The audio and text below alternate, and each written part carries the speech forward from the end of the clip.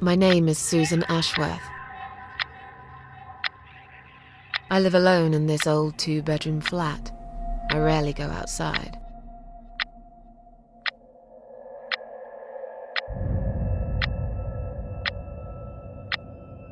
Some would say it's a lonely life, and I guess that's true, but I don't like people's company. Not lately, anyway.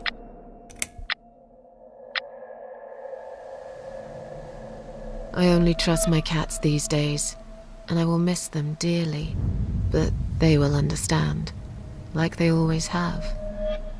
Teacup stays with me till the end. He watches me, as if he knew.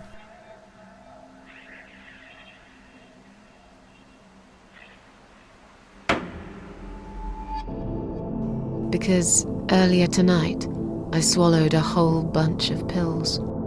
They're legal, of course, prescribed by my doctor for my sleeping problems. But I've taken 34 of them, all I could find in the cupboard, and now the room around me spins in a blurry tango as my heart slows down.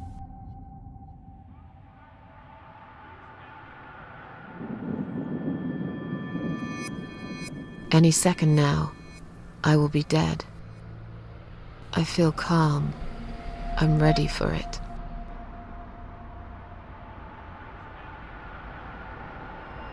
I've only got one thing to say now.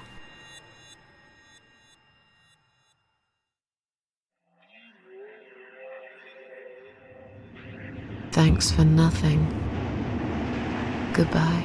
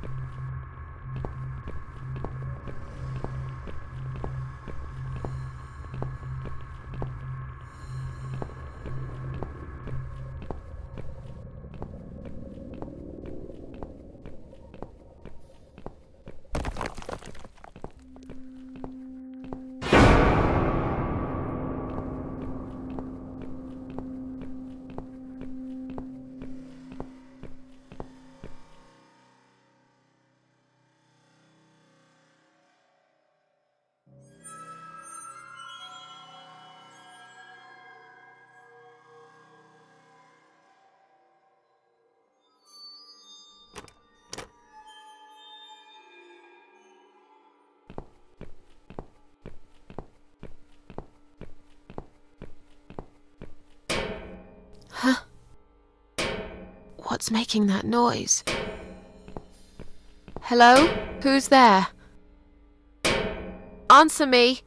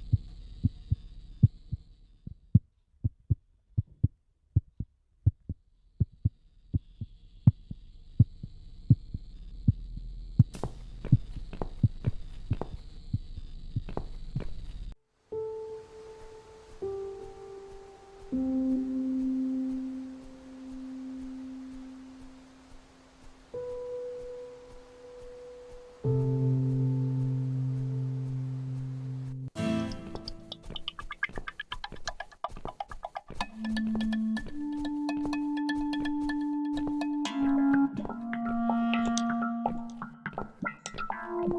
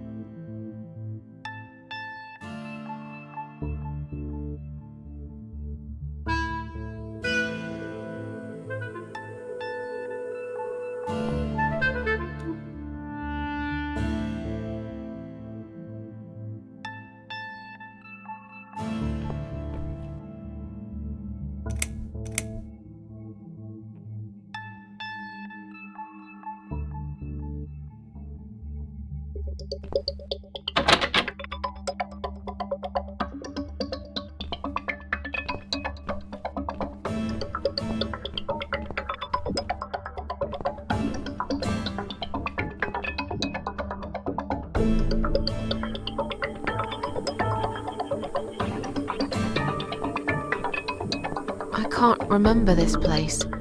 Am I lost?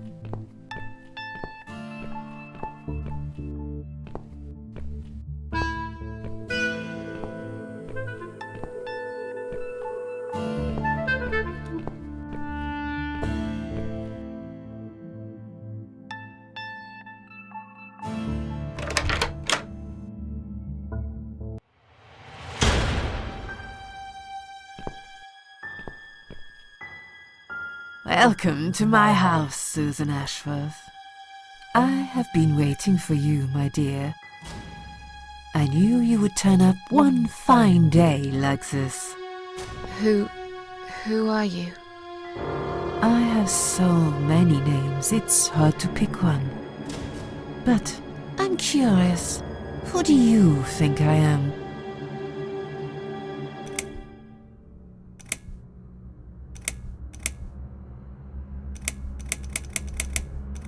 An old lady who lives in the woods?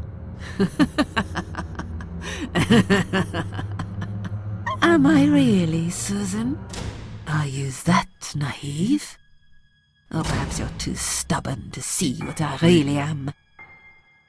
I've waited all that time for you, and now you disappoint me. You wasted your time waiting. I'm not worth waiting for. I'm just nobody. And you, to me, you're just a strange old woman sitting on a porch of her house. And those flowers you're holding, what are they for anyway? I'm going to put some on your coffin, dear, after everyone's gone. I wouldn't bother. I hate flowers. What is this place? This, my dear, is my humble kingdom, and this house is my castle. I rarely invite people in, just like you. I like my solitude.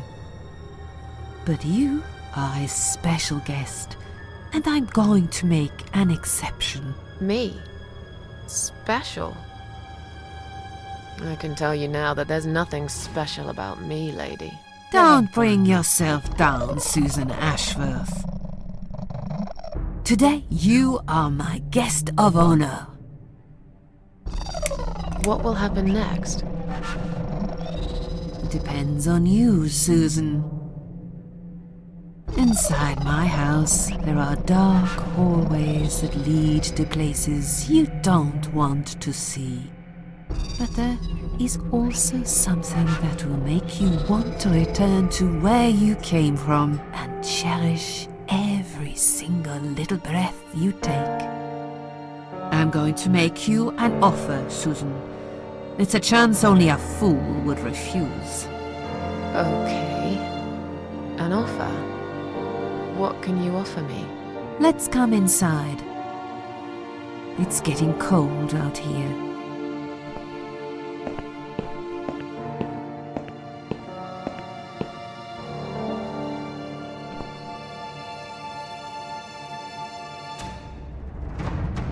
Please don't touch anything, dear. I wasn't going to. You lied to the whole world, Susan. And you lied to yourself.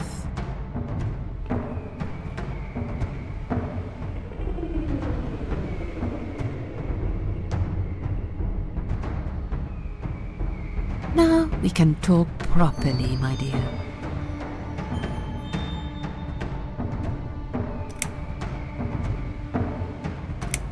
Will I be punished for taking my own life? Most people would be, but not you, Susan. You see, I watched you long enough to understand how you feel. I don't expect you to believe me, but I actually have sympathy for you. Who knows, I could be your only friend. The only friend in the whole wide world. So like I said, I'm going to make you an offer. I want to help you.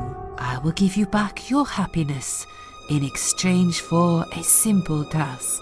Your life will change completely. You will be yourself again. And you will soon forget the sadness that has consumed your heart for years.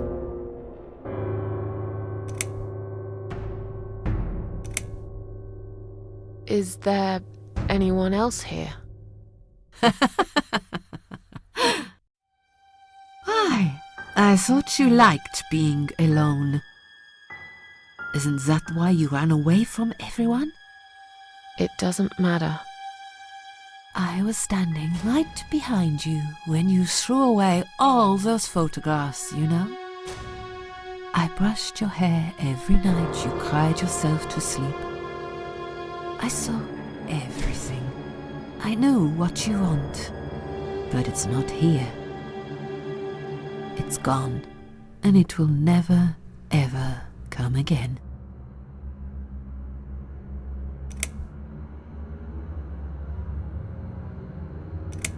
What do you want me to do? Yes, I think it's time to explain. But where are my manners? We're still in the hall. This is not a place for a serious talk. Follow me to the next room. I'll tell you everything you need to know.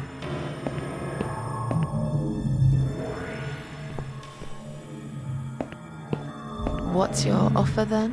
What can you fix that life has destroyed? Susan, death can fix nothing. But though we are both dead, I am not death. I might seem just like a strange old woman to you, but I'm just as powerful as gods. And I chose you, Susan Ashworth. I'll need you to go back and face 5 people. They're not ordinary people. They're very special. Just like you, only in a slightly different way.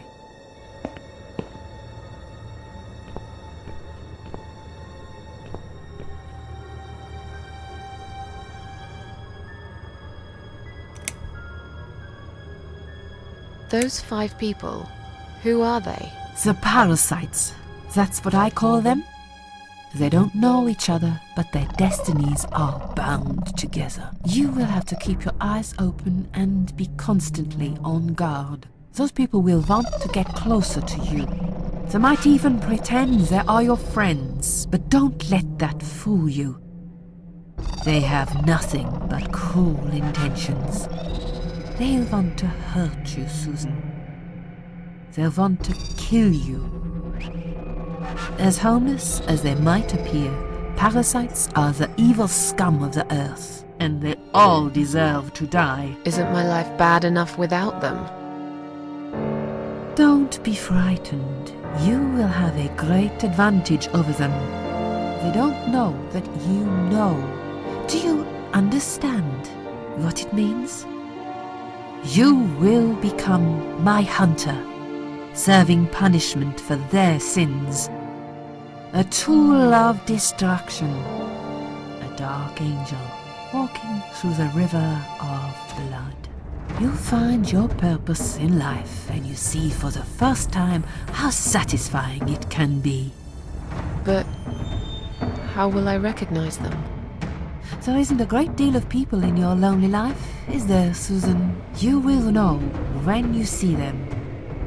Bring those deceitful bastards in front of me, and we'll make them regret for everything they've done.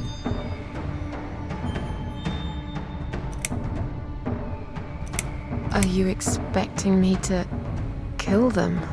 No, Susan, I'm expecting you to fight for survival. To do everything you can to defend yourself. I know you're not a murderer. Quite the opposite, actually. You're a good person. But I also know that you don't want to suffer, and those people will want to cause you pain. They won't hesitate. In the end, you might have no choice. Think of it as gardening. If there were weeds among the flowers, you'd pull them out, wouldn't you? You'd get rid of them without thinking twice about it. I'm not really a gardening type, but I see your point. I'm glad. And remember this, you are not the only victim. If you don't stop them, the killing will continue. Innocent people will die. You have the opportunity to make the difference. And a chance to save yourself.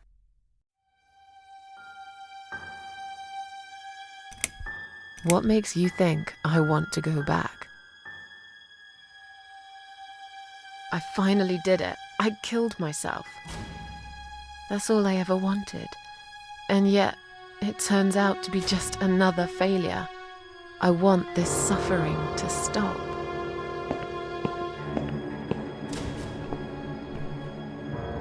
Dear, dear Susan, you don't realize that the suffering never stops, do you?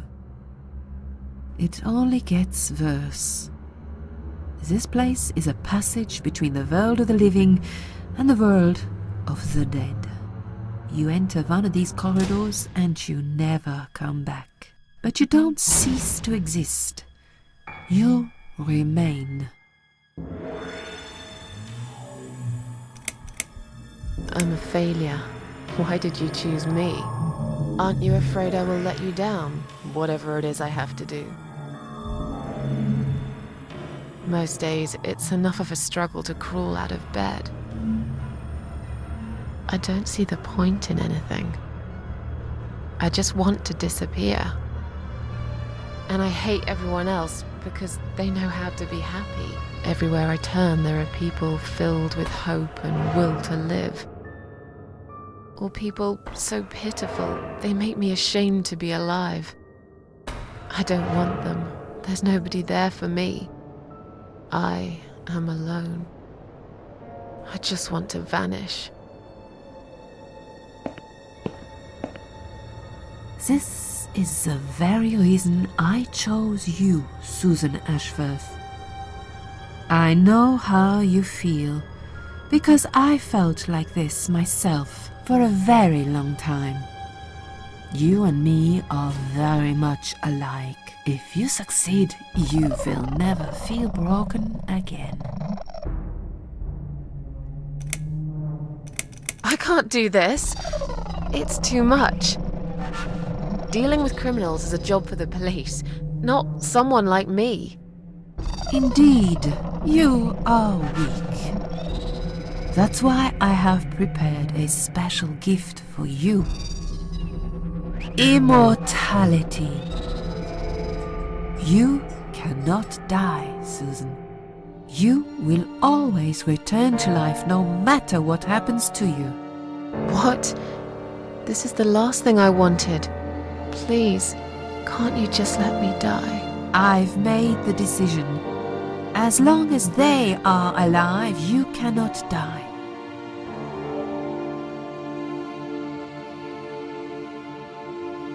It's blackmail. You can't do that. I'm doing it for your own good. Anyway, you are in no position to bargain with me. You will either go and do what you have to do, or suffer for eternity, forever unable to find your peace. This all must be just a weird dream. I don't believe you. Susan, see this door here?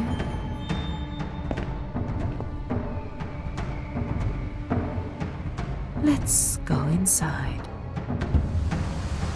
I want to show you something that will help you make up your mind. Follow me.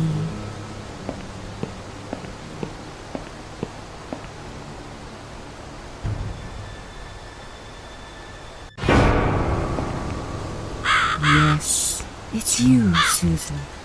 Come close. Say hello. I don't want to look at it. Haven't I had enough yet? That body in the ambulance. Then the forest. But this place is... This is exactly what I was trying to run away from. I don't want to be here. Make it go away. I assumed it would be wise to give you a little taste of the suffering you'd endure. I want you to understand that you can keep going long after you can't.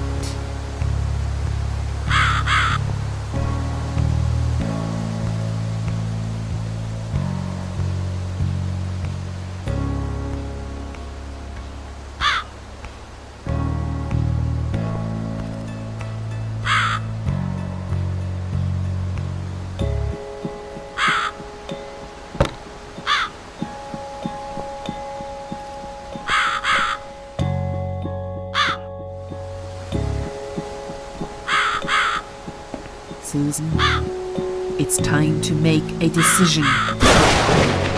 The parasites are coming, whether you want it or not. You haven't really got much choice. You must stand up for yourself.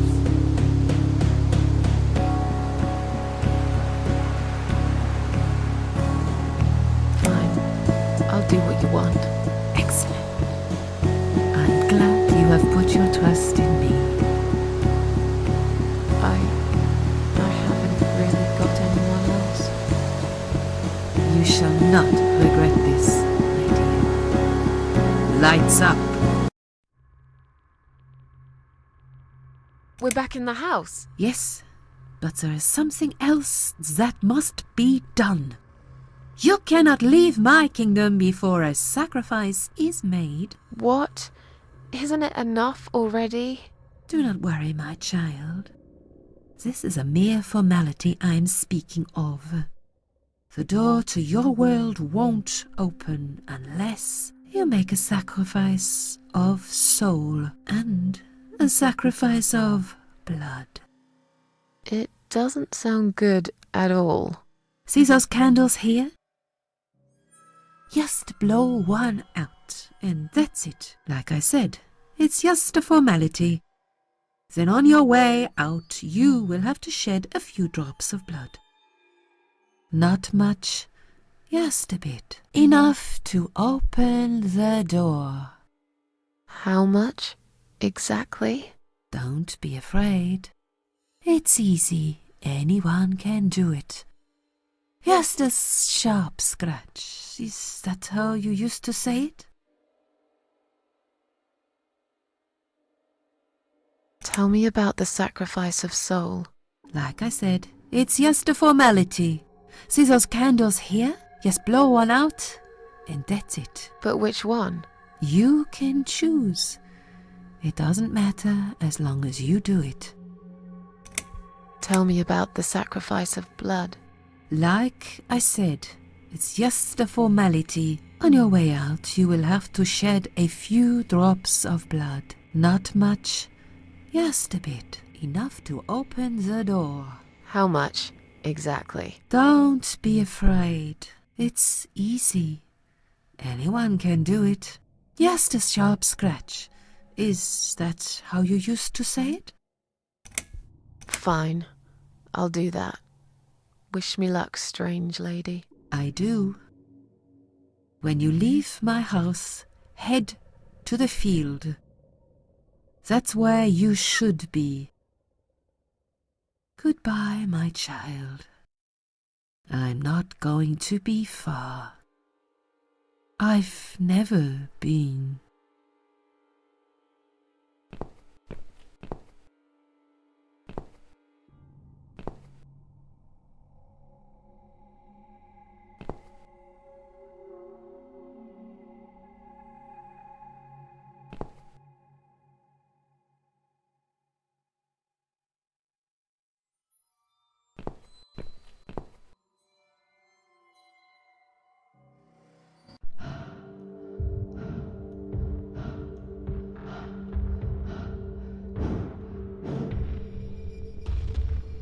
They left me no choice, Alice. Maybe one day you'll forgive me.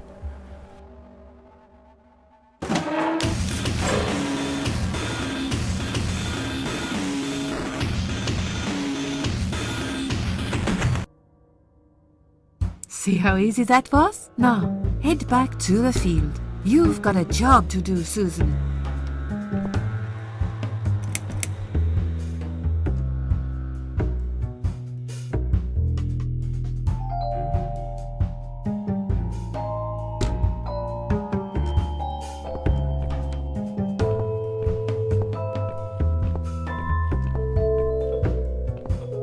What the? How did I get back here?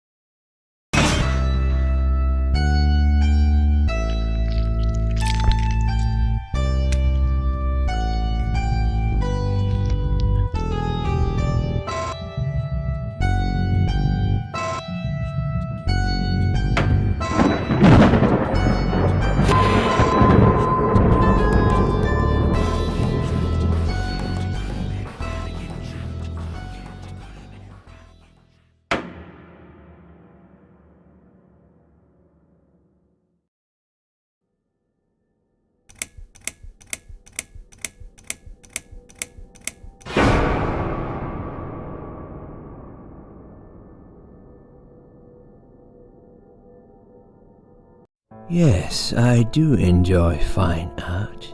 Thank you for noticing. There's a certain raw beauty to it that modern painters often fail to recreate. I always wanted to be an artist myself, but it'll be a long time before I can call myself that. I often say that patients are my canvas, but my job is more about restoration, obviously. I look at the damaged human minds and bring them back to their former beauty. I'm sorry, I'm probably boring you. No, it's not that. It's just... It's been a difficult couple of days. I'd really like to go home. Of course, and go home you will. As soon as we've done this little assessment, okay? You probably know how it works. I've read in your file you used to be a nurse. Yes, I know very well how it works. You want to check if I'm nuts. Well, I wouldn't use that expression, obviously. But yes, we have to make sure you're safe and figure out how to help you. Also, as a nurse yourself, you know there's always paperwork involved. These forms won't fill themselves. Honestly, Susan, you have nothing to worry about. This is just a formality. I could tell straight away that you are not nuts. Fine. What would you like to know? I will answer all your questions. Then I'll go home, take a long shower, and catch up on sleep. Wonderful. Let's see then. Where do we begin?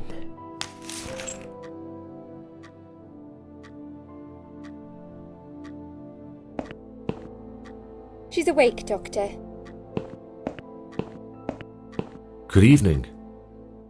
It's good to see you awake at last. You're in the Cedar Lake Hospital. My name is Andrew. I'm one of the doctors. Would you confirm your name for me, please?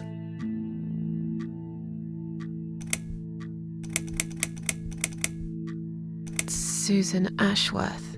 Hello, Mrs. Ashworth. I'm glad to see you're all right. You're on the ward now. Your condition is stable. I can see your brain functions just fine and there's no permanent damage of any sort. We've checked your internal organs and they're fine too. You're a very lucky lady, Susan. You might experience extreme tiredness and lethargy for a couple of days, but that should soon pass. I would advise plenty of rest now. The nurses on this ward will take it from here. Please let them know if you need anything. Take care, Mrs. Ashworth. Please, don't try to speak. What did you say? Don't worry, Mrs. Ashworth. Your arm is fine. No. There was nothing wrong with your arm, darling. Now calm down. Would you like me to get you some water? Let me get you a drink. I'll be back in a second.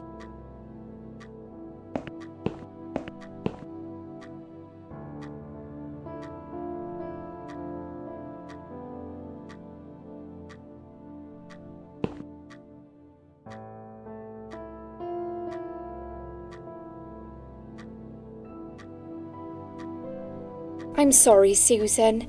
Did I wake you? I have to take your blood pressure. 2 seconds and I'm gone.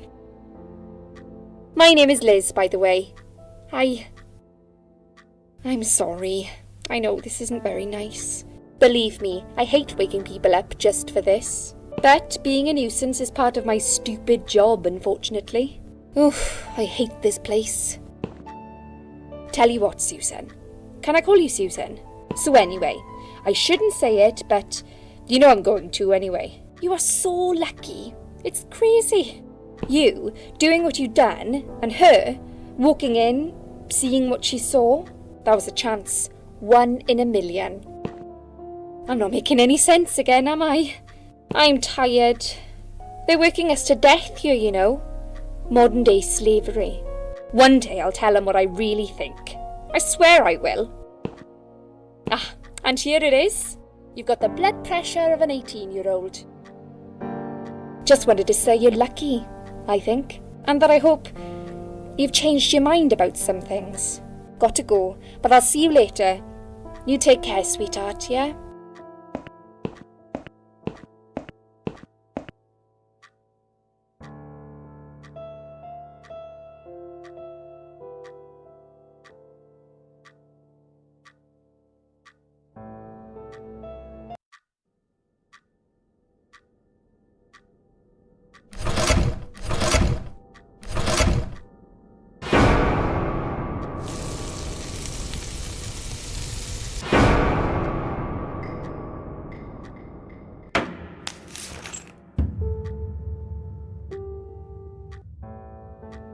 Bad dream?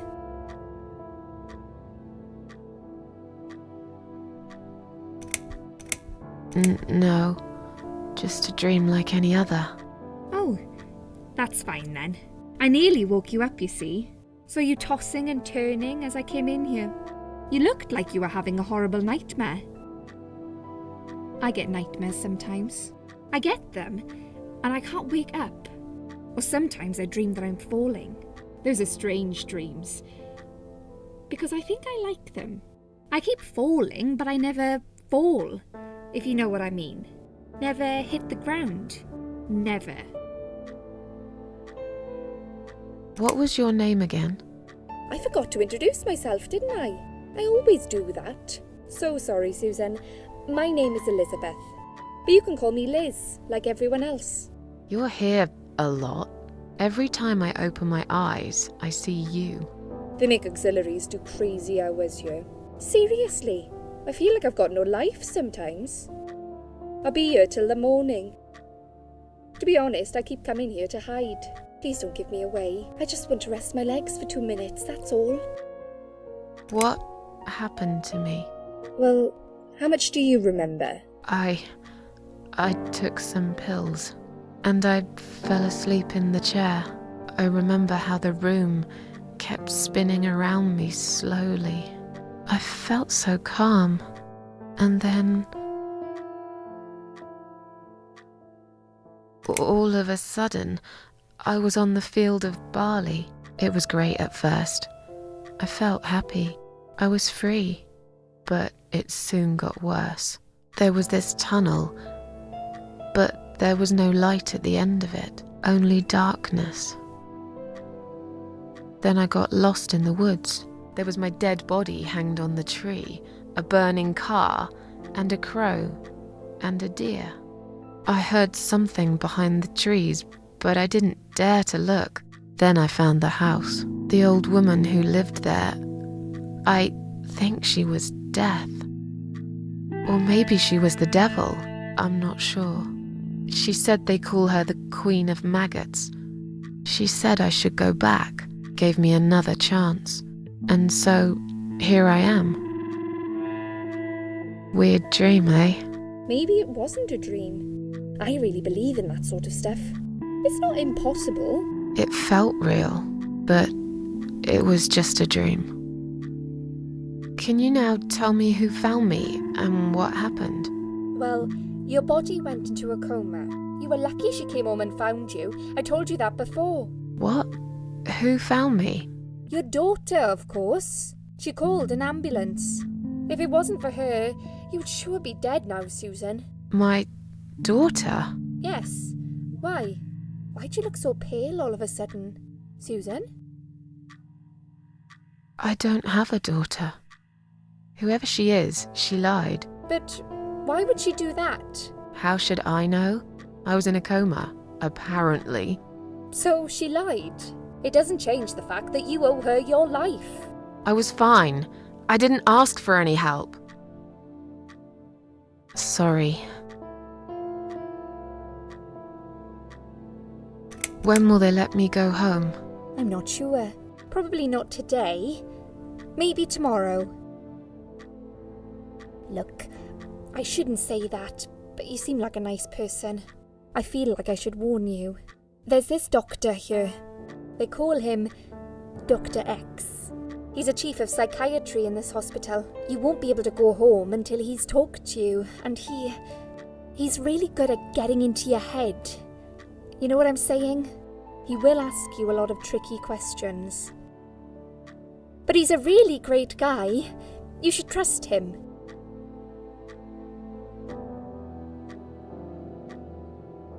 How long have I been here? I was told you arrived at the hospital at 7 in the evening. You had a cardiac arrest in the ambulance. They had to resuscitate you. Your heart stopped beating for nearly a minute, but they managed to bring you back. You went to the intensive care unit, where they gave you a dose of antidote and pumped your stomach. As soon as your condition was stable, they brought you on this ward. It's called Dime Ward. I call it Die Ward, because all the patients who come here want to die. It's a suicide watch unit. That's why it's so strict. You have to be careful. Nurses here are trigger happy with the sedatives. Tell me more about this Dr. X. His name is Xavier Zellman, but everyone just calls him Dr. X. He comes on the ward often, usually late in the afternoon or in the evening. I personally really like him, but you hear all sorts of stories in a place like this, you know. I don't know what to believe anymore. All I know is he's been very friendly and supportive. Some doctors won't even say hello to you, but Dr. X usually stops and asks how I am. He knows I have some problems. He can see I'm not happy here. He actually offered me some free weekly sessions. I think I might take him up on his offer. What are they saying about him? Oh yeah, they say he's a big flirt. Nurses, cleaners, patients, he doesn't care, as long as they're wearing a skirt. One girl I knew, Linda, I heard they had an affair. Stupid girl. Well, she left, and I never saw her again. Now why do you think that is? Dr. X got her knocked up. They covered it up and quietly got rid of her. Probably paid her some money. I don't know how these things work, but it must have been enough to shut her up. I bet he'll be more careful now. But I can't really say a bad word about him, personally. Well, one thing. Maybe. Don't laugh, okay? He's got a weird smell. What do you mean? He smells funny. I don't know. Maybe it's just bad aftershave. Or maybe it's something he eats. Oh, thanks for the warning. I'll try not to get too close to him. Now that I think about it, there's something else too. I'll tell you this, Susan. He starts talking to you, and you just open up and tell him everything. It's very odd. I don't exactly hide things from people, but he got some really private stuff out of me. Really private. You know what I mean? Things I wouldn't tell my mother about. And we haven't even started those sessions yet. So, be prepared for that. Sure, but it's a bit too late for me to hide how I feel now anyway. I think I made it very clear when I swallowed those pills. Did you see this daughter of mine? No, sorry, Susan. Apparently she came in the ambulance with you, but then she remembered something and had to go. I think someone mentioned she went in quite a hurry. Of course she did. She was worried I'd ask her what she was doing in my flat. Saving your life? Do I really have to give her a benefit of the doubt just because of that? One would assume so. That girl is a hero. Maybe real heroes always leave before their identity is revealed. Or she was a burglar, attempting to steal from me. That's a possibility too. Have you got anything very precious in your flat? Maybe. Tell me something more about yourself. Me? I'm a nobody. I'm just a hard-working girl. We all have to pay our bills somehow, right? I rent a room not far from here. There are 2 other girls living in the house. One is an auxiliary nurse, like me. She's always sick. The other one is a stripper. At least I think so. She's never home at night. Maybe she works at night, like you. Yeah, but I don't leave for work wearing red stockings and heels, do I? No, you're right. You're a real nurse, not some man's fantasy of one. I used to do all that for my boyfriend. You know, dress up as a sexy nurse and all. Well, I did it just once, really. He didn't like it that much. He didn't like me that much either. Broke up with me last Valentine's Day. Of all the days, he chose that one, eh? He never told me why, but I don't care anymore. I'm tired.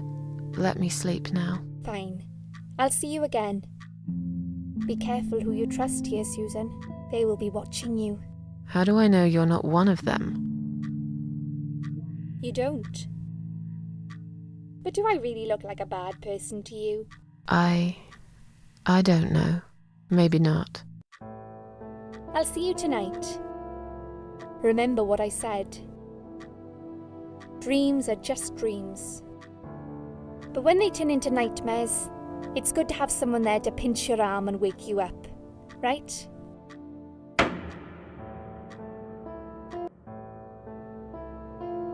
We'll start with a little chat about your childhood. I want you to be as honest as possible.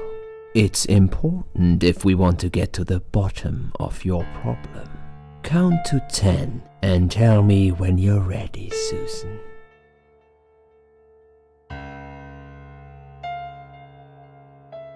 This isn't all about whether you're nuts or not, like we said before. It's about finding what has caused how you're feeling now and creating a working solution. In order to achieve that, I need to get to know you better. Can we talk about your childhood first? Your parents. When you're a child, your life revolves around them. What was your father like? Did you have a good relationship with him?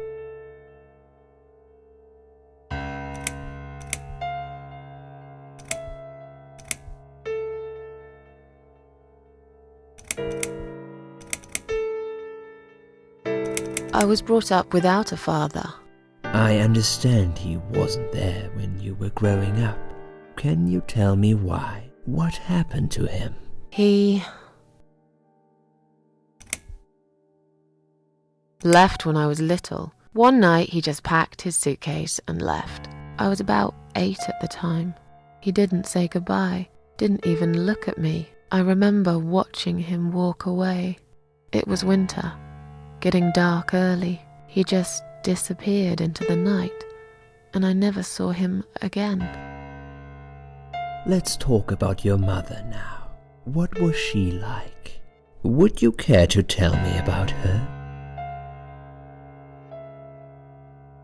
I can't complain. My mum was great. She did her best to make up for the loss of my father. Me and her, we were like best friends, like soulmates. We did everything together. She passed away 7 years ago. Her forever broken heart finally gave up. But she did give me a wonderful childhood, despite everything that happened. I will always love her for that. Okay, I'm beginning to get a better picture. That's enough about your parents for now. Let's take 2 minutes and we will talk about something else. I need to get out of this place. I hate hospitals. Besides, I really want to go home and forget all about this.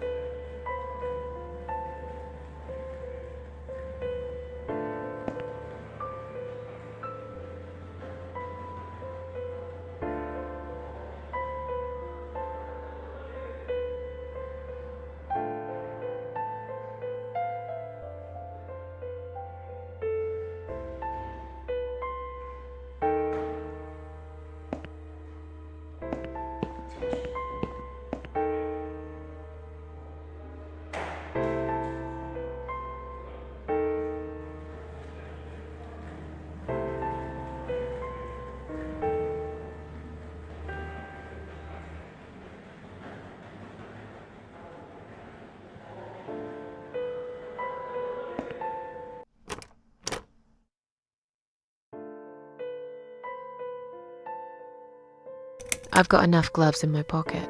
There's no need to take more.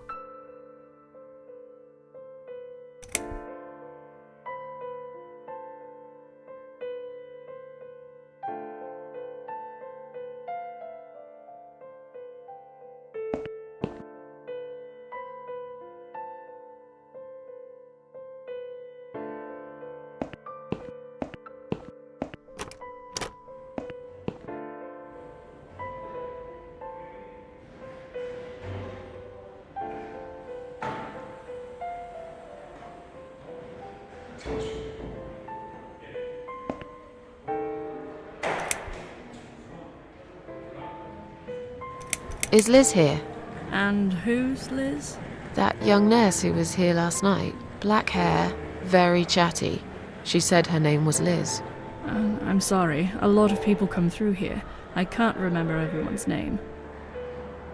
Can you return to your bed now, please? It's nearly time for your medication. I can't be chasing around after every single patient. Beg your pardon? Look, I'm very busy at the moment. I'll come and talk to you in a minute, all right?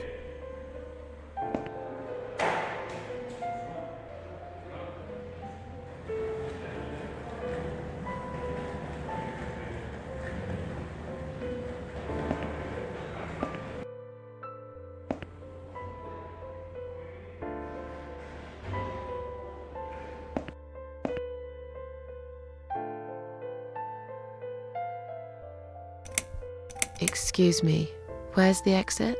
It's just down the corridor, ma'am. Thanks. I'll be on my way then. Can I see the discharge letter first? A discharge letter? What for? Some of our patients are under observation and aren't allowed out of the ward. For their own safety, of course. It sounds like we're prisoners here. It's for the patient's safety, ma'am. If you haven't been discharged by the doctors, I'm afraid I can't let you through. May I ask what your name is?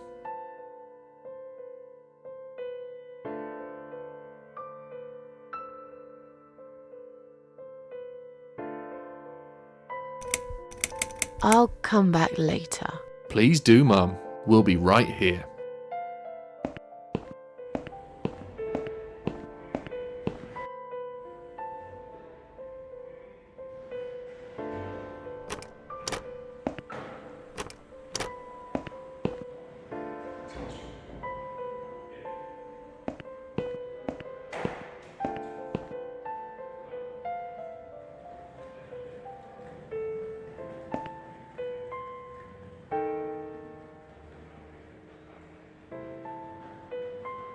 Hi, are you alright? Can we talk for a minute? I can't talk. Please, just leave me alone. Oh, I mean you no harm. I'm trapped here, just like you. Trapped? I don't know. It's just so hard to think without it. But you're a stranger. And you're not one of those lovely nurses either. They look after me so well. I trust the nurses like I trusted my mother. I just want to talk. I need your help. Unless it's Mother who sent you. Was it her? Please tell me it was her. Yeah, sure. I'm a good friend of your mother. I missed her so much. I can't remember you very well. But you should know this. If you really are a friend, you will know my mother's name. The name that haunts me. A beautiful name. Yeah, sure I do. Now, let me ask you. What is it? Oh, well... What is my mother's name?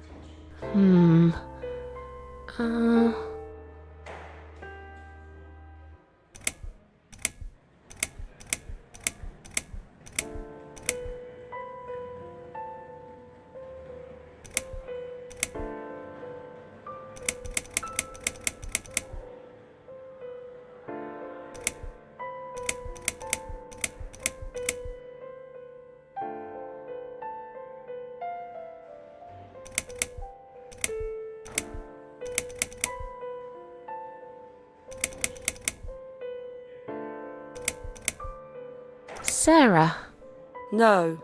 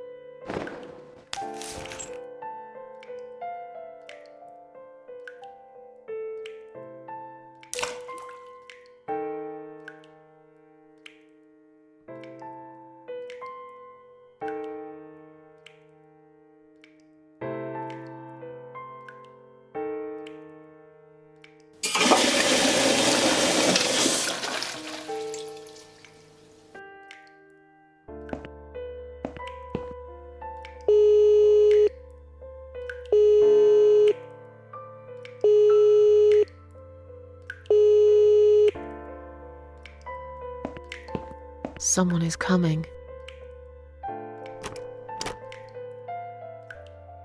Have you rang the bell?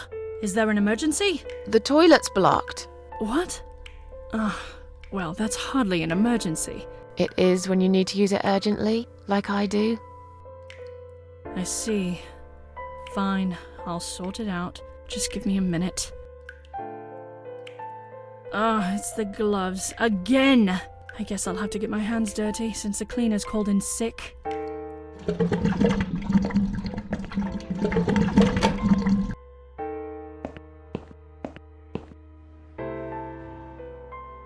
If you really are a friend, you will know my mother's name.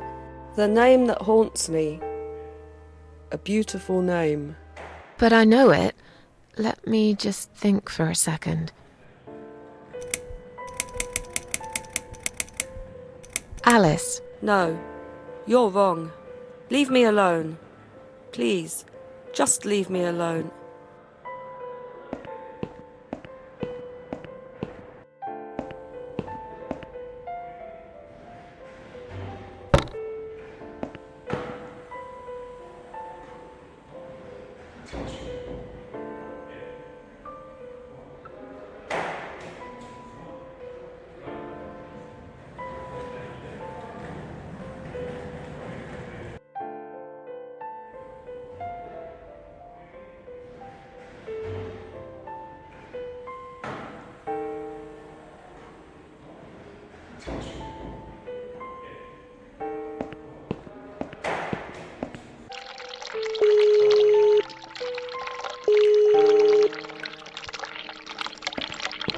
Someone is coming.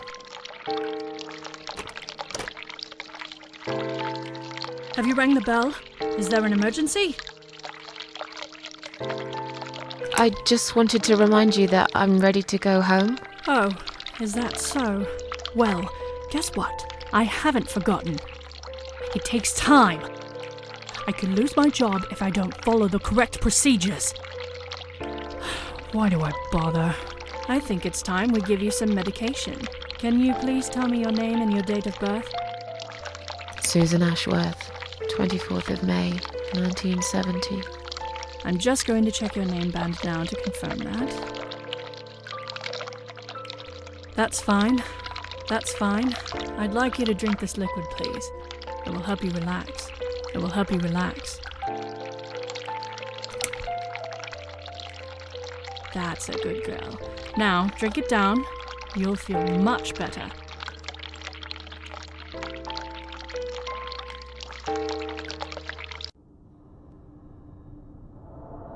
Now, go back to your room and rest. You'll be able to relax and have a great sleep.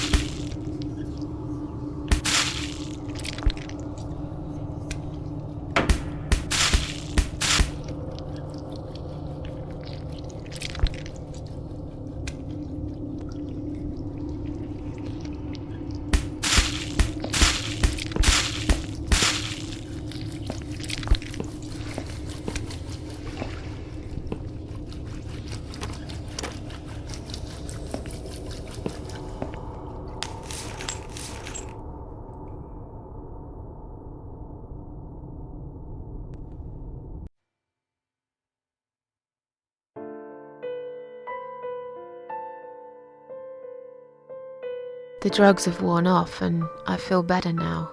But I can't let them do that to me again. I need to get out of here.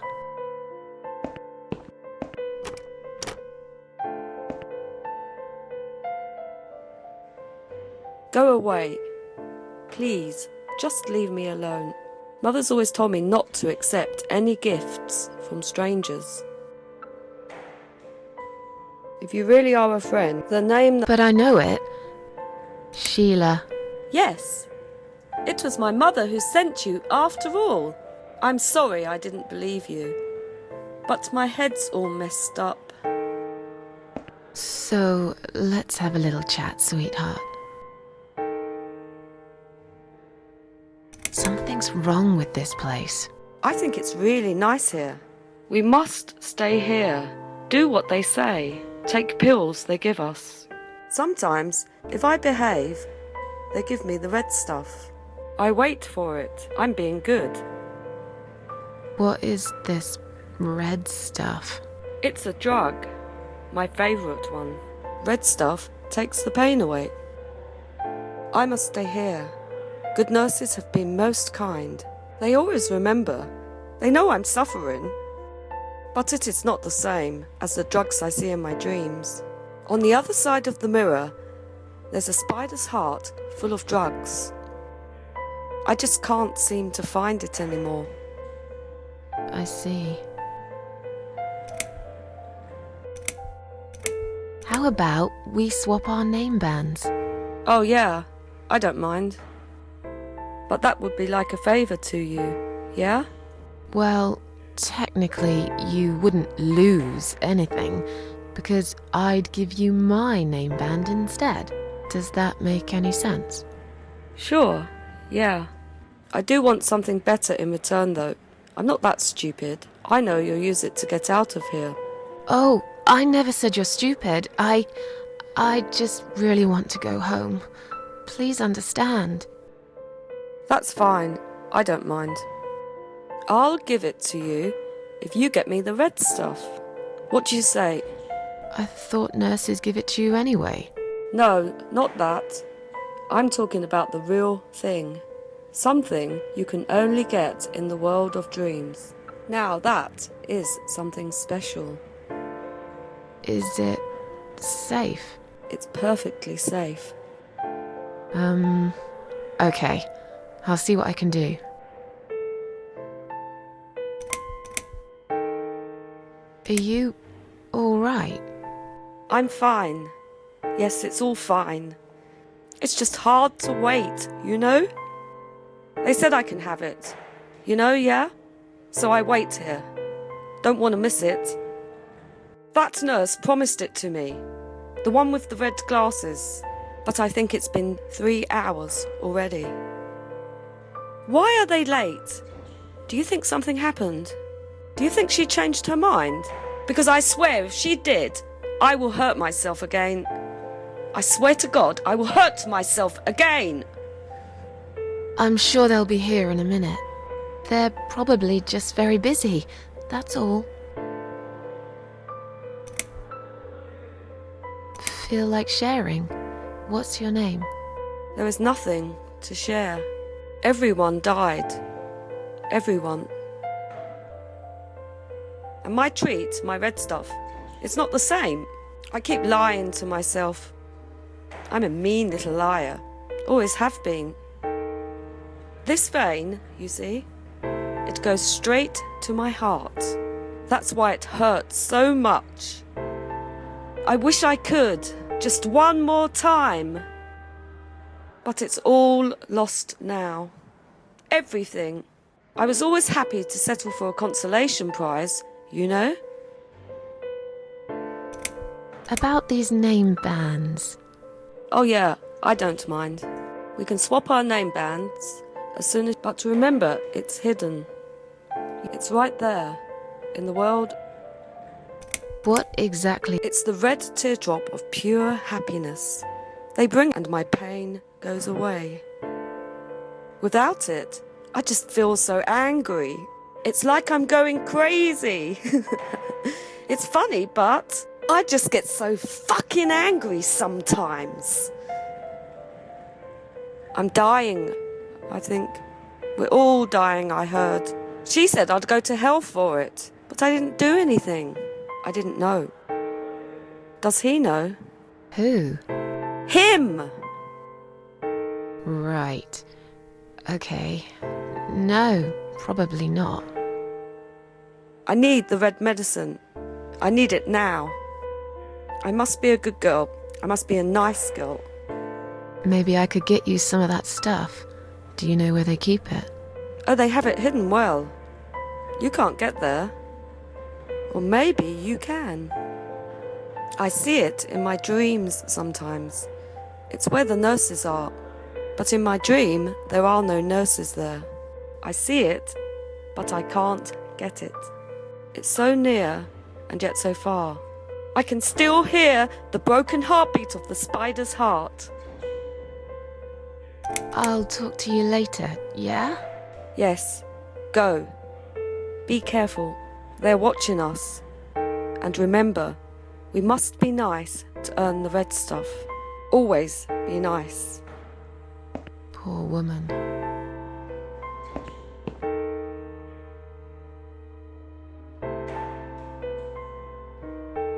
I've found the thing you asked me for, but are you absolutely certain it won't harm you? Don't be silly. Of course it won't. Fine. I hope you know what you're doing. Can I have your name band now, please? Yes. No matter what they say, I do keep my promises. What do they? You know what? It doesn't matter. Thank you for your help.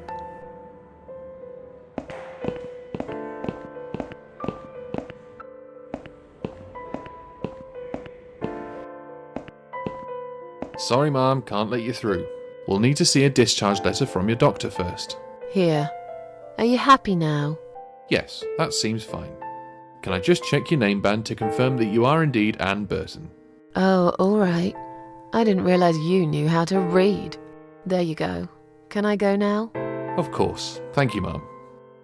We'll see you soon. No, you won't. Now get out of my way.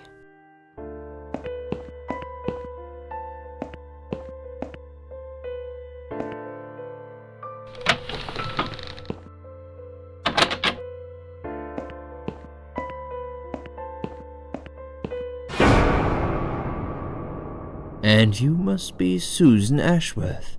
Well, perhaps I am. Do you mind if I ask you where you're heading to? I was just going for a little walk, stretch my legs, get some fresh air.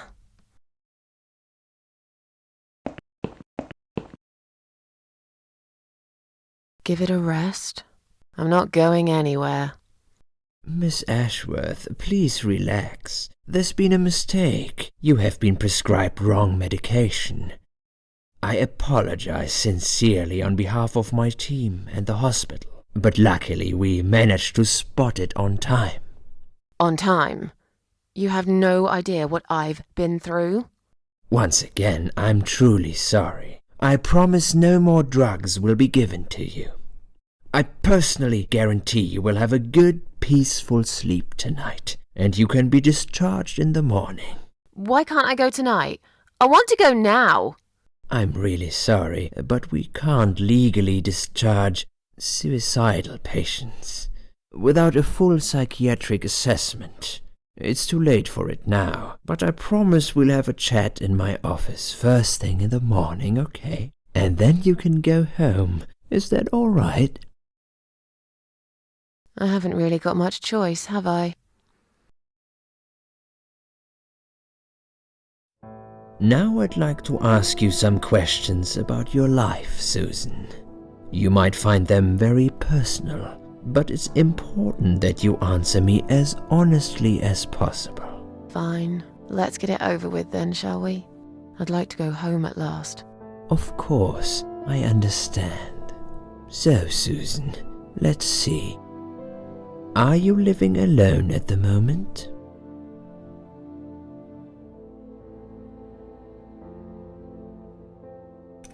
I live with a friend. She must be worried sick about me. A friend? Really? I'm confused. In your suicide note, you said you live alone. Okay, I lied. You shouldn't be afraid of opening up, Susan. No, I know. Please, it's for your own good that we're doing this. We need to figure out where things have gone wrong and how to fix them. I'm afraid you'll need a time machine for that, Doctor. A human mind is the best time machine you can get, Susan. All we need is for you to relax and be honest with me. Can we do that? Yes, Doctor. What do you do for a living? I'm a waitress. I work in a cafe. You do? Do you like it? It's okay. I don't mind it. It's just a job. It's important to keep busy. I'd advise you get back to work as soon as next week. I will. Describe to me what your mornings look like. What is the first thing you do each day?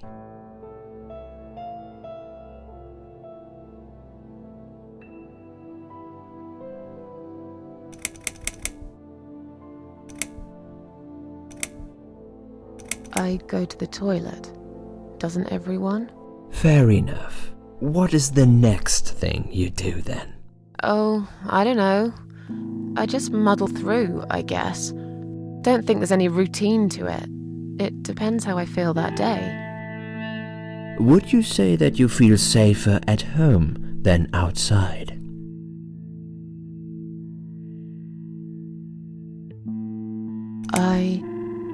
Yeah, I suppose. It's not really about safety. I've just felt sad for a long time now. Really sad, you know? Somehow it brings me down even more when I go out and see all those happy, successful people.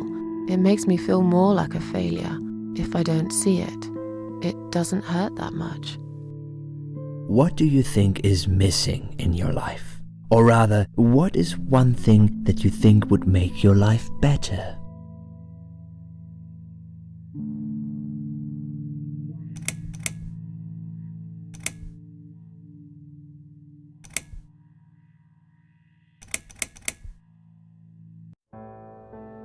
It would be nice to have more money, I guess. Sure, of course. Don't we all? Have you ever attended group therapy for depression or some other form of counseling? Yes, it didn't help much, as you can see. Just something to think about. I can see you're really willing to open up and talk about your issues. That's a positive sign. I haven't really talked about my feelings for a long time. You're doing very well so far. Do you have problems sleeping? Rarely. I sleep well most nights. If anything, I probably sleep too much. Would you describe for me how you feel at the moment?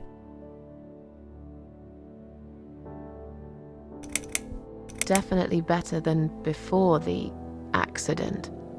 Good. Hopefully you can now move on from here.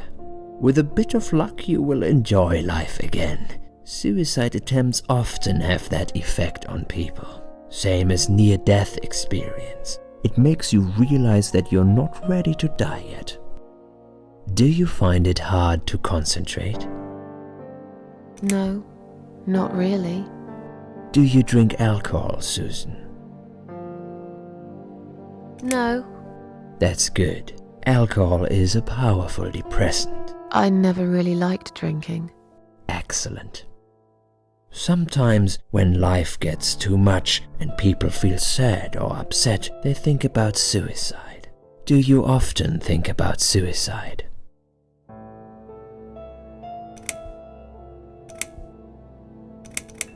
No, of course not. I don't know what got into me. It's hard to explain why I did it. I must have thought there was no other options left. But I never used to think about it or plan it. It just happened. As if I'd suddenly lost control. I knew what I was doing was wrong, and yet I was unable to stop it. Strange, isn't it? Please, in your own words, try to explain to me Why did you really try to take your own life, Susan?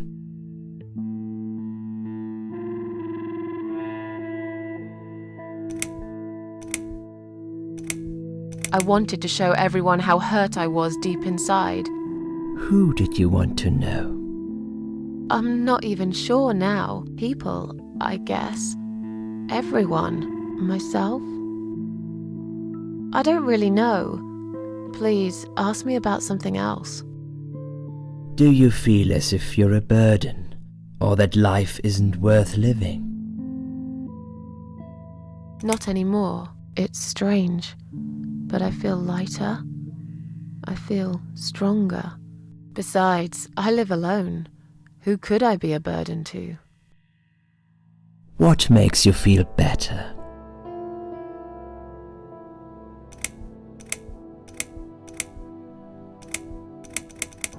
My cats. I always put out a bowl of food for the stray cats. They're ever so grateful. I like their company. What makes you feel worse?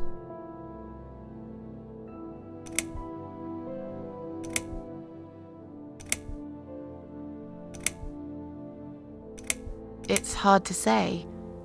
It could be anything. Sometimes it could be just little things.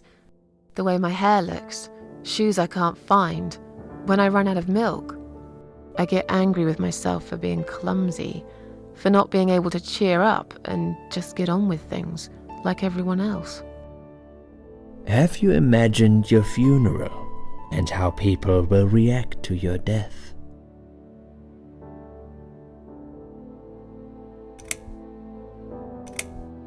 Oh, I never really thought about that. But I guess it would be a cheap one. I don't really know what they do with people like me. Maybe they just throw us in a hole and forget about it, since there'd be nobody to visit my grave anyway. I don't think so, Susan. The city would pay for it. Or so they want people to believe. Finally, I'd like you to tell me about Eric. Eric? Yes, your husband. I believe this might be important. What can you tell me about your relationship? What had happened between you two?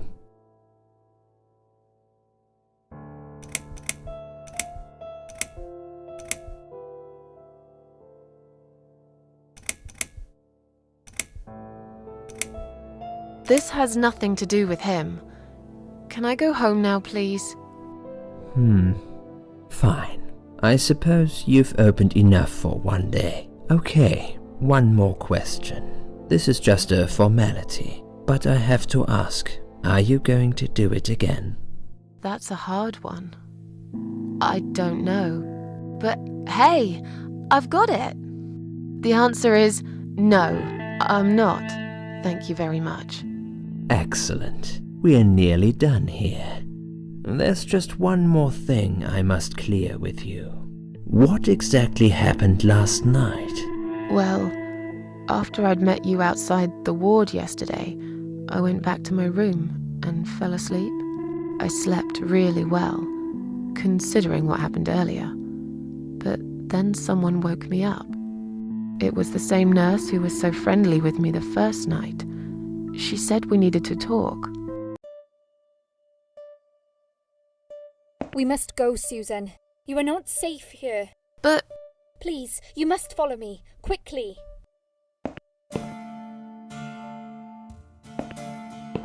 I went after her. The ward seemed very quiet. It must have been late at night.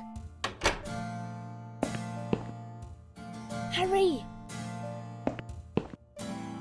Wait for me. Tell me what's going on here.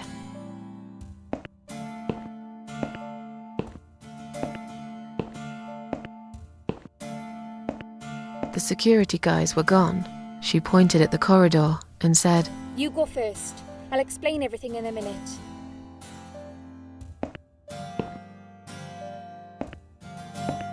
Susan, if we don't escape now, they're going to hurt you. Please trust me. I know a way out of here. I'll help you escape. Let's go down this corridor. I'll be right behind you.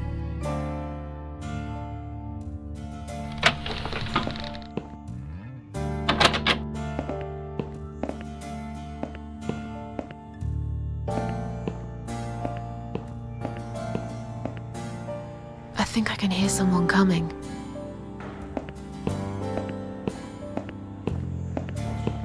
Damn it! We can't go through there. Let's turn back, Susan. I know another way.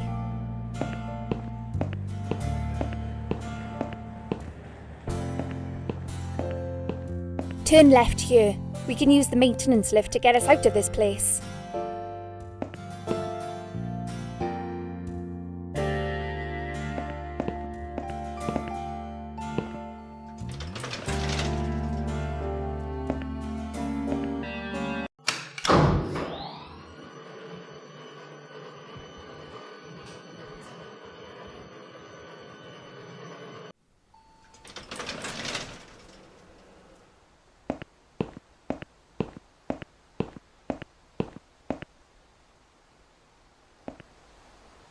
What are we doing on the roof? Liz! What the hell are you doing? And why is there blood on your clothes? Liz! It's quicker than the stairs. And besides, all the doors are locked anyway. This is the only way out of here. The only escape. Let's both jump. It won't hurt, you'll see. This is a bad idea. Come down and we'll talk. I've made up my mind. I need to end this suffering now. Besides, I have no one to live for anyway. No one ever listened to me. No one ever cared. I listened. You're a nice girl. You have your whole life ahead of you. You listened. Did you really? Of course I did. You talk a lot, but I've always been a good listener. I liked talking to you. So do you remember that story then? The one I told you the other night? The one about the woman in E&E?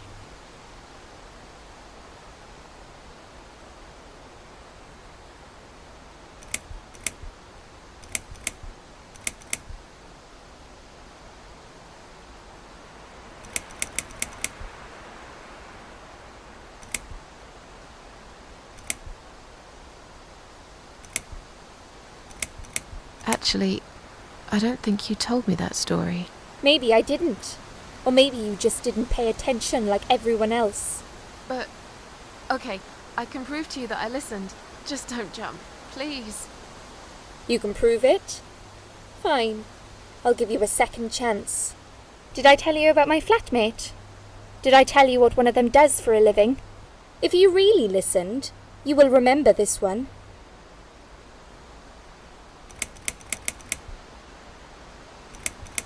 She's a stripper. Yes. Or at least that's what I think she is. You've listened. I just wish other people did. I'm sure they do.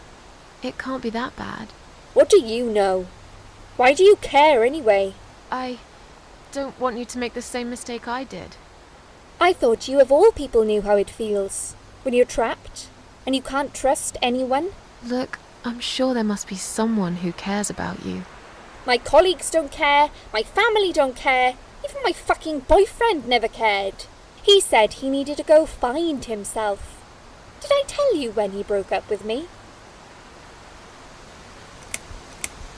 On Valentine's Day. Yes. Valentine's Day. You've got this one right. But it's not enough. Don't feel responsible. You didn't cause me this pain. This suffering. I have to do this to be free again. Jump with me, Susan. Do it, while you still can. No!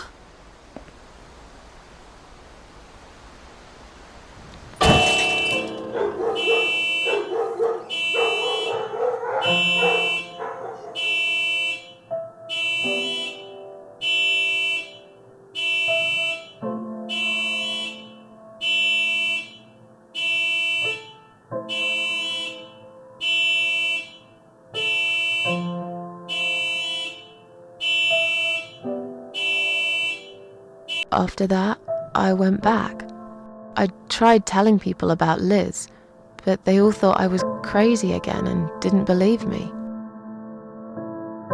And you were absolutely sure you saw Liz jump off this building? You know, it doesn't matter. I just want to finish this and get some fresh air. Susan, I know Liz well. She wouldn't do something like that. As a matter of fact, I saw her this morning. She's fine. I'd like you to come with me and see her. Say hi. Make sure she's alright. Stop treating me like I'm crazy. Fine, I'll go. I don't even care that much anyway. The door is locked? I plan ahead, Susan. I had a feeling in my gut, and my gut's never wrong. I feel like I really got to know you, though. I'm very sorry you've had such a difficult life. I like your green eyes and your sleek cheekbones. You're a clever girl, Susan, but the sadness has poisoned you for too long. There is no coming back from it. For what it's worth, I would have let you go if it wasn't for Liz.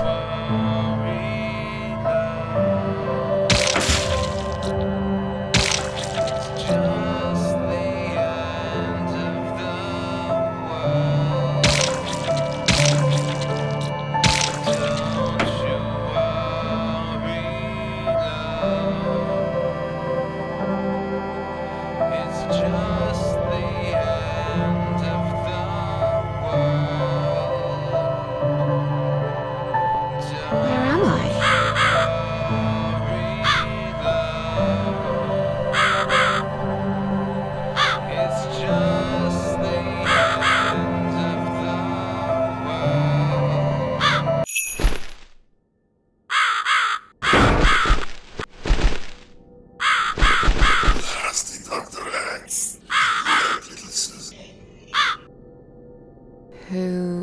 Who are you?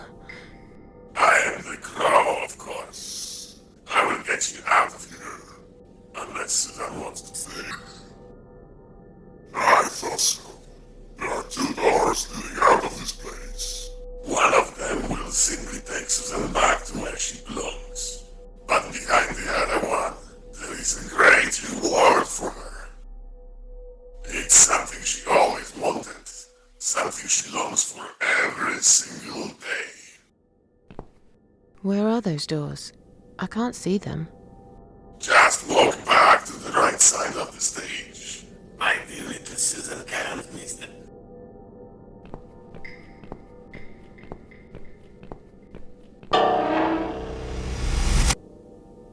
Does Susan like my girls? I knew she would.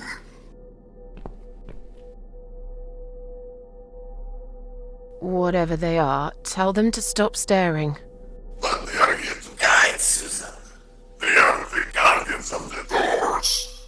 They know which door she should enter to get her rewards. But there is one problem. There's always a problem. I'm not even surprised. Which door should I go through? I will leave that to Susan's own best judgment. But this might be her only chance to find what she had lost. Waste it. And Susan will never get it back. Susan has one question. And she can only ask one of them. She must use it wisely. Fine, I can do that. But what's the catch? It's very simple. One of my girls always tells the truth, while the other one always lies. And I'm guessing you can't tell me which is which? It's something I've forgotten myself a long time ago, Susan. But does it really matter? One question is all Susan needs to find the right door.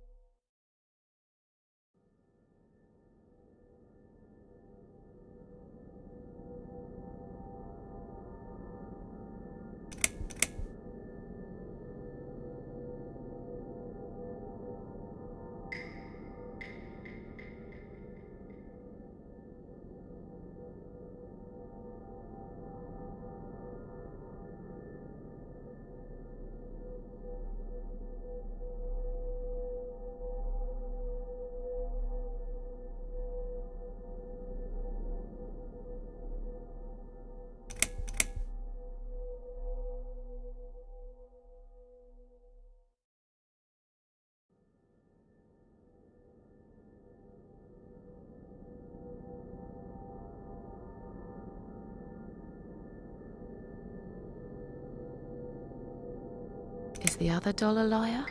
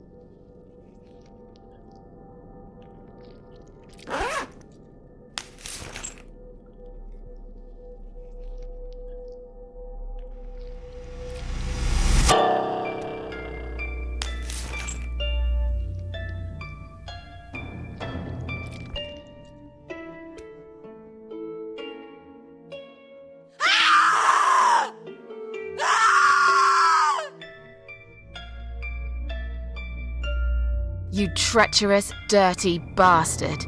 I opened my heart to you, and you stabbed me to death in cold blood. You'll pay for this. I swear you will. But this means the old woman was right. I can't die. I'm immortal. I think it's time to find out how very mortal you are, Doctor.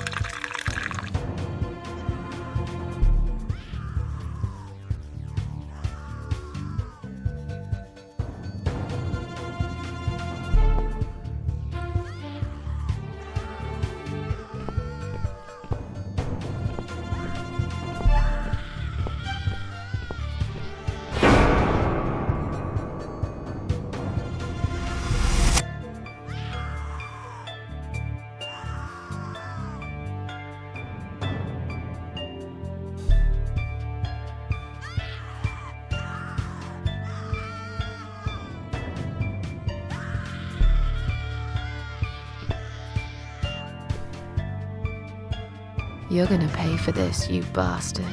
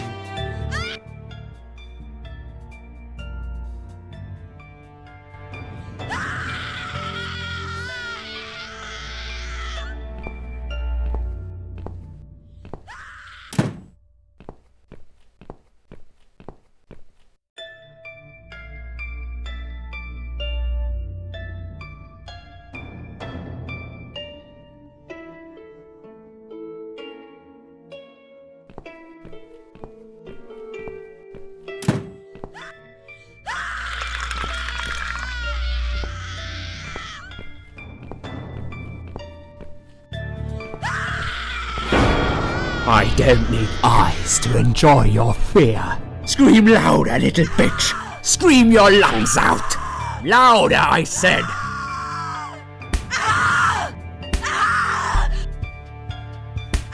Yes, this is by far my favorite of songs. Would you like me to dance for you? Unlike you, I know all art needs to be appreciated. Your scream is like a poem without words.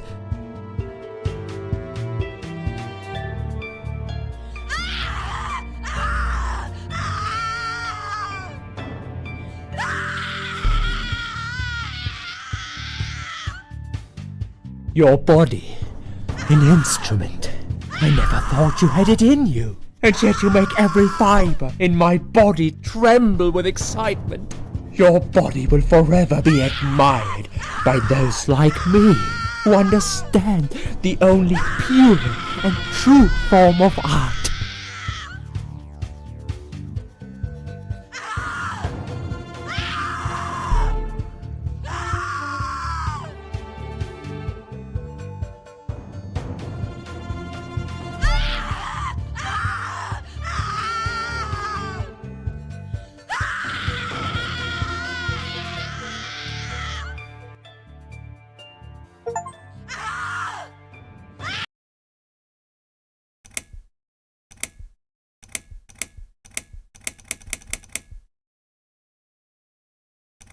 Do you believe in karma, Doc?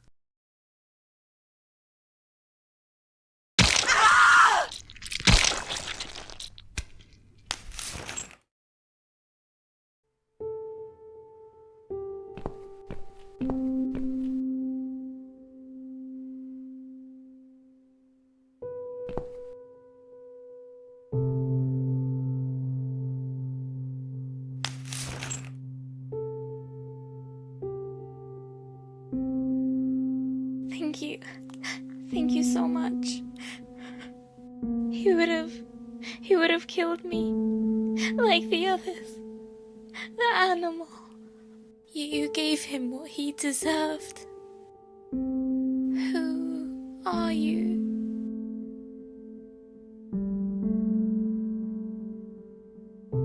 My name is Susan Ashworth. Now get out of here.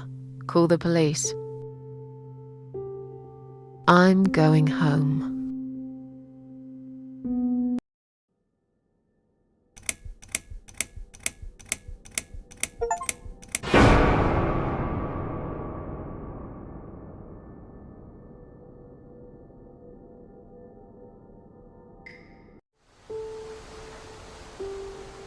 Standing by the river, I wonder, do I need a stone? No, my heart is heavy enough. It will drag me down for sure.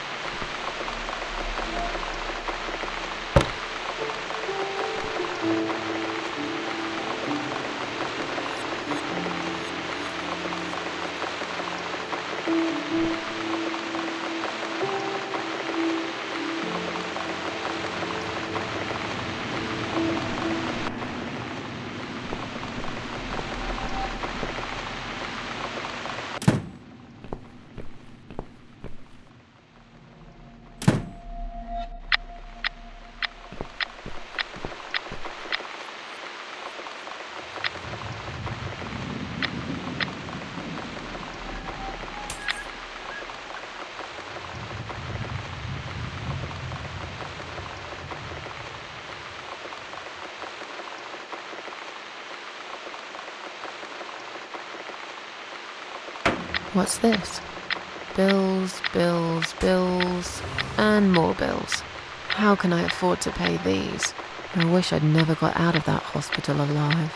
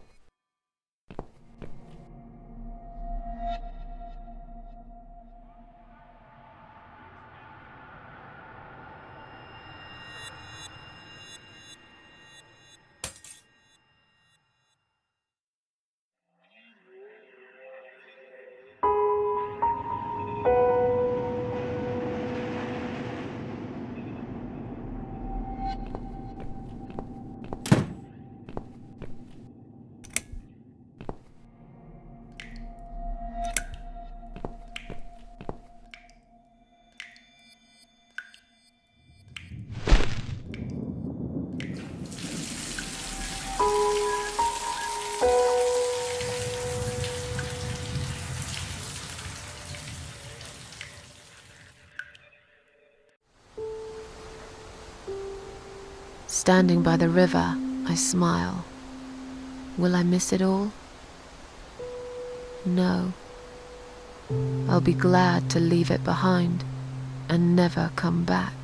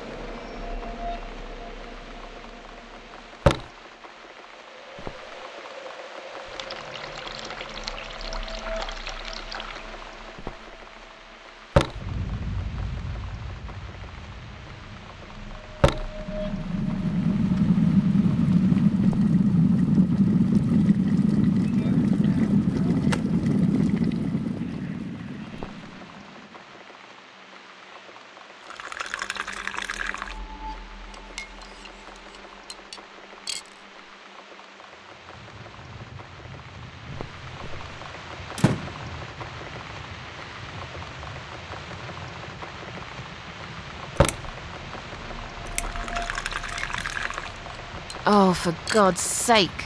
This milk's off. It's completely ruined my coffee. Why does shit like this always happen to me? I'll better pour it down the sink and start again.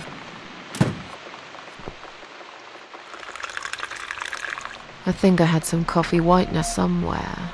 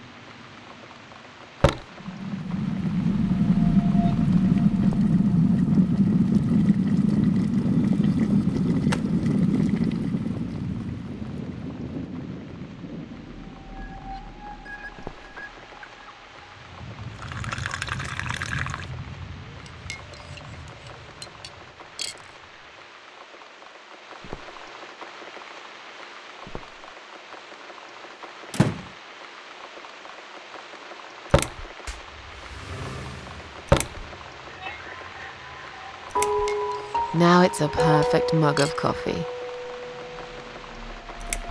I don't need it right now.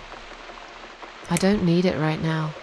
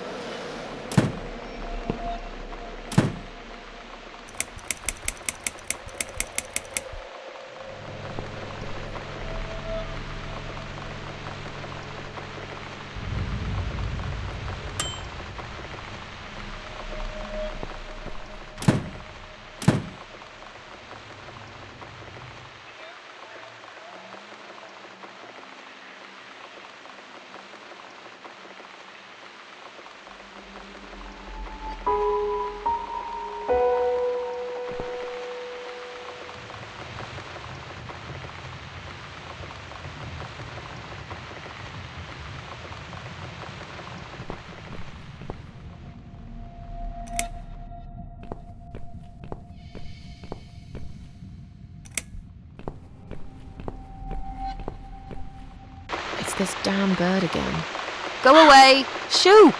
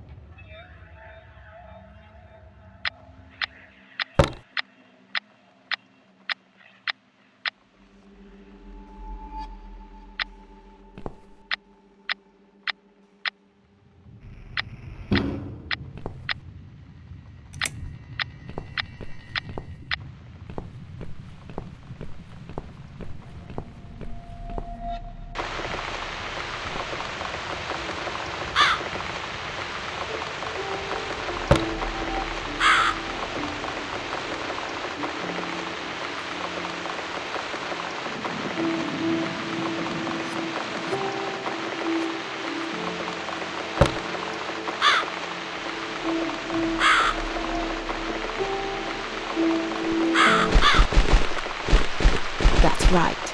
And don't ever come back, you horrible creature. Miss Scarecrow here is going to guard this home from the likes of you.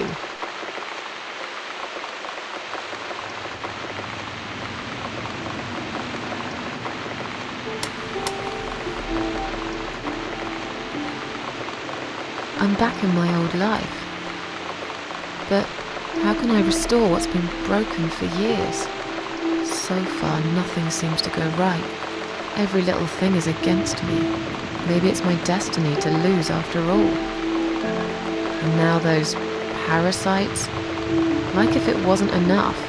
But I killed Dr. X. And I saved somebody's life. That felt good. It's getting late. I should summon the cats now. I want to see them tonight.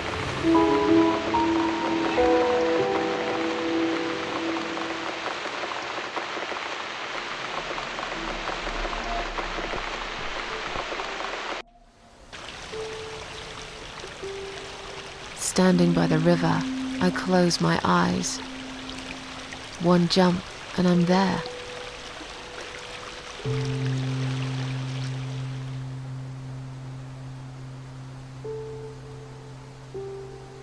No. Someone jumped after me. He will never be my friend.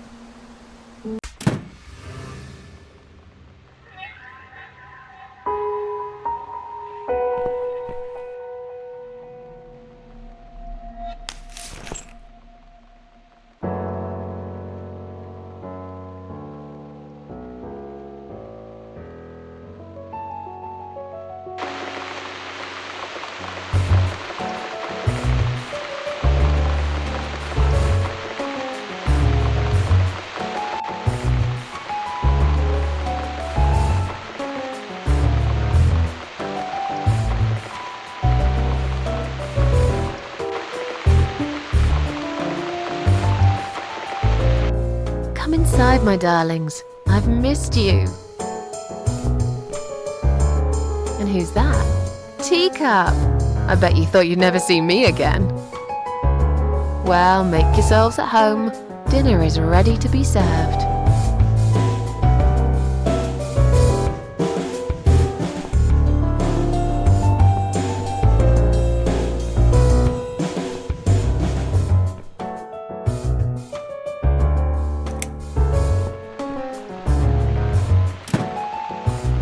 I don't need it right now.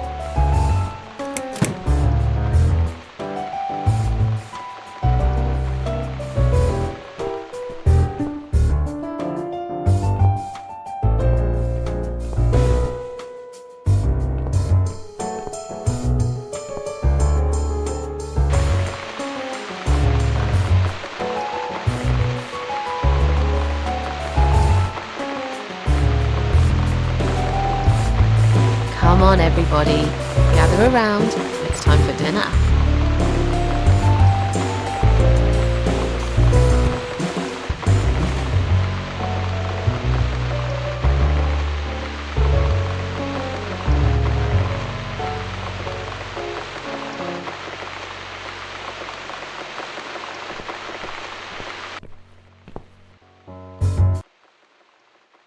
You never eat my food, Teacup. Already had your dinner, have you? No, I get it. I know. You're a good friend. The best friend I have, really. The only friend in the whole fucking world. You come over to keep me company and want nothing in return. I appreciate it. You should know. If you could know what I've been through lately. I've been to hell and back, my boy. But I'm here now. In my flat. Alive. And it's still the same mess that it's always been. I'm not sure how to deal with all this anymore. Don't know if I can. I wish I could be like you. At peace with the world. Always smiling. Someone's at the door. But who could it be so late at night?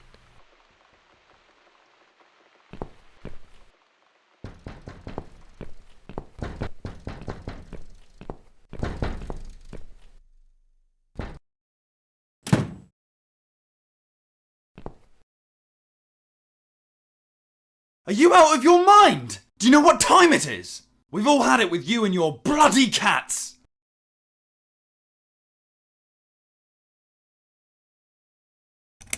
I suggest you change your tone right now. Don't tell me about my tone. I'll have any tone I like. If it's alright for you to play the fucking piano in the middle of the night, then I can bloody raise my voice if I want to. You think you own this place? You think any of us here care about your stinking cats? They are a bloody nuisance! Get lost, you bald, ugly man. I'm done talking to you. What? How dare you? This is going to stop, one way or the other, you crazy cat lady. If this happens again, you'll see pest control stepping in, and it won't be pretty. Hell, I'll poison your fucking cats myself if I have to. Point that finger at me again, and I will break it. I'm done talking to you. Go fuck yourself.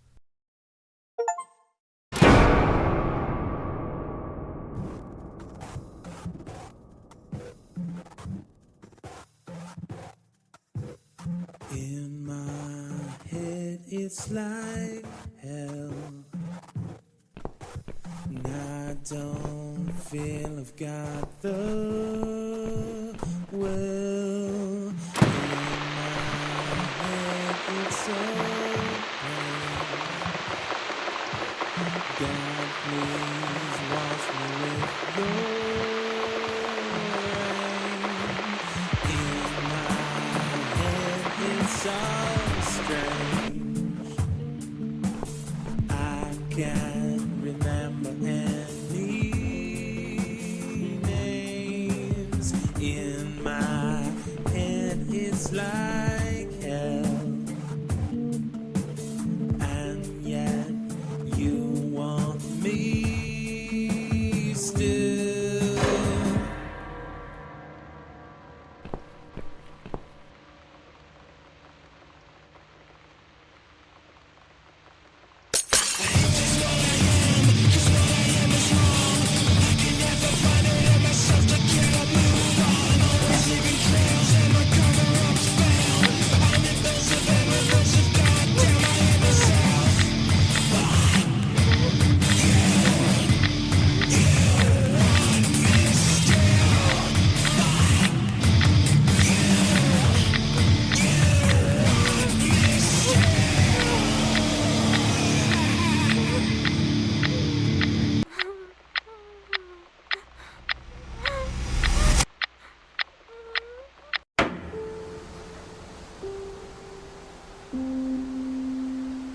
Standing by the river, I'm thinking,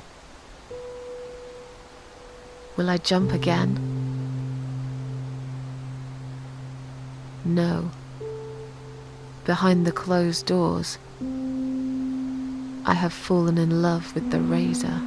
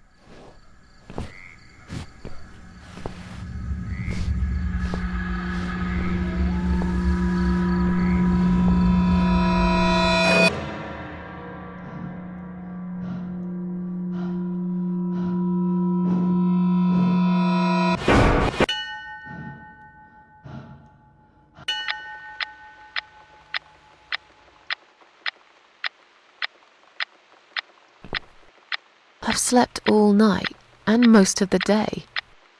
Why am I still feeling tired? Someone's at the door. I really hope it's not him again.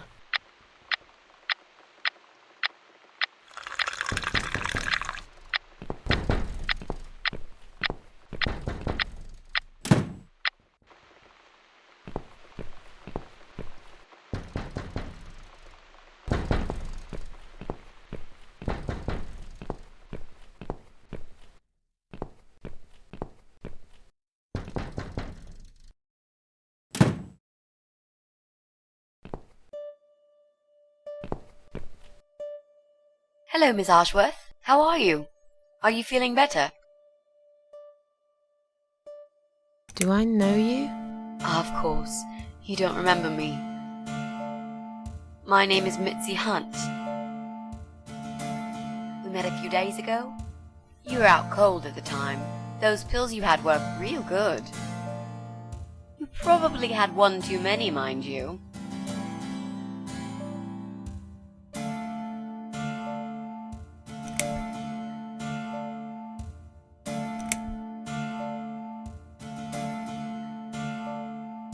What are you suggesting? And how dare you? I'm sorry, Miss Ashworth. There's no denying that we met in some unusual circumstances. But I thought it would be best to get it out of the way first. I know that you tried to kill yourself, okay? It wouldn't surprise me if you blame me for calling the ambulance and saving your life, but I had other reasons for it too. Personal reasons. It's important. That's why I came here the other night, to talk to you.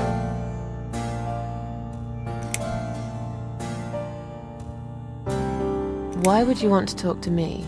It makes no sense. I saw the ad you'd put in the paper. It seems you have a room to rent.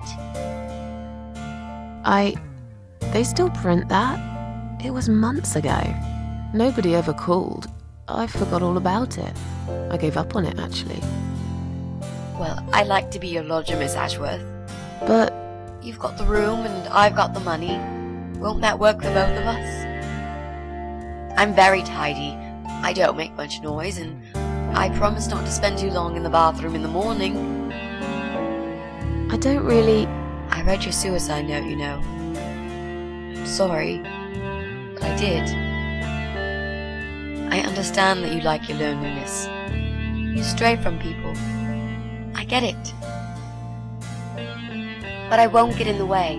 I promise I will give you your space. You won't even know that I'm here half the time.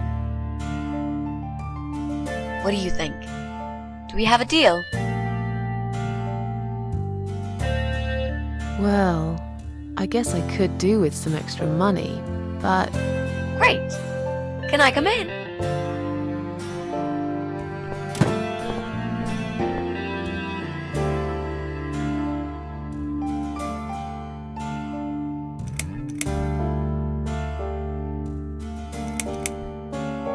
You said you were my daughter at the hospital. You're a little liar, aren't you? How can I trust you? How should I know you won't slit my throat when I sleep? Jesus, what's wrong with you? Slit your throat? Are you always so suspicious of people? If I wanted to do such a thing, I would never have bothered saving you, would I? Just think about it for a second. I was trying to avoid all the stupid questions. I didn't know what else to say. That seemed like an easy option at the time. Otherwise, they wouldn't have let me come in the ambulance with you. And I wanted to see if you've made it.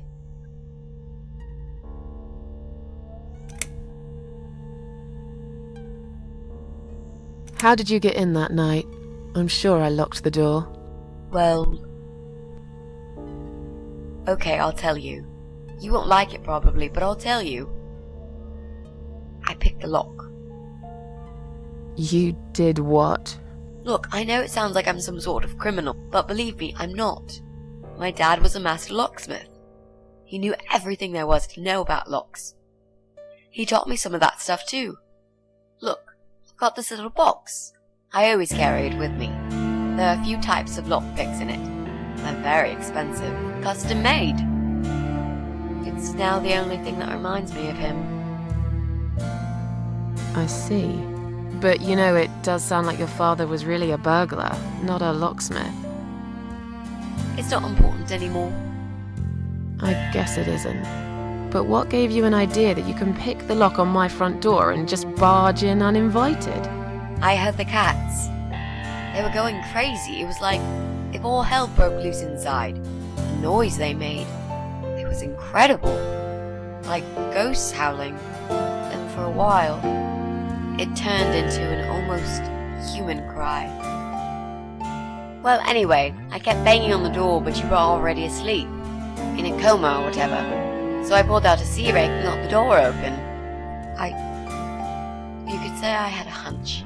A hunch. Great. I had a hunch that something was very wrong. And I made no mistake, did I? This spare room I have is pretty bad, you should know. I'm not fussy. It's not for long anyway. Just a few weeks, maybe. Anything is better than what I've got at the moment. Which is? I slept at the train station last night. There's a guy there who talks to rats. You should see him. Wait, can you even afford rent for the room? Sure. I'll pay you for 2 months in advance. Money's not an issue. Why not go to a hotel then? I hate hotels. More than train stations. With homeless weirdos and rats. Robbie? Oh no, he's cool. He's alright. And he kept the rats away. Why do you want this room so much? Let's face it, this flat's falling apart. It's cold, it's dark, it's a bit mouldy. This is the old part of town where nothing ever happens. It's far from the city centre, and there are only 2 buses going through here, and that's if you're lucky. And I'm known around here as a fucked up, wicked cat lady. They'd burn me at the stake if they could. They'd put me in a bag and drown me in the river like a litter of kittens. I'm not exactly great company for a young girl like yourself.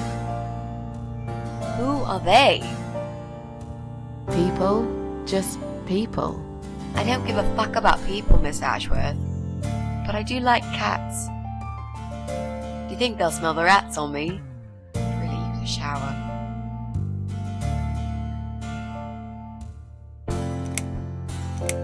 I'm sure you'll change your mind when you see it. I'd love to see it. And I'm sure it isn't as bad as you picture it. The window is stuck, and it doesn't shut properly. It's alright, I like fresh air. There's clutter everywhere. I'll tidy up. It's got a funny smell. I'll burn some joss sticks to cover it up. I love joss sticks. Fine. I give up. Follow me. You can see it for yourself, if you're so stubborn.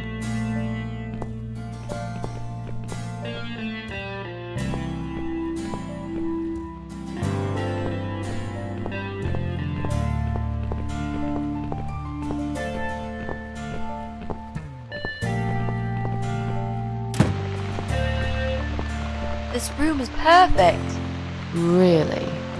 What about all this clutter? I'll move some stuff to the side if that's okay with you. But most of it I can use. All I really need is a bed to sleep and a roof over my head to cover me from that rain. And a power outlet so I can charge my laptop. Oh, and someone to watch too. You got a shower, right? I'm dying for a shower.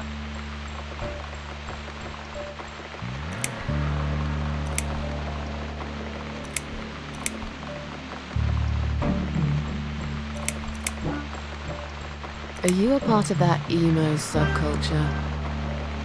Please don't say that word ever again. No, this is just how I dress. I grew up listening to real rock and roll, not that emo crap. I hate to be a part of that generic bandwagon. Okay. Clearly a sensitive subject for you. You know, people seem to think that just because someone dresses in black, they're called emo. You can't generalize like that. It's more complicated. I dress in black too. Of course! That's because black is the best color. Period.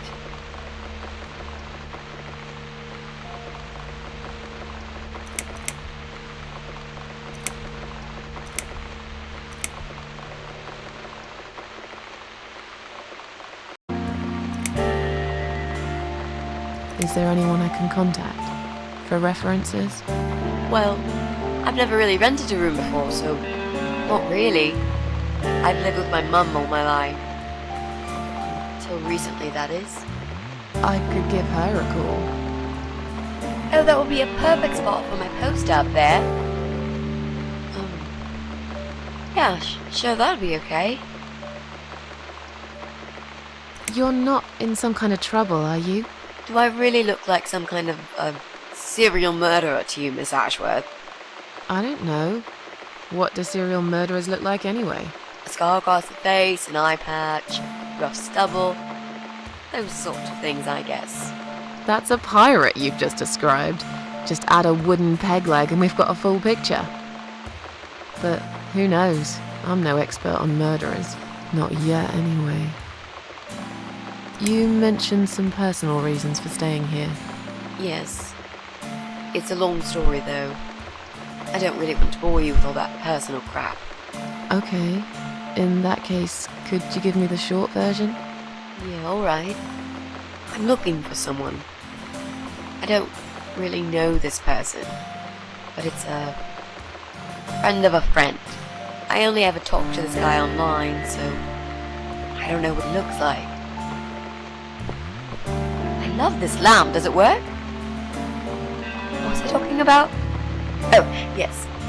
I don't know what he looks like, but I know my way around computers. I managed to track him down. Turns out he lives here, in this building somewhere. What I don't know is which flat he lives in. There are 8 flats here altogether. He's in one of them, and I must just figure out which one. It shouldn't be too hard. What do you want from this person? I just want to talk to him. He's done something really bad. Something horrible. I need to talk to him to get closure, you know? Just talk. Are you sure? Yep. I want to meet face to face with him. That's all. You know, you've been asking me all these questions and I never had a chance to ask about how you're feeling.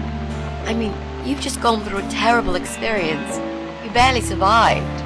I suppose I might be out of line to ask you this, but I'm really curious as to why you tried to kill yourself. What made you do that? What did you feel?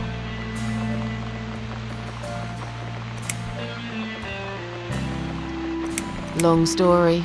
Won't bore you with this personal crap. Ha ha ha. Right back at me, I guess. I did give you a short version, though. Yes, but somehow I can't help the feeling that you've omitted a few important facts. Just some details. Anyway, I suppose your story is the kind that can't be shortened. Still, if you feel like talking about it sometimes, I'd love to listen. I'll bear that in mind, Mitzi. Let's go back to the living room.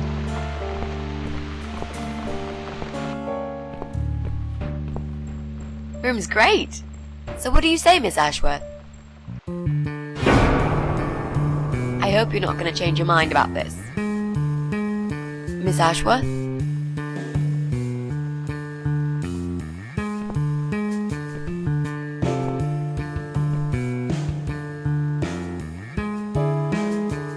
What happened? Are you alright?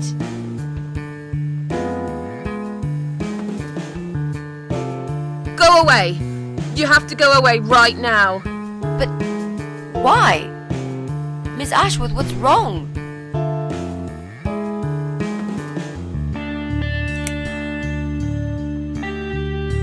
You're not safe here. You should leave.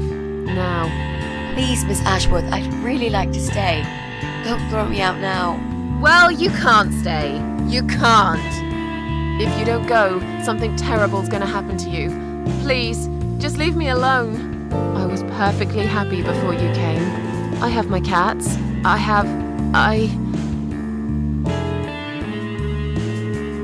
Just stay away from me. What? Are you deaf? Did I not make myself clear? This is not a good place for you. Where am I gonna go? It's late and it's pouring down with rain. I don't give a damn where you go. You can go back to the bloody train station for all I care. Anywhere. Anywhere but here. I knew you were one of them. I knew it! What are you talking about? Look, just try to relax. Everything's okay. But why you? Why would you want to do this to me? You have no reason! Calm down. I'm not gonna do anything to you, alright? I just want to rent a room. Nothing else. I promise. Damn, I even swear. I won't cause you any trouble, okay? Just take a deep breath. And please explain to me what's happened. I'm a little confused here. Then... maybe... Oh, no. No. No. You're going to die.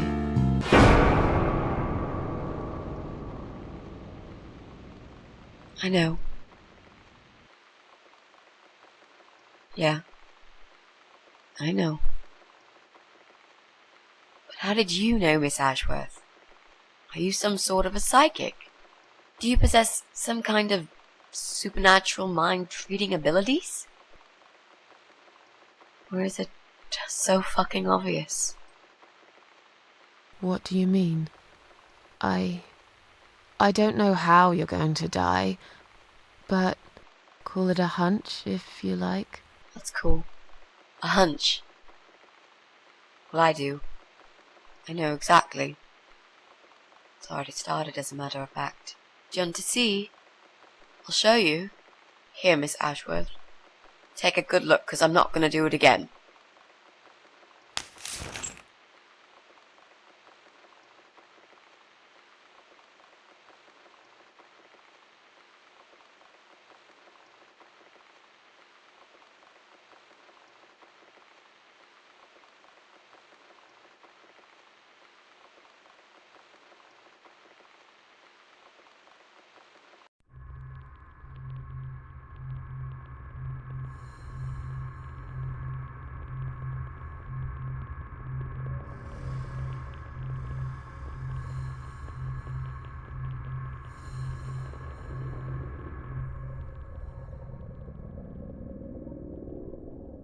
It's time to wake up, my little pussycat.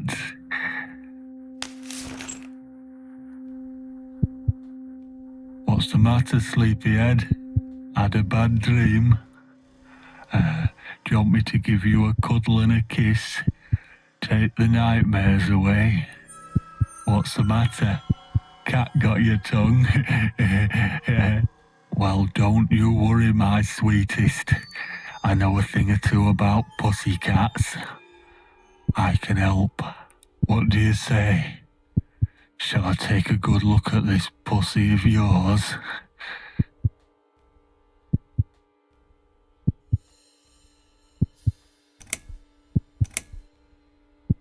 You're a dead man. You just don't know it yet. I'll cut your throat open and watch you bleed to death. I'll feed your body to the crows. Oh, you're gonna regret this, pal.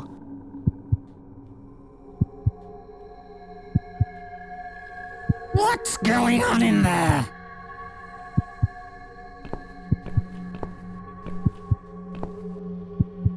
Who's this? Did you play with this little bitch behind my back? 'Cause if you did, I swear to God... Me? I'd never do that. You know me, honey. You're the only girl for me. This lady here will join us for dinner. That's all. For what? Take the goddamn mask off when you talk to me. You know damn well I can't stand it. And make sure you put it back in the van so you don't fucking lose it again. Okay.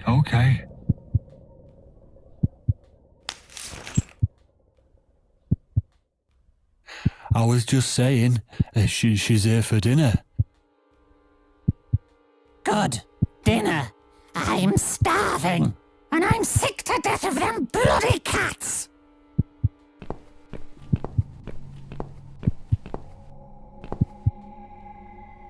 You nasty little whore. Trying to seduce my husband in my own home? How bloody rude. Who the fuck are you? Shut up, you stupid bitch! I know what you're up to. You kept staring at him with these big green eyes. You want him, don't you? You think you can take him from me? Well, I've got just the thing. I always keep this bottle handy. It's bleach, the strongest you can get. You give me no choice. I can't risk losing him. I have to make sure he won't be attracted to you anymore. You won't need these eyes and this face much longer anyway.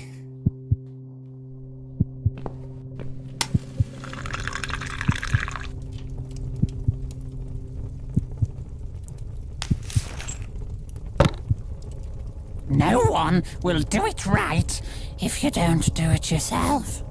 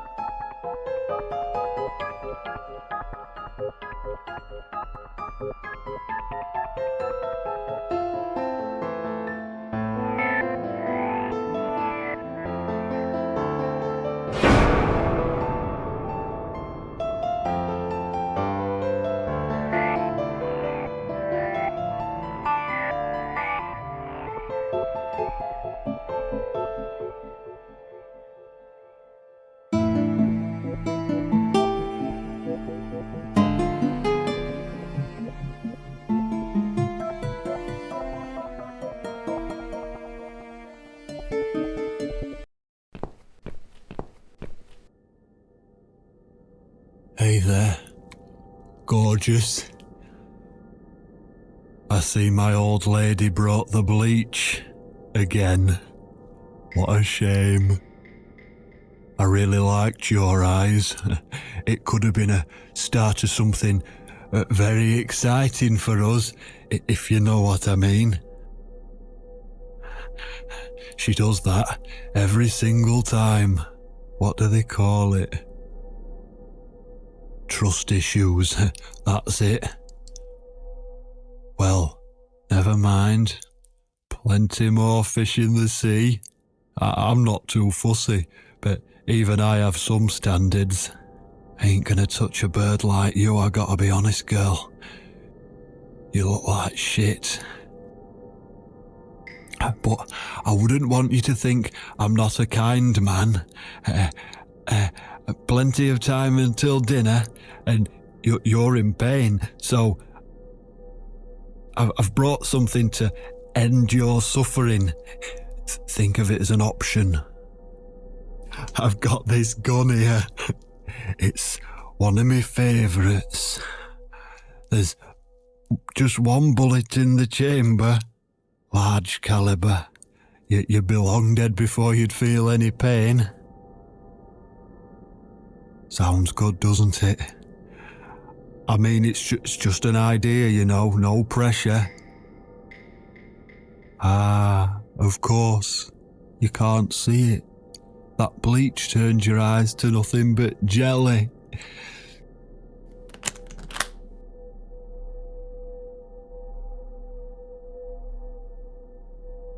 So I'll just leave it for you here. Feel free to use it. That bullet's meant for you anyway. I'd better go now. We won't want to get caught red-handed again, would we? You naughty minx.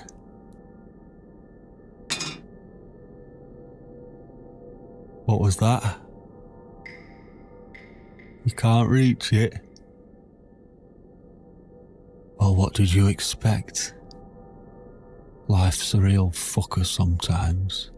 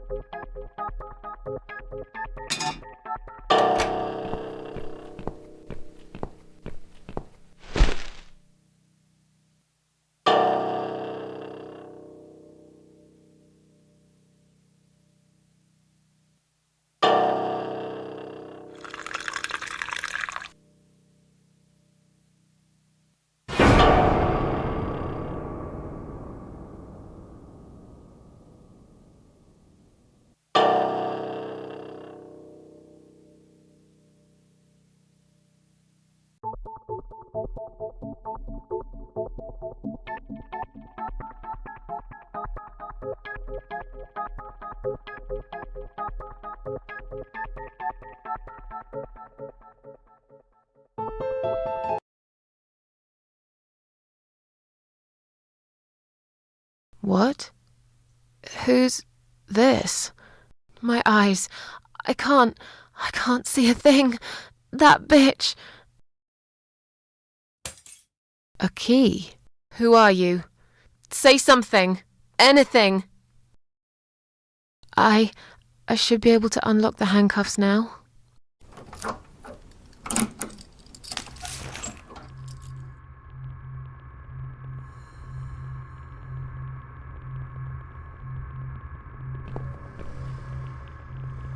The gun! That idiot left his gun! No! No! I dropped it! Where is it? Where the hell is it?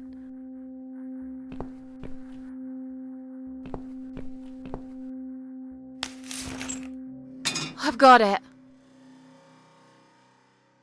I'm sorry, Mitzi. I have to break my promise.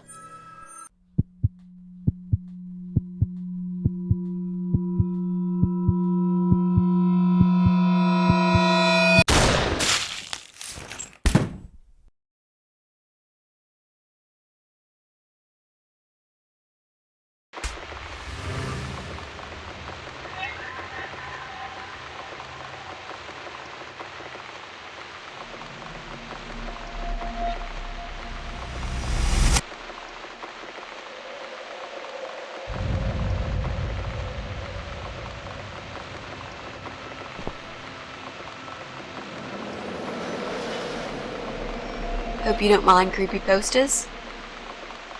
It's your room. You can do what you like with it. But I definitely prefer this to fairies, rainbows, and pink unicorns.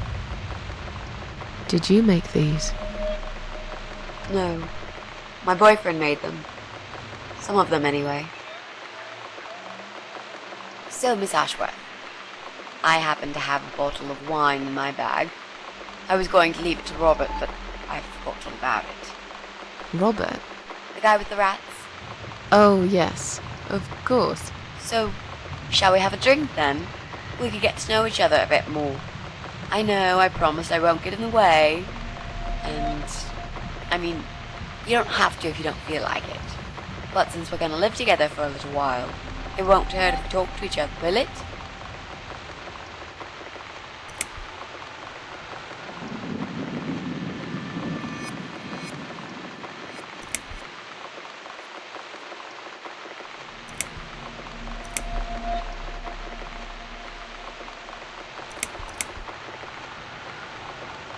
Yeah, that's okay, I guess.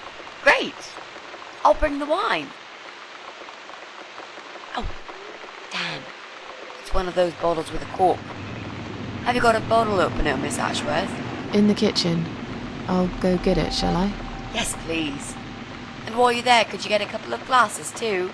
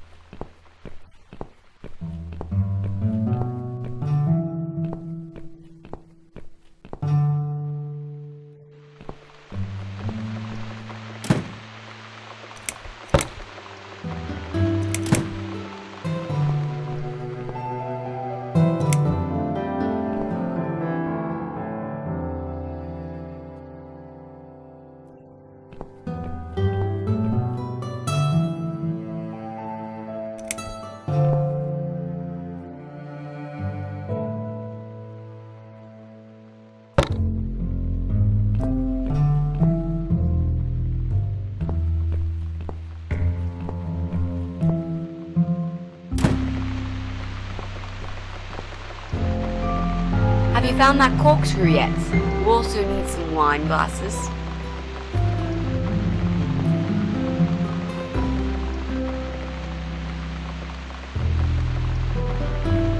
There you go. Let's get that bottle opened.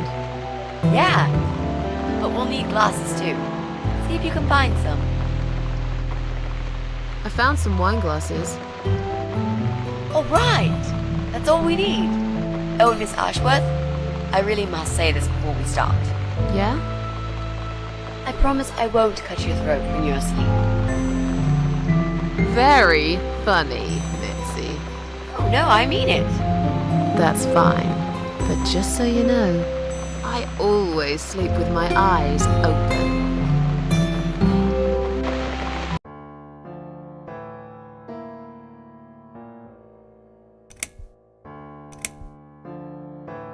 So, the big C. Want to talk about it? Well, to be honest, I didn't really want to tell you about it like that. I put you in a very difficult position, I know. It's just that I was really desperate to get this room. I hope you can understand. This is the last and most important thing I must do before my time is up. It's fine. You seem alright. It's just... I find it hard to trust people these days. Maybe it's time I opened my eyes to see others have problems too. Some, like yourself, even bigger than mine. What kind of cancer is it? Do you mind me asking? Brain tumor. Her name is glioblastoma. Haha. Yep, they're all girls, the way I imagine it. Just look at their names. Lymphoma, melanoma, myeloma, leukemia, sarcoma. Each of them a fucking goddess of death. Beautiful and ruthless. You might just be right about that, Mitzi. I used to be a nurse. I know a few things about cancer. And I know glioblastoma. She's a real bitch. Yeah, and yet she gets to be the prom queen before night ends, while I disappear down the back exit. How long?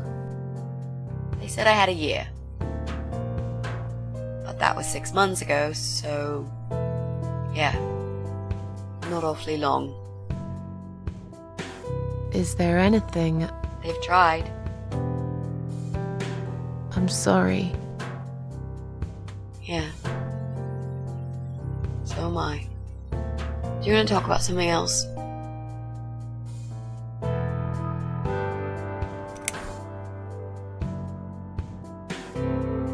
Oh, it's not raining anymore.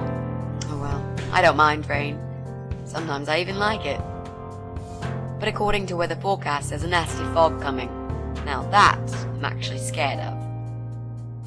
I got lost in a fog once, when I was just 9 or 10. I remember I sat under a tree crying, thinking some monster would appear right in front of me and drag me away. But now that you're a big girl, you know there are no monsters. Yeah? How do you know?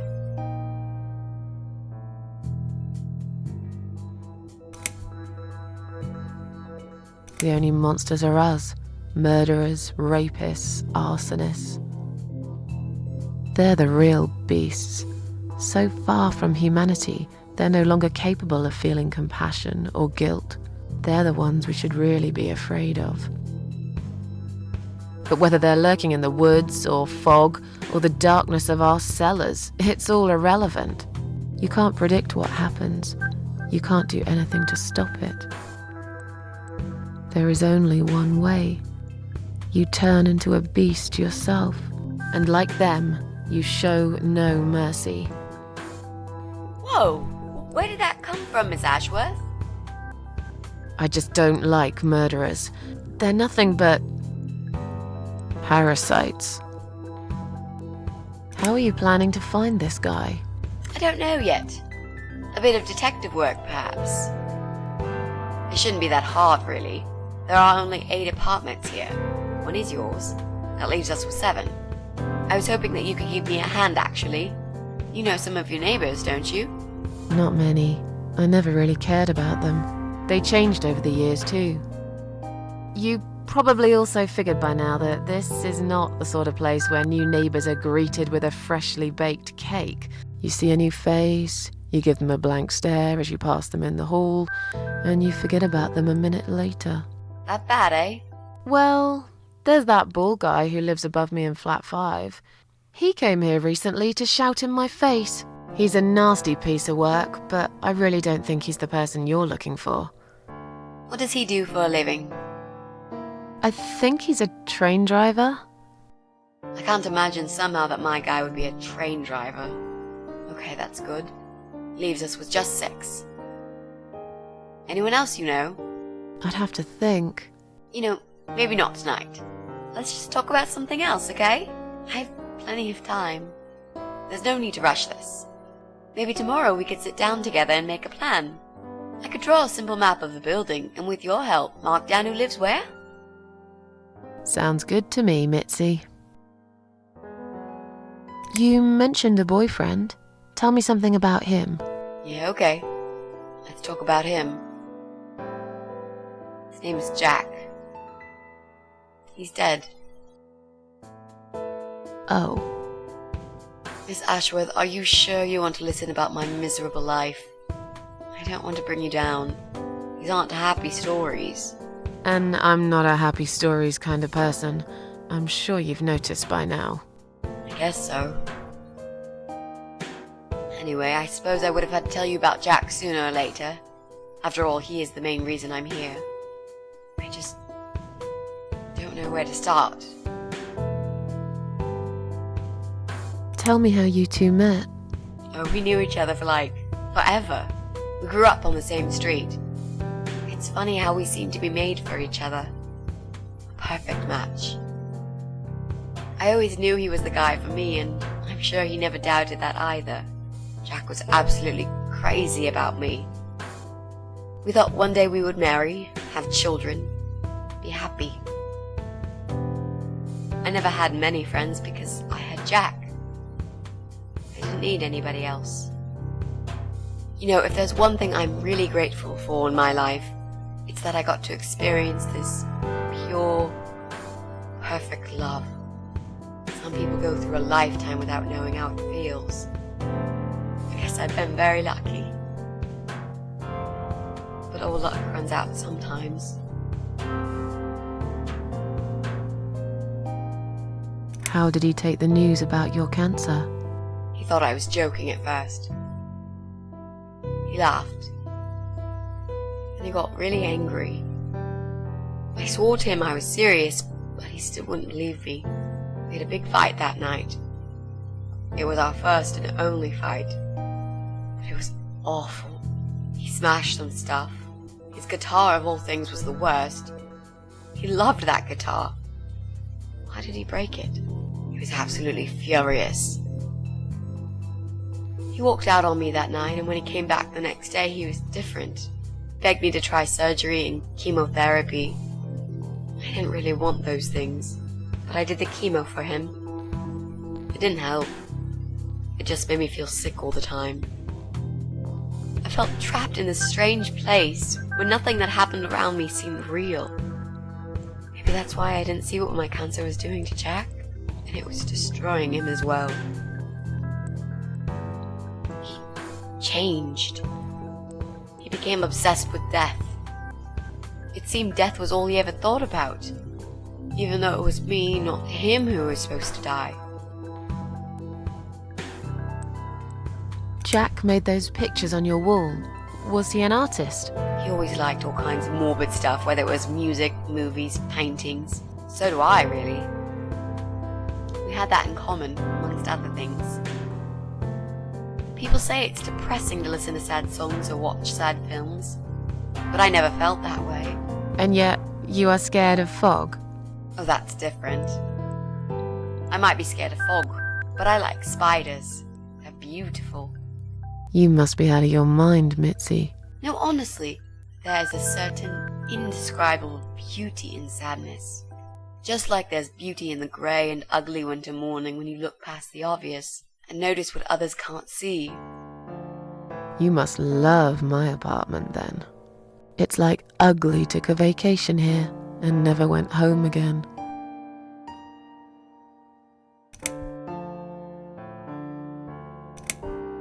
How did he die? How did Jack die? It was so distant to the last few weeks before he died. What I didn't know was that he kept looking for something. I don't think he even knew what exactly, but it eventually found him. Or rather, he found him. There are those forums online, you know, about all sorts of stuff. Fishing, computer games, horses, gambling, addictions, everything really. Accidentally, Jack stumbled upon one about suicide. There's a guy there, calls himself the Eye of Adam. He's a fucking god on that forum. It's like a failed suicide club. People mostly try to help each other and offer support. Sometimes it just helps to know there are others like you. To listen to their stories and how they cope with their lives. But the Eye of Adam is an advocate of death. He dwells on human weakness. His job is to plant an idea, to give them a reason to die and tell them how to do it, once and for good. Jack took the bait. Before he knew, he was completely brainwashed. One day he sat down with me and tried to explain his perfect solution. It was the Romeo and Juliet kind of scenario. We were both to die together in each other's arms. It was supposed to be a quick and foolproof death. There was no chance we would have been saved. All thanks to the Eye of Adam, who created a tool for perfect suicide. He told me it was very simple. All we needed were 2 easily accessible household chemicals, which combined together create a gas called hydrogen sulfide that kills you within a couple of minutes. I told him he was fucking nuts, of course, but he just wouldn't give up. He reasoned with me, and he begged, and eventually just kept screaming at me. I figured it was his crazy idea of a modern romance, but it was downright tacky and just wrong. Finally, he said he would get everything ready and wait for me in our special place at dawn, 5 in the morning. Don't be late. Those were his last words he said to me. Then he stormed out. I cried for hours, thinking I didn't deserve all that from the person I loved most in the whole world. A few times I even tried to persuade myself that maybe he was right and I should do it. I just couldn't. I eventually fell asleep. I didn't plan it. My head was killing me. I was so tired. I woke up suddenly. I could see the sun rising out my window. It was nearly 5. In utter panic, I threw myself off the bed and ran out the door. I needed to stop him. I needed to get there before it was too late. But right there in my bedroom, before I even left, I already knew it was. When I arrived at our special place, it was already bright. We used to go there in the past, drink wine, sometimes smoke weed and listen to Pink Floyd, sometimes make love in Jack's car. There wasn't really anything special about that old parking lot. But to us there was. It was completely abandoned. It was quiet. It was safe. After that day, I've never gone there again.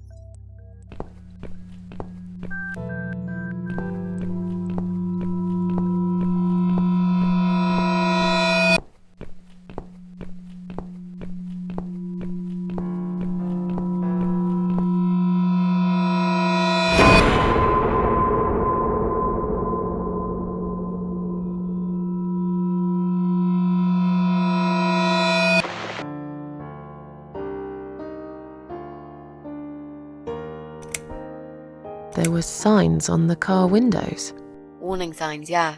I found on that forum that the Eye of Adam doesn't want any accidental deaths, so he posted this poster design for people to print.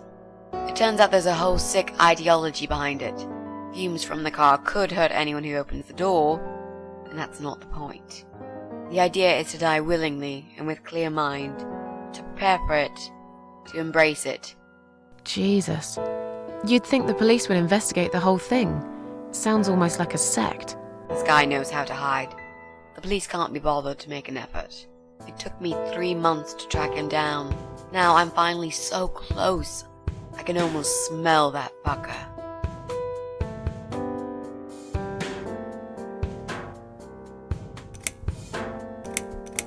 How strong is that gas? Extremely deadly, it turns out.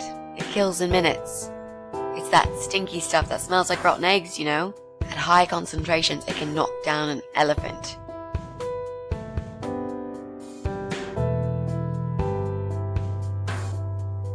I'm so sorry.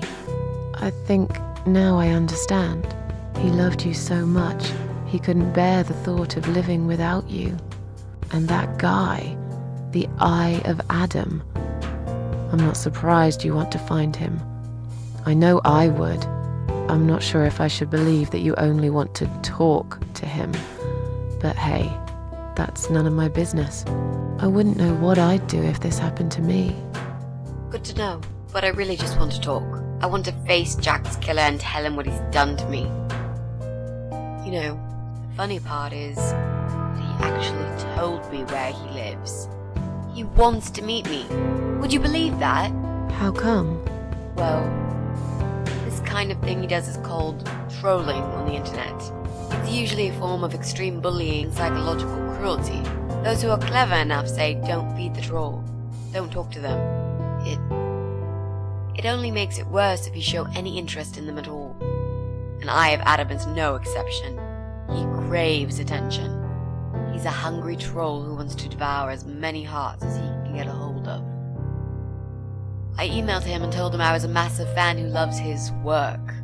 He wouldn't believe me at first. But trolls are always hungry, and I was prepared to serve him a meal fit for a king. What do you mean? I fed him so much bullshit that he really believed I'm a suicide preacher just like him. Great. I wish he'd given you his door number, though. It's all a part of some sick game he's playing. Sooner or later, I'll find him.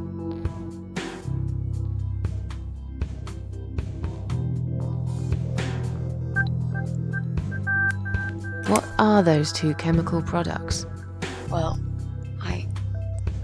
I'm not sure if you want to know that. I get it. You don't want to tell me because I'm a fucking suicidal maniac. Is that it? No, Miss Ashworth. No, I didn't mean it like that. Okay. Maybe to some extent. Just replace maniac with victim and fucking with recovering. You've only just come back from the hospital. Whatever it was that made you do it, you proved you are capable of going through with it. I don't know you long enough to tell you if you're completely over it now. And the last thing I want is to give you stupid ideas. It would be just like what the Eye of Adam does. I would never forgive myself if anything happened to you because of me. I mean, how could I?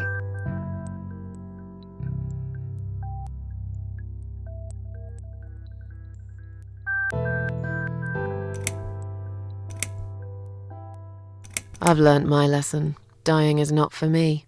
I'd really like to believe you, Miss Ashworth. But I will need you to promise me that you will never try this method. All right. I can promise you that I will never try this method. Or any other method, for that matter. Been there, done that. Didn't enjoy it much. Do you believe me now? Yeah, I think I do. Good. I'm glad you said that, you know. The recipe for this deadly cocktail is very simple. Any good housewife can make it in a blast.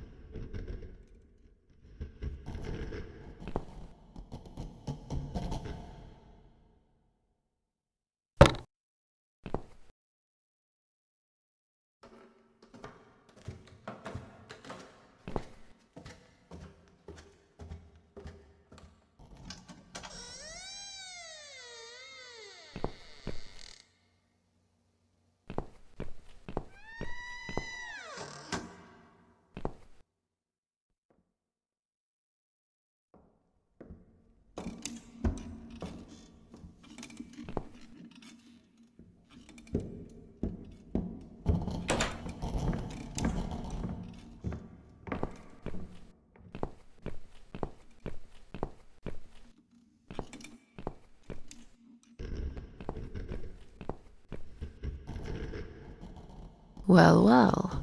Boxes full of bleach. I suppose I deserve a bottle. I've worked hard for it. This reminds me of something. The first thing you need is a strong toilet bleach. You know the kind. Not just a regular bleach, but one that makes your eyes all watery and skin itchy.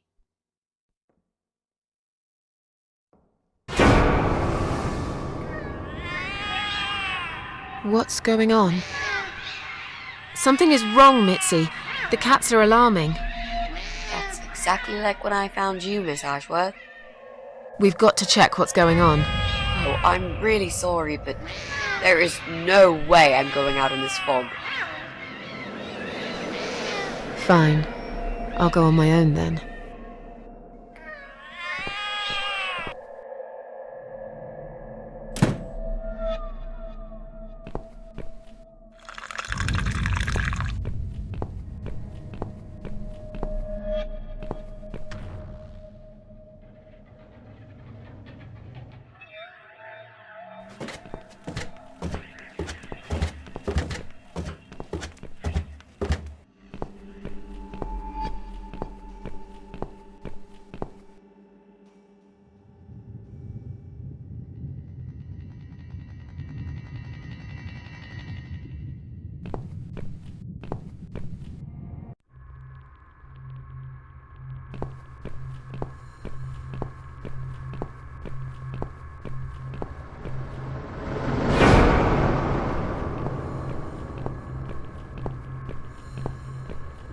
Bloody fog.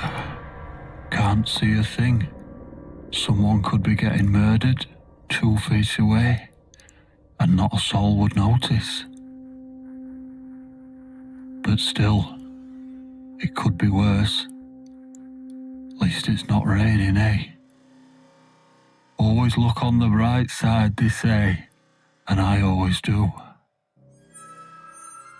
Not a talkative type, are you? What's your name, sweetheart? Don't be such a scaredy cat, sweetheart. You're Susan, aren't you? A kind man had described to me what you look like. And what can I say? He was spot on. What do you want? I'm just here on a job, sweetheart. Nothing more. I had a call, you see. There's a cat problem. And apparently, some crazy cat lady keeps making it worse for everyone.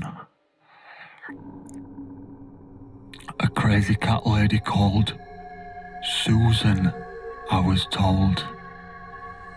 Now, you ain't gonna like it, sweetheart, but I'm taking you for a ride.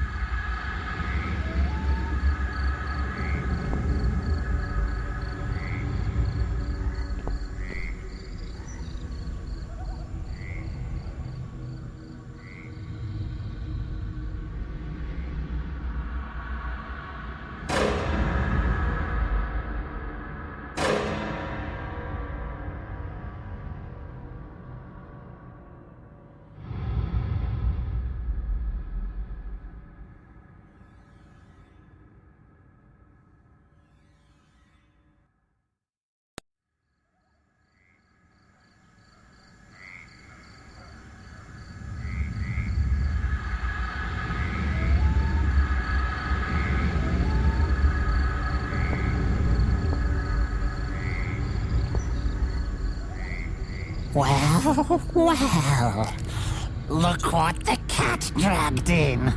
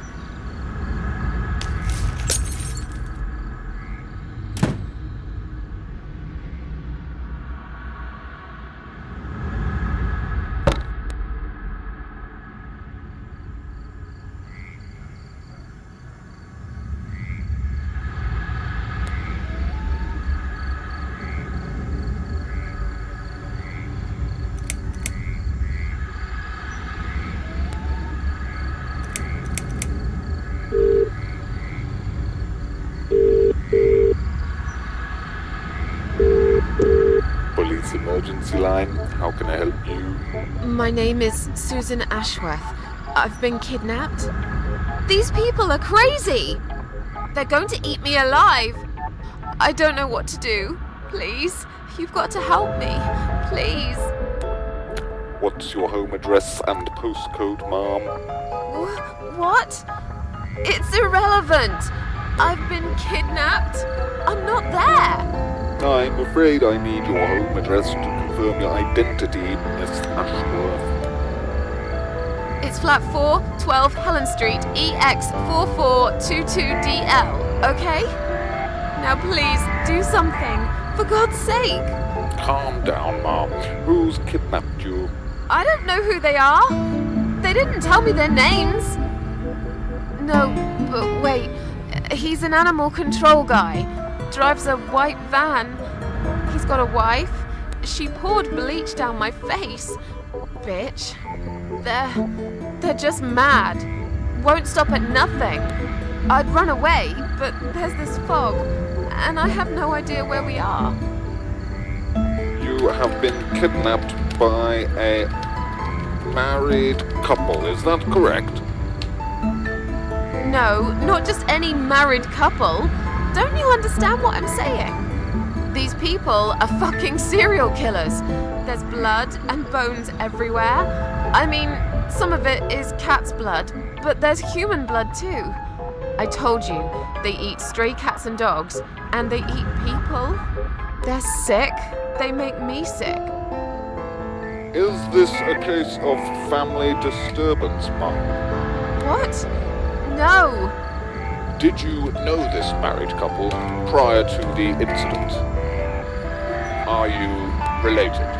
Jesus, did I say anything at all that would make you think that? Calm down, please. I'm only trying to help you, ma'am. I need to establish some facts first before a police car can be dispatched.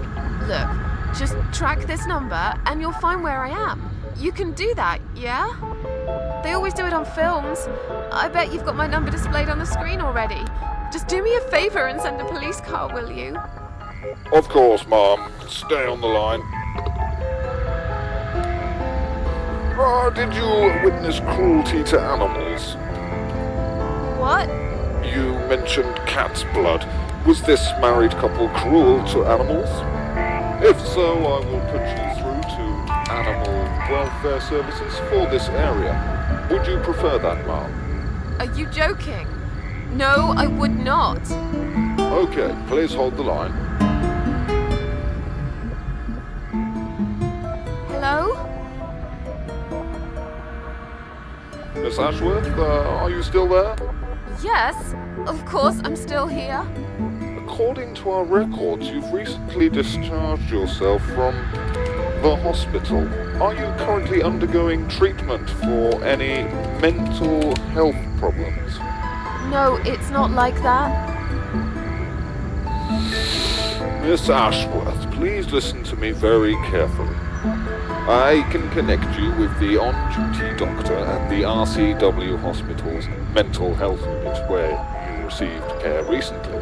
They can help you. You just have to talk to them and explain what's on your mind. I'm not fucking crazy. So, that's it. You're just not going to help me. We are not qualified to provide psychiatric help, ma'am. It's best if you contact your doctors. Would you like me to give you their number in case you prefer to call them yourself? Oh, don't bother. I'll take care of it myself. Thanks for nothing. Goodbye.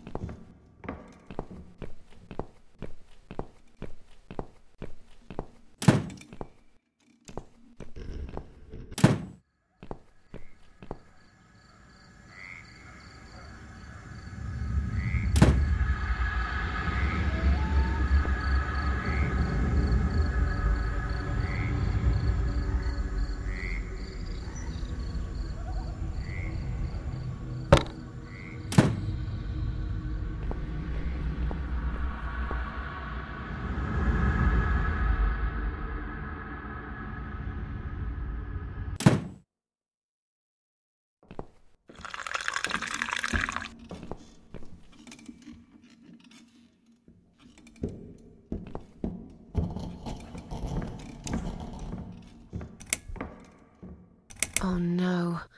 No. Damn it. I can't remember my own number.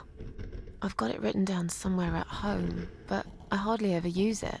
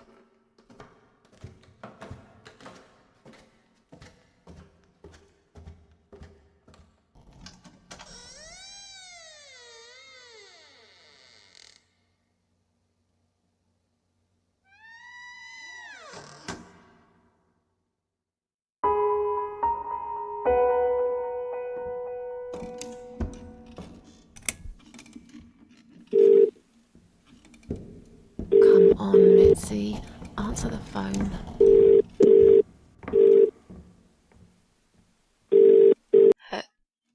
Hello? Oh, thank God. Finally. Mitzi, it's me. I need your help. What's happened? Where are you, Miss Ashworth? I've been kidnapped by some psychopaths. What? How did that happen? You only went downstairs to check on the cats.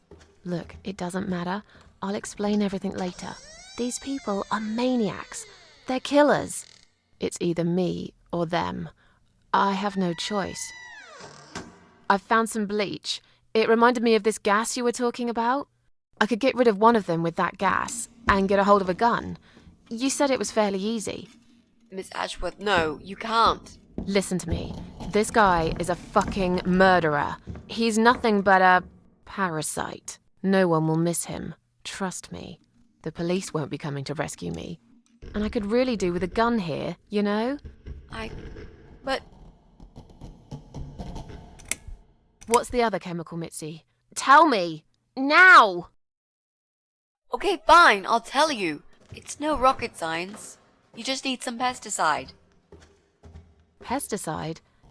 Didn't you say it is something everyone's got at home? Well, you wouldn't use it. You live in a flat high above the ground. It's for people who own houses. Or like, mansions.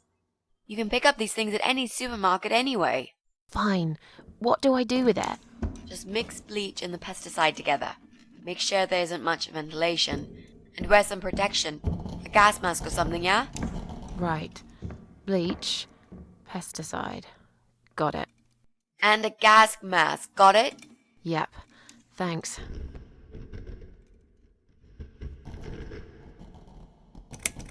Okay.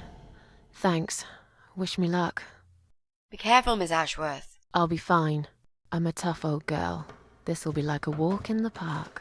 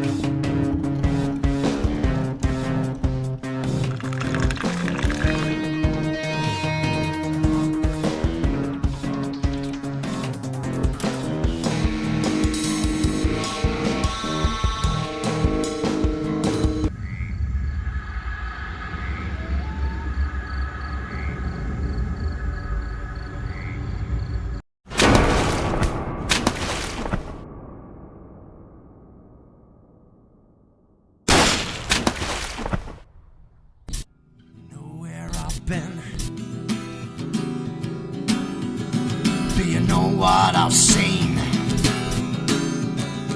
Do you know where I've been? I've been for the broken machine.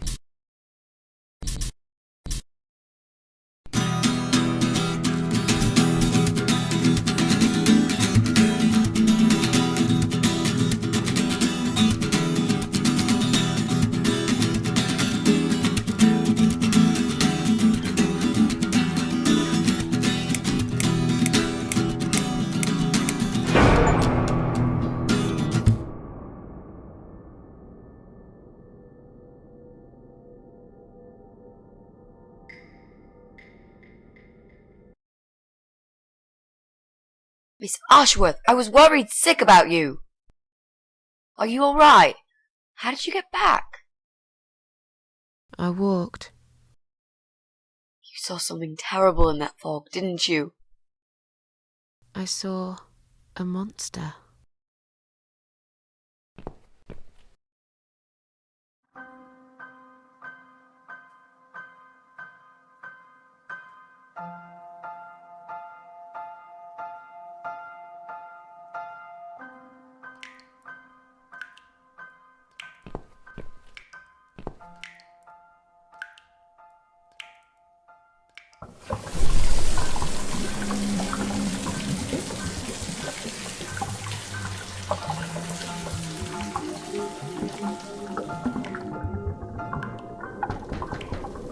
Miss Ashworth, I need to ask you something. Can I come in? I'm in the bath. Is it something important? Yes, very important. The fate of the world depends on it.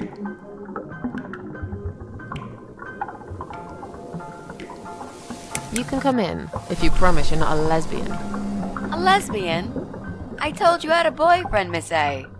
We're both girls. Shouldn't get embarrassed of each other. Where do you get ideas like that? I don't know. It seems everyone is gay these days. Now, that's okay with me, don't get me wrong. But I don't necessarily want a lesbian to stare at my boobs, if you know what I mean. Miss A, if I want to stare at some boobs, I'll take my top off and look in the mirror. Right. Come in then. I'm cooking up some pancakes. What do you like on yours? We've got strawberry jam, maple syrup, and chocolate spread.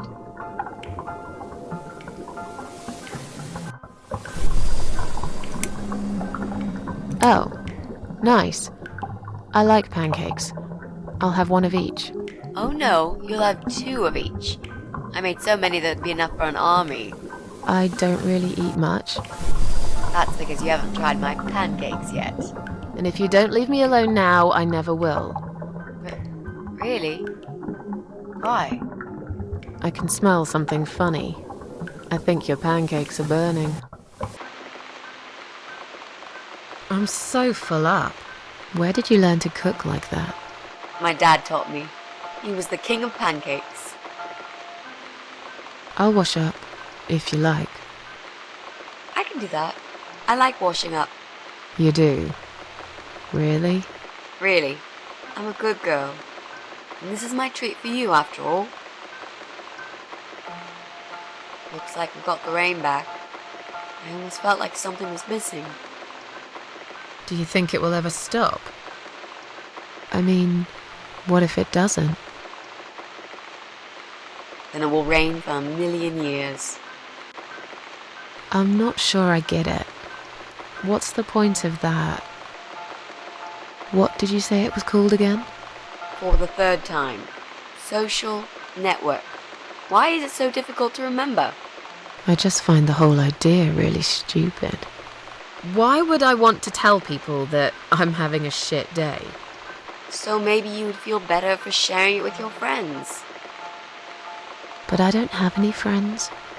No, you wouldn't with this attitude. You, on the other hand, seem to have 274 of them? How is that even possible? Well, what can I say? I'm very likable. Wow, that's pretty cool. So, they come every time you play the piano? Yeah, I don't really play that often. Mostly when I feel really sad. Maybe I actually play more often than I thought. You saddo. I know a song written just for you. Remind me to play it to you sometimes. It'll cheer you up. It's called All Flowers in Time Bend Towards the Sun. Flowers, yeah. Of course they do. Do you know it? It's written by Jeff Buckley. He would have been bigger than Cobain, you know. I never heard of him. You probably didn't. He drowned in Mississippi when he was only young.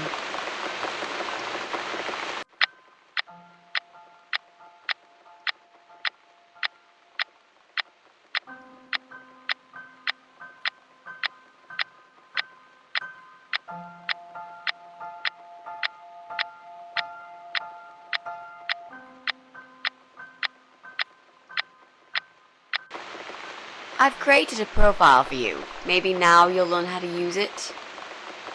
What am I gonna do with it? Just look for people you know. Invite them, talk to them. It's a good way to keep in touch. Maybe you could refresh some old friendships? I don't know. I can't think of any names. I probably never really cared enough about anybody. How about people you went to school with? Your old colleagues from work? Nope. Friends. 0. At least they're right about one thing. I'll add you later. That'll be a start.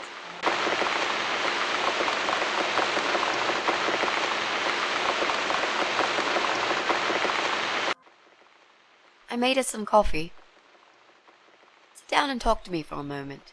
I'm having a bad day. Do with some company. Sure. Coffee sounds great.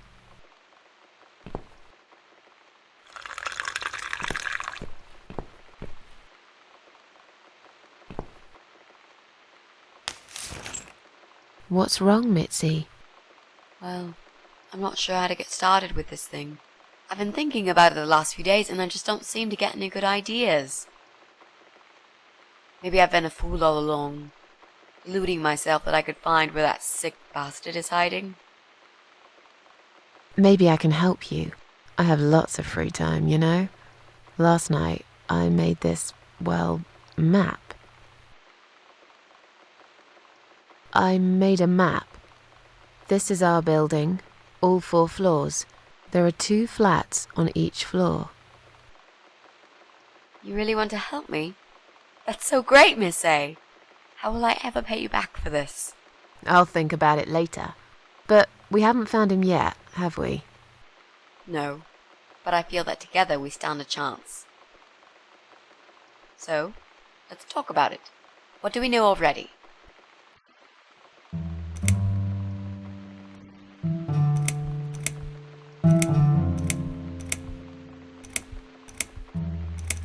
We can cross off our flat, of course. Yep, good. That leaves us with only 7 flats. Also, there's an old man in flat 5, right opposite the Bryan's place. I know that rude, bald guy lives in flat 6. I told you about him, didn't I? I think so. It's that guy who came complaining about the noise, right? Right. That's Bryan Palmer. Let's mark him on the map. What else do you know about him? Not much. Wait. I remember some woman lived there with him. I've not seen her for ages. They must have split up. Could he be our potential suspect? No. That jerk? Never. Fine, I'll trust you on that. I guess we can count him out. I'm pretty sure one of the flats is empty. Which one? I think it's the one on the first floor. There's an odd married couple that lives next door. Yeah? What do you know about them? Well, the man is called Joe Davis. He seems nice, quiet type, but I heard him shouting a couple of times, and he sounded almost like a different person. Like a madman, you know? I gather they must have some serious relationship problems, and they're trying to sort them out behind closed doors. It's impossible to hide this personal dirt from your neighbours, I know it's none of my business, but I can't just plug my ears and pretend I don't hear what's going on there. And the wife? Ivy Davis. Or is it Sophie? I can't remember now. Anyway, she's very polite, always says hello when we pass by each other in the hall. She's one of those size 00 ladies, so skinny you could easily take her for a coat rack. A walking skeleton. I bet she only eats a leaf of lettuce a day, or nothing at all.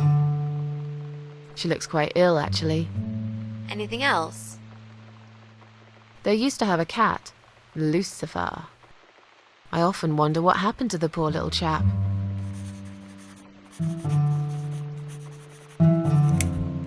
There are strange noises coming from flat 7. Interesting.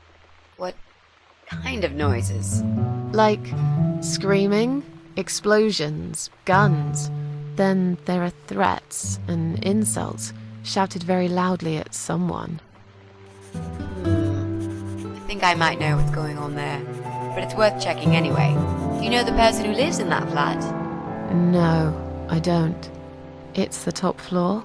I have no business going up there. All I know is what I overheard from neighbours' gossips.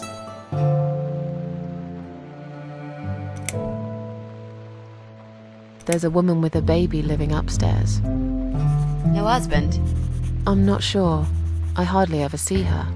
When I do, it's usually in the hall, when she's pushing a pram with a baby inside. She always has tons of shopping hanging from it. I nearly asked her once if she needed help to carry it upstairs. And? I hesitated for a moment, and by the time I offered, she grabbed the baby and the shopping bags and marched off upstairs. Sometimes I hear a dog barking on floor 1. First floor? Where you said one of the flats was empty? Yes, which means the owner of the other flat keeps a dog. I hate dogs. Tell me about it. Noisy, smelly creatures. Can you imagine the Eye of Adam being a dog lover? Can't see why not. In that case, it might be worth looking into. Okay, I think that's all that we know at the moment.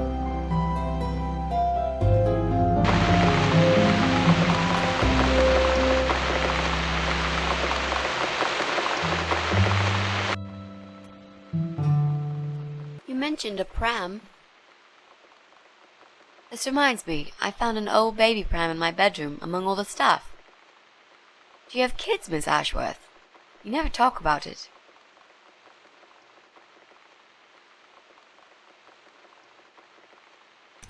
Why do you want to know? I'm just curious. I like meeting new people and getting to know them. I can tell there's some dark secret you've been keeping to yourself for a long time. You might feel so much better if you share it with someone.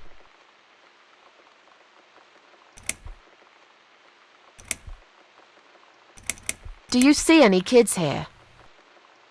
I must have gone blind, because I can't see any myself, and you're acting like this place turned into a fucking preschool. Why don't you just leave it alone? Oh, please, you can't do that. I'm feeling really guilty now. I didn't mean to upset you. I just really want us to be friends. I swear to God I could do with one. I'm not very good at friendships. I thought that was rather obvious. Friends should trust each other, you know. I told you about Jack and everything else. Why can't you just do the same? You told me about Jack because you wanted to. I didn't force you, did I? My private stuff is nobody else's business. Why does everyone want to remind me of this all of a sudden? Isn't 10 terrible years of suffering enough to let go and never bring it up again? Even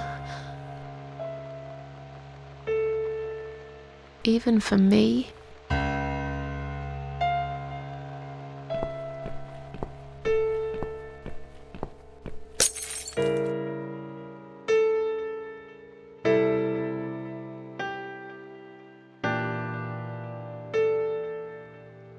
Miss Ashworth, I'm so sorry. Your mug, it was an accident.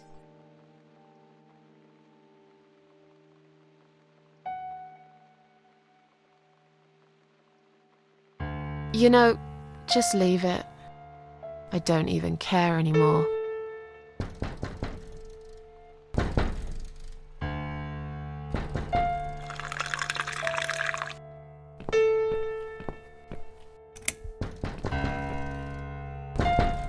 Who is it?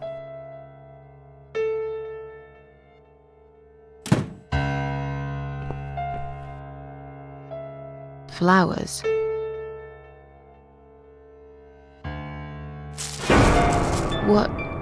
What's that in your other hand? Go away. Leave me alone.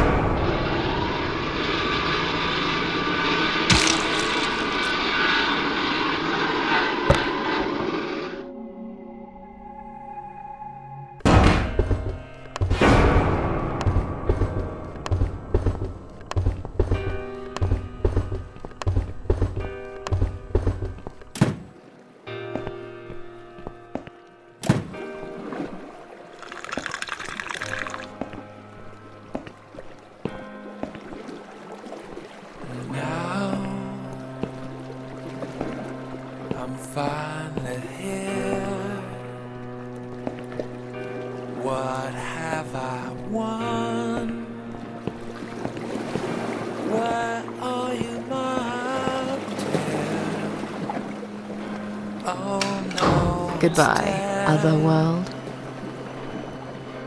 Oh no, what's this? Not a single sound reaches my ears. Or maybe it's this vacuum I stick my head into. This ship is helpless. Give me fruit 'cause I need it. Oh, what's the hope?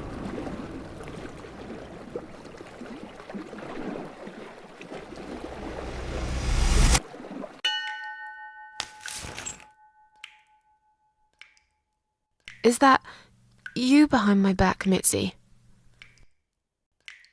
Miss Ashworth, I thought you were dead. I saw that man hit you right in the head. Me? Dead? No. No, I'm a tough old girl. You can't kill me that easily. Stop asking stupid questions. We have no time for that. Let's calm down, yeah? Yeah, okay, I can do that. What's this? Duct tape. Yeah, he had loads of that stuff. Maybe we can break this tape if we pull really hard? It won't hurt to try.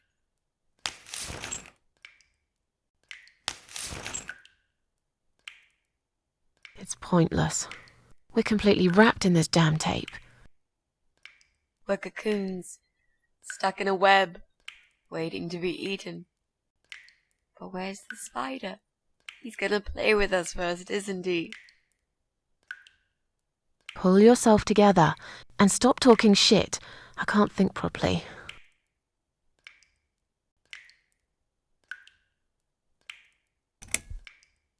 Did he hurt you? That bastard packs a hell of a punch. I've got a bit of a headache, but I think I'm alright. What about you, Mrs. A? Me? Fresh as a daisy. But I'll feel better after we've dealt with this unpleasant guest of ours. Do you think he's going to rape us? No, he is not. Don't worry, I'll figure something out. Let's just wait for him to come back. Sooner or later, they always make a mistake. Miss A, I'm sorry I had upset you. I shouldn't have pushed you so hard. And I'm sorry about the mug, too. It's all right. Water under the bridge. So, any ideas? Not that many, really. None at all, actually. I'm sorry. And you? What do you think we should do? We should kill the fucker. With what? We're tied up. Are you going to headbutt him to death? I will, if there's no other way. Come on, there's got to be something more sensible we can do. I'm not gonna die here. Not like this.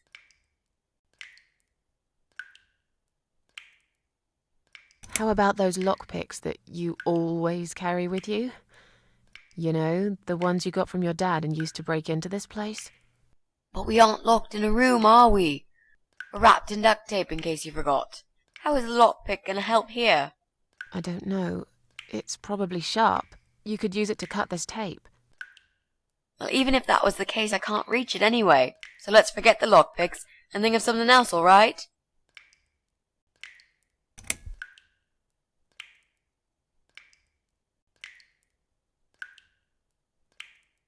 Let's use this sharp knife to cut the tape then, shall we? What? You've got a knife? Yeah, but I'm sorry. I just remembered I can't reach it. So let's forget the knife and think of something else, yeah? Oh, you are a nasty piece of work, Miss A. I really believed you had a knife. You shouldn't joke about it, you know. It's cruel. It wasn't a joke. I lied to you. And you lied about the lockpicks, didn't you? You don't really have them. Who are you to call me a liar? I can't reach the damn lockpicks. It's the truth. Really? Yes, but clearly my word isn't enough. You know what? I'll show you when this is over. If we're not chopped into little pieces, packed in plastic shopping bags and dumped in the trash, that is. Maybe it won't come to that. He might just throw our bodies in the river or bury them in the woods. Maybe there won't be any shopping. Always an optimist. Maybe together we can pull this pipe off the wall. How is that exactly going to help us? Stop asking stupid questions and pull with me.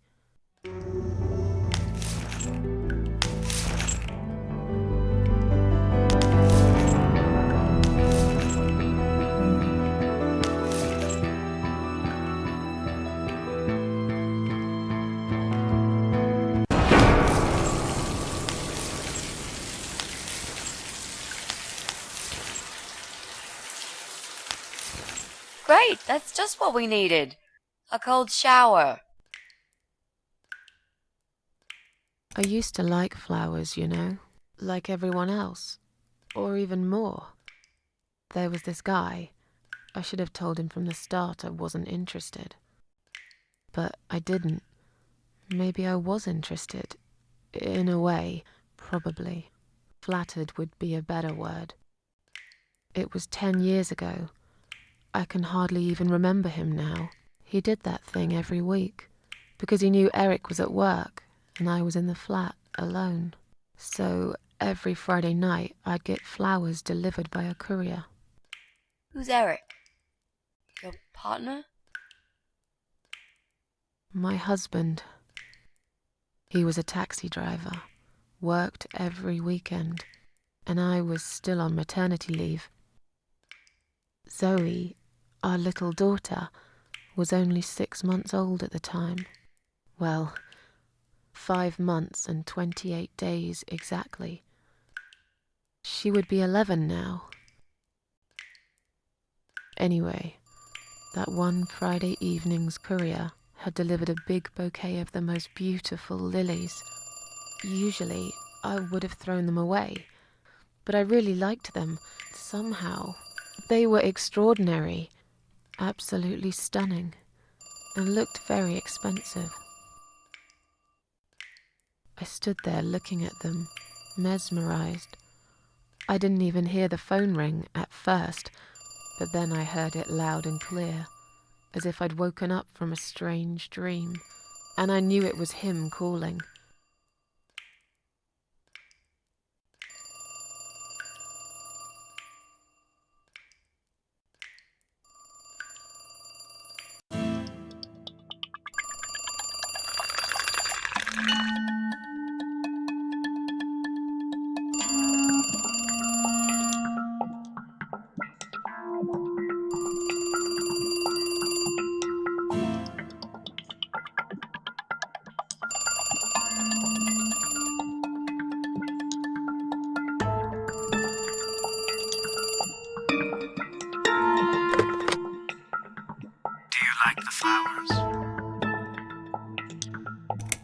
I asked you not to send me anything.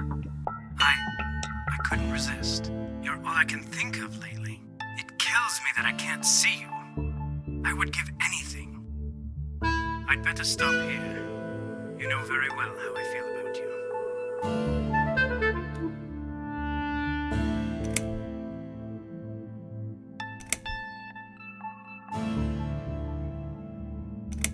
You're wasting your time and money.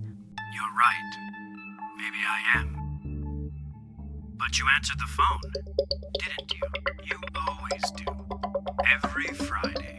You could have just let it ring. But you picked up because you wanted to talk to me. I know that. I'm not giving up so easily, Susan.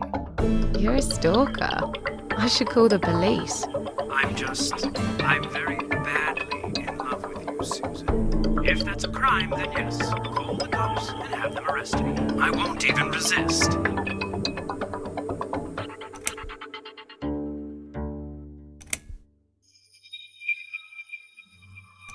Oh, shut up. Just shut up, alright? Yeah, okay.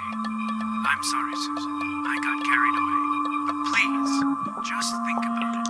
I have time. I'll wait Wait. Listen, I have to go. It's getting late. Wait. Yeah? When I call you again next Friday, you will answer the phone, won't you?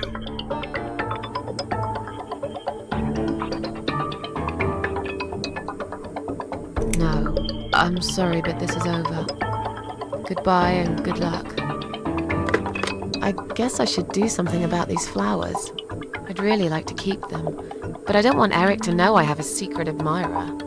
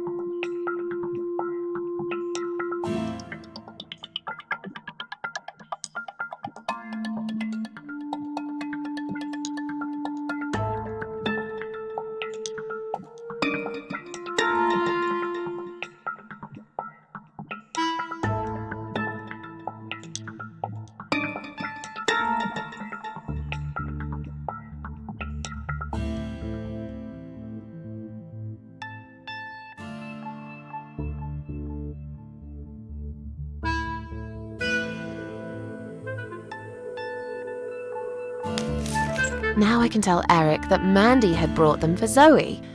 It seems like a pretty innocent lie. I doubt he'll notice anyway.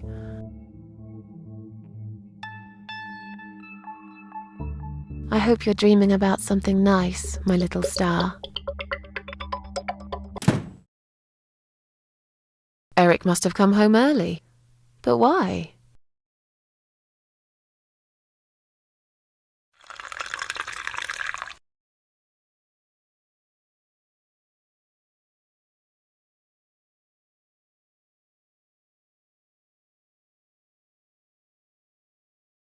You're back early.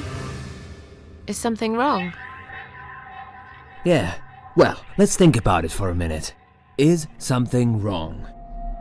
Yes, Susan, there is. Didn't you watch television? Listen to the radio? Didn't talk to anyone today? What happened?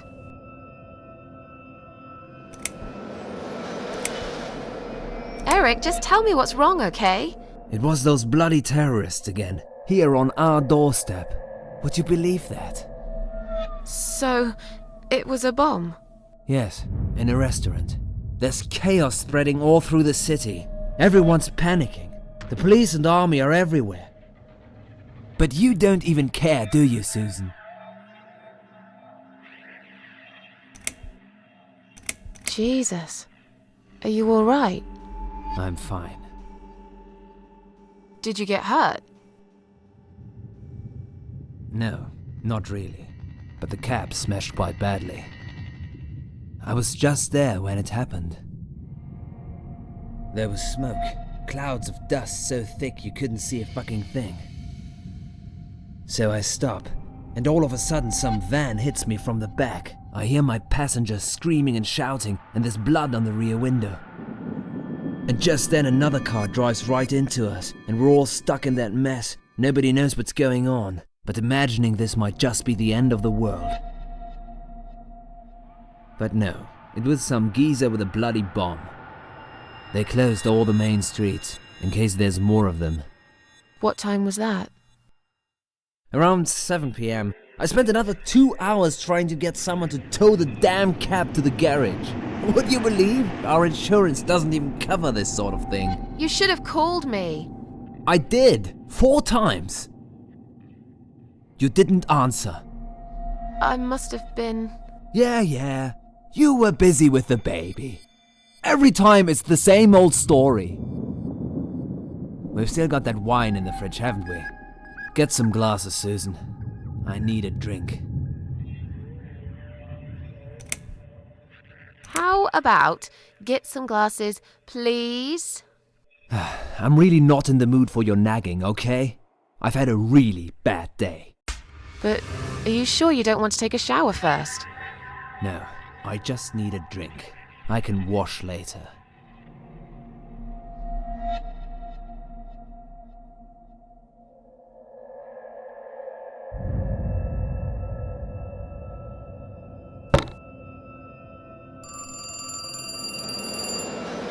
Are you gonna get that? If it's Jerry, tell him I'm not here. I don't want to talk to them tonight.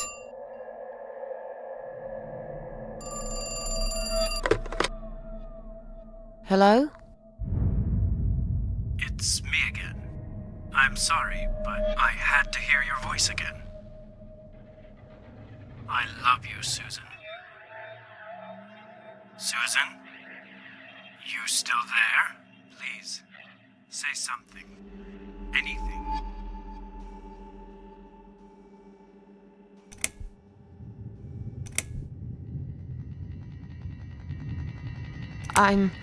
I'm sorry, but he's not home. Excuse me? He's at work, isn't he? He's not home yet, Jerry. Why don't you try again in the morning? He won't be back till late, right? Is that Jerry? I'm not here, just blow him off. Susan, I'm so sorry. Should I hang up? All right. Take care then.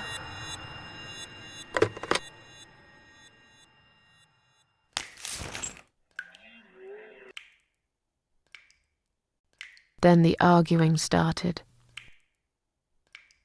It slowly grew into something bigger, something horrible. Stupid remarks and old grudges mixed with alcohol turned into some sick exchange of pointless accusations. It wasn't the first time we argued, but it was the last. Just look at the state of this place. It's a mess! Listen, I know you're with Zoe all day, but it's not like she's still a little baby. She's 6 months already. You'll have to organize your day a bit better and get things done. If other women find time, why can't you?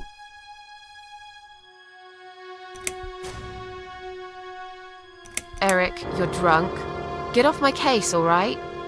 Look, I understand you've had a very bad day, but it's not my fault that the bomb had gone off and your car was damaged. I'd really like you to calm down now. I'm sure we can sort everything out. We always do. Well, that's what you think. Yeah? And what do you think, Eric? What do I think? So it matters all of a sudden what I think. Well, I'll tell you. Sure. I think you're lazy, Susan. You do nothing all day, while I keep working my ass off to provide for this family. I think you're trying to shift the responsibility on me, like you always did. I think you use the baby as an excuse for everything. And I think you're an asshole. How dare you accuse me of such things? It only takes one look at the flat to see it's all true. Let me go. I have to check on Zoe. I left a window open in her room. She might be cold.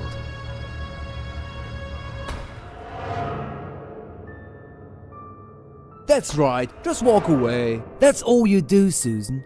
You can never finish anything. If there's one thing I don't want to finish, it's this stupid conversation.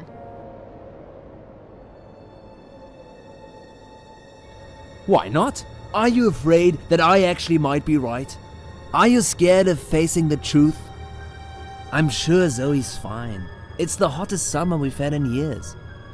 It'll be good for her to have some fresh air in there. Won't you agree? I guess. Fine, never mind. I'm done talking to you. Of course you are. That's what you always do, isn't it? You run out of arguments, you stop talking to me, then you lock yourself in the bathroom and fucking cry. I'm sick of repeating the same old thing over and over again. Then why won't you give me a break, for God's sake? You're acting like I've done something terrible. I don't even know what your problem is. Is there something you're not telling me, Eric? You'd know if you listened to me. But you never listen to me, do you? Not to a single word I've ever said. Right, here we go. It's not you, it's the alcohol speaking. I shouldn't be taking any of this seriously. I know that tomorrow you'll be apologizing to me for it. It was just a couple of glasses and you had some too. I'm not drunk.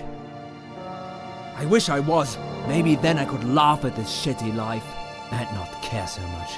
That's a good one. You really care so much, Eric. You should get a medal or something. I thought you said you weren't gonna talk to me no more. You are full of shit, Susan. Full of shit.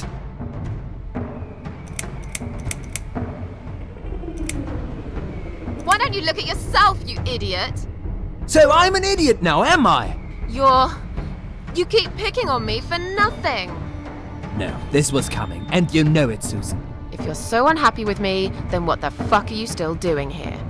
Pack your bags and leave me alone. You're throwing me out. This is my fucking flat! I worked my fucking ass off for 7 years to buy it! I'm not going anywhere!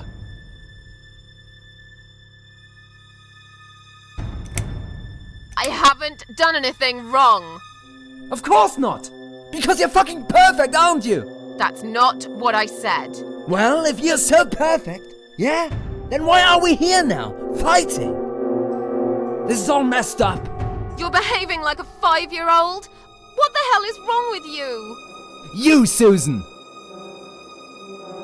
You always knew which strings to pull. To tip me over the fucking edge! Stop it! Stop it, Susan. I've only just started. We should finally say to each other what we really think, right?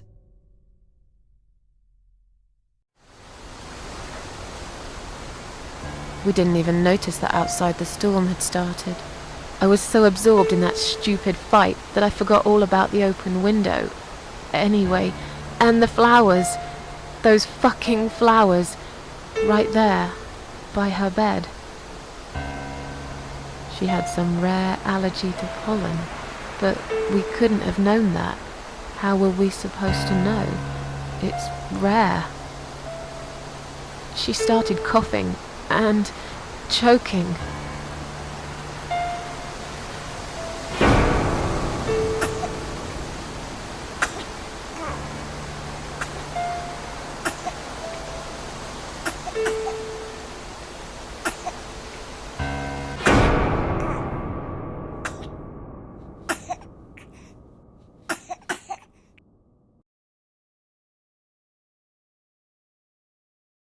The next time we saw her, when we found her, she was...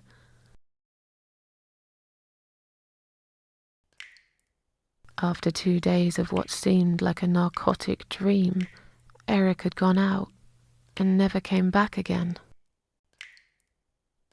They found him nearly a week later. He drank himself dead in the woods. I nearly didn't recognize him when I saw him in the morgue. It really was a hot summer. He looked bad. Miss Ashworth, Thank you for telling me that. Now I understand. I understand why you're so sad all the time.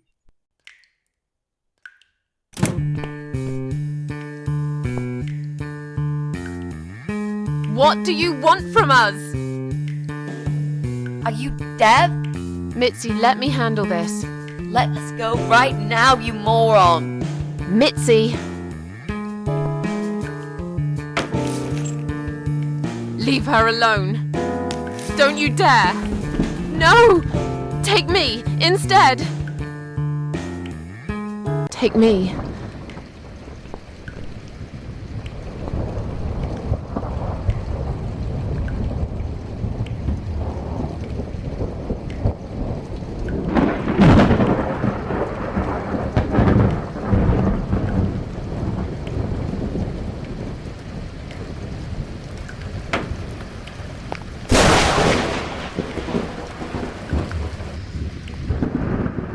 if you hurt my friend, I will.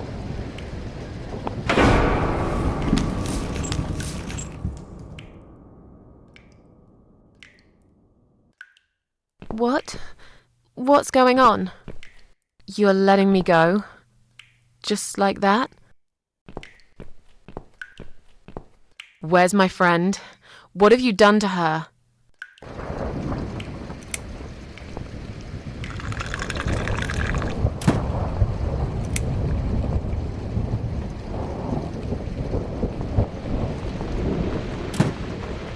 I should make a coffee first.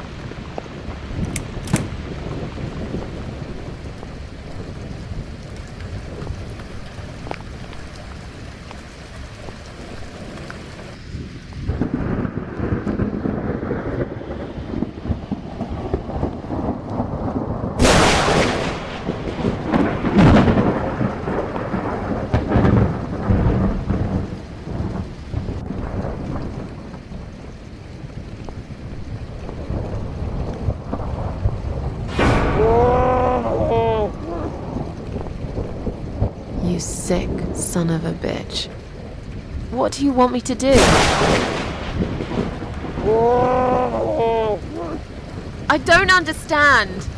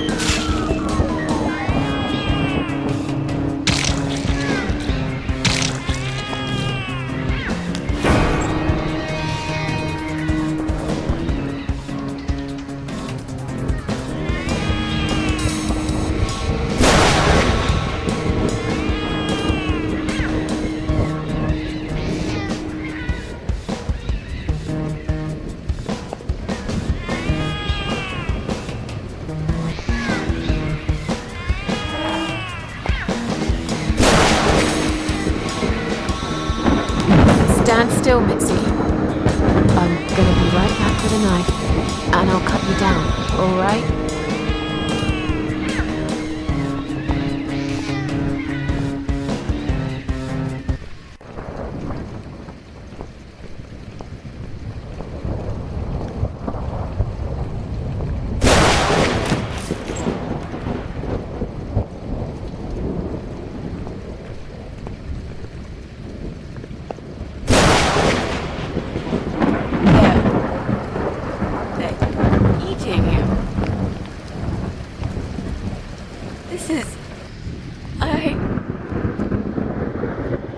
Don't look, Mitzi.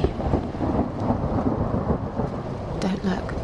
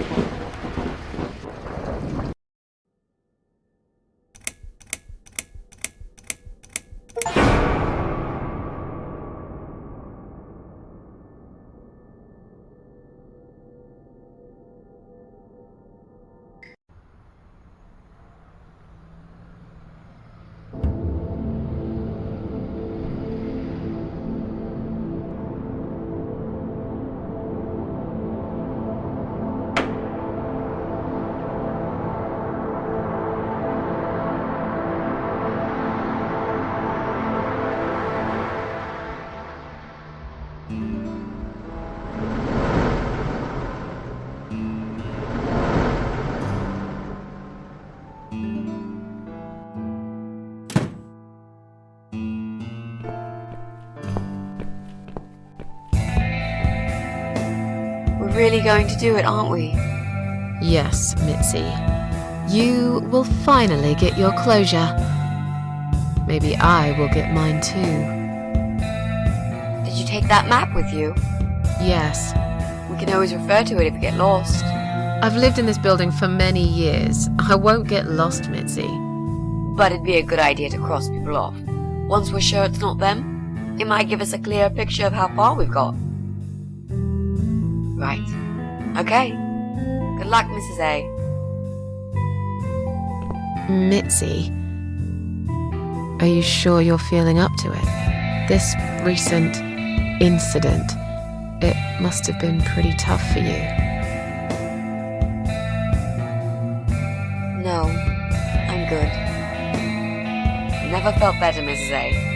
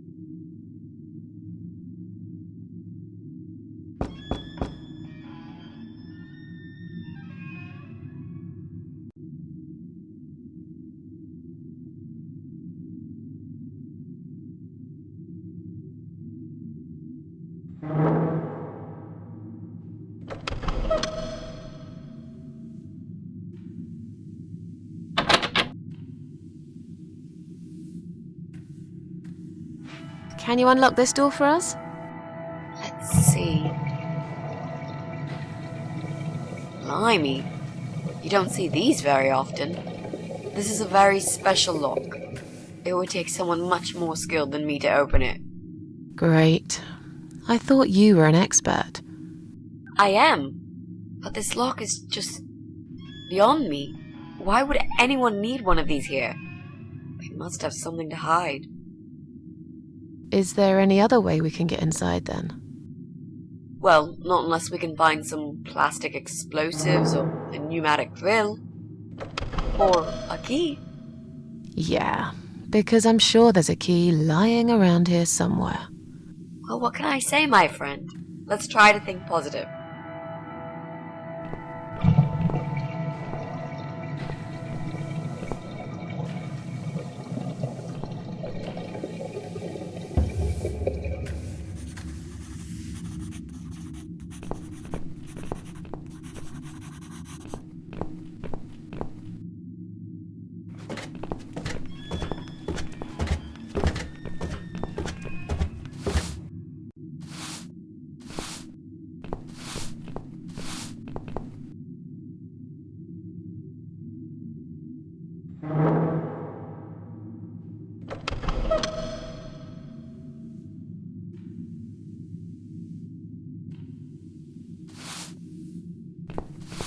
Hello. You live on the first floor, am I right? Yes, that's correct. Flat 2. And you're Susan Ashworth, I presume. I've been meaning to talk to you, actually. Really? Is something wrong? Well, it's those cats. I understand you're trying to do a good thing, but it's become unbearable lately. This can't be sanitary for people living here. And I'm sure it's not allowed by the council either. Are the cats bothering you? Yes, they are, actually. They usually stay outside anyway. I bet you hardly ever see them. I see them all the time, actually. Ever since the Morrisons from Flat 1 moved out last month, your cats seem to reside permanently on my floor. And that sofa, my God! They're always gathered round it like it's their shrine. It was Morrison's responsibility to dispose of it, but they just left it there. And a whole load of other rubbish, too. Okay, that's not my fault really, is it? But you encourage cats to come here. You feed them. Everyone knows that. Every time I take William for a walk, he gets upset and tries to chase them away.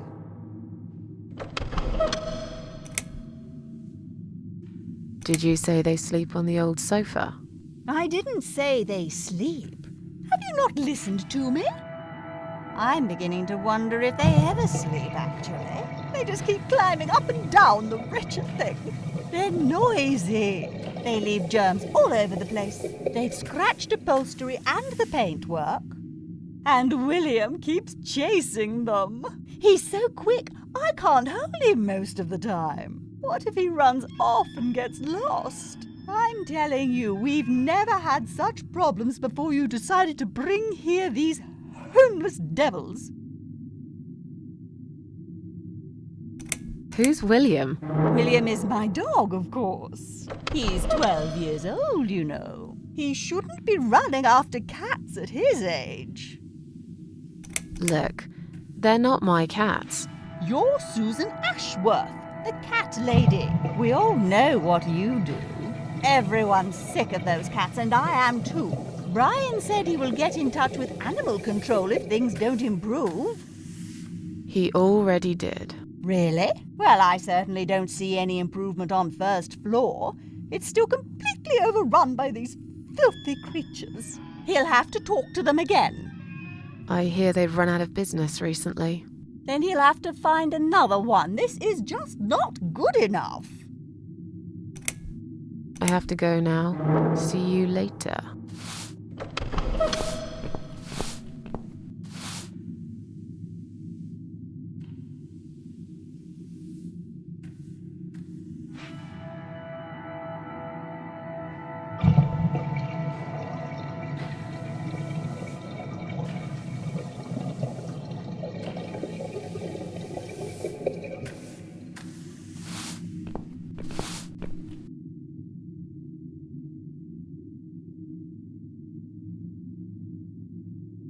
Maybe one day you will forgive flowers, Mrs. A. Maybe. Or maybe not.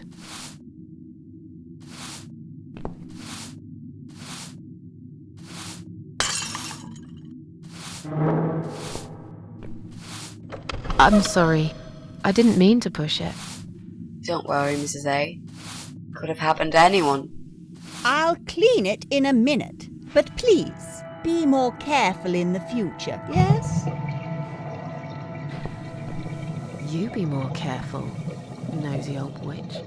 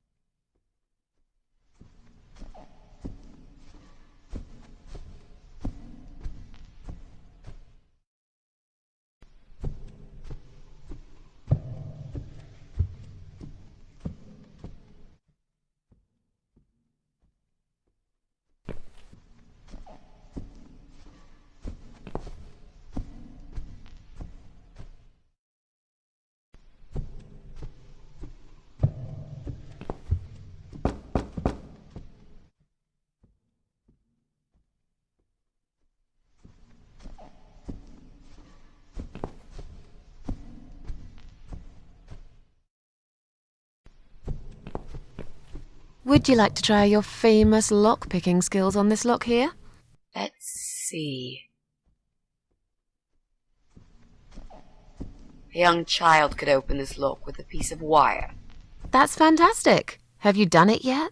No, I can't work when you're looking over my shoulder. Do you mind? No, sure. I'll just walk away for a minute and stare at the wall if that's what it takes to get this done. Thanks.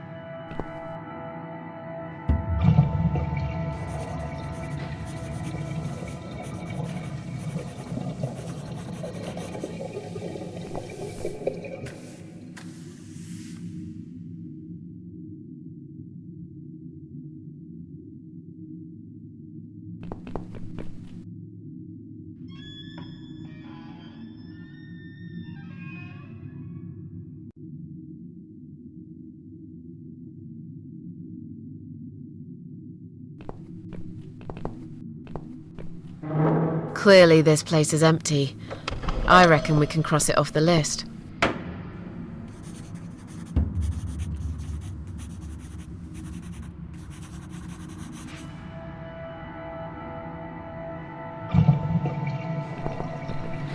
Mrs. A, what does depression feel like? Well, it feels like all I want is to die, but I have to live. That's funny. Most of the time I feel like I want to live, but I have to die.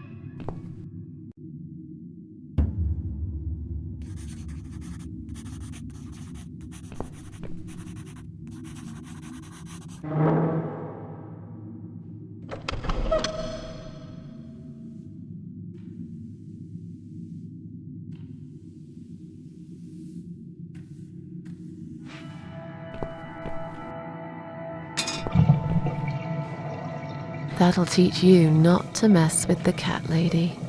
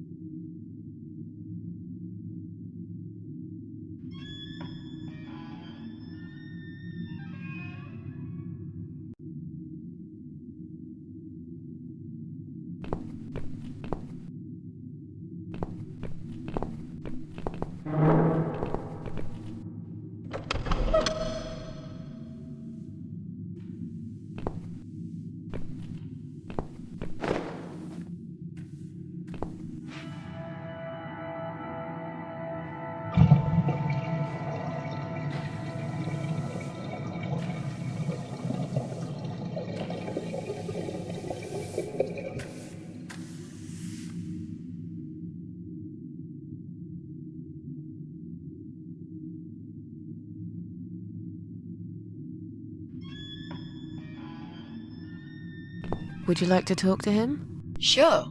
I'll pretend I'm doing one of those customer surveys. Old people usually have time to answer lots of stupid questions. They just want some attention, Mitzi.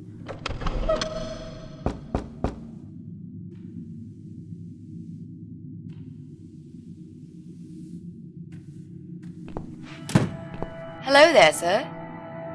If you could spare us just a few minutes of your time, we'd like to ask some questions about your internet service provider. I'm not interested. I don't have any money. Go bother someone else. Oh. But we're not trying to sell anything. It's just a little survey. What? Wait a second. I can't hear what you're saying, sweetie. Let me get my hearing aid. Do you think he'll be back with a shotgun? Don't be silly. This isn't America. I thought I heard someone. What did you want?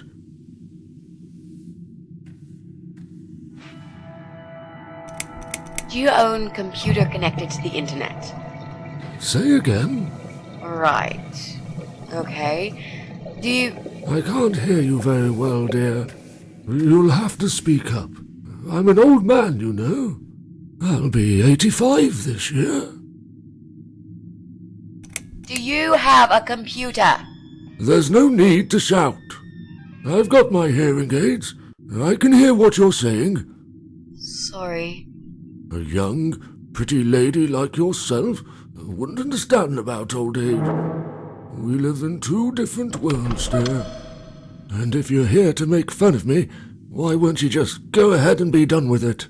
No, with all respect, I just wanted to ask if you by any chance own a computer. Pardon? A computer! Wait a second, dear. I think I need to change the batteries in my hearing aid.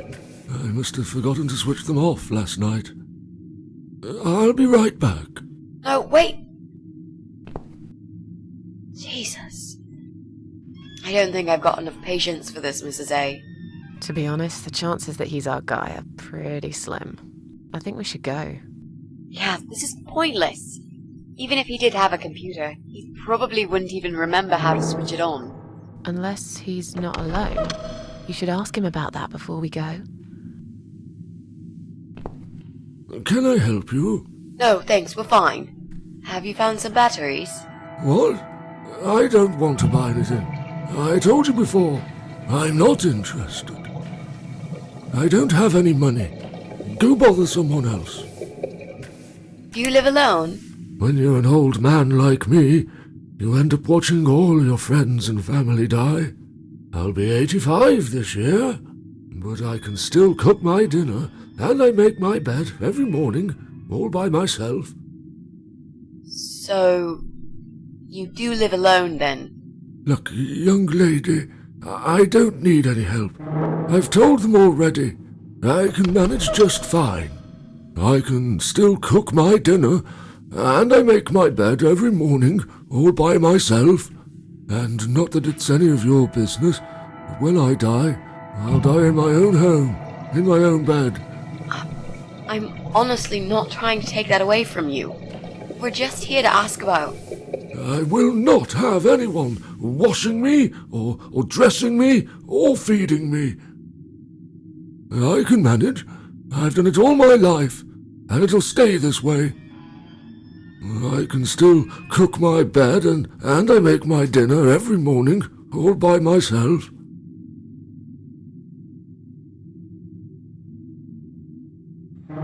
Sorry to have bothered you, sir. We'll go now. I'll see you later, ladies. Next time I'll do the talking, yeah? He's tough. Wouldn't answer a single question. But he can't possibly be an internet whiz. Yep, he's just a lonely old man. Let's cross him off the list.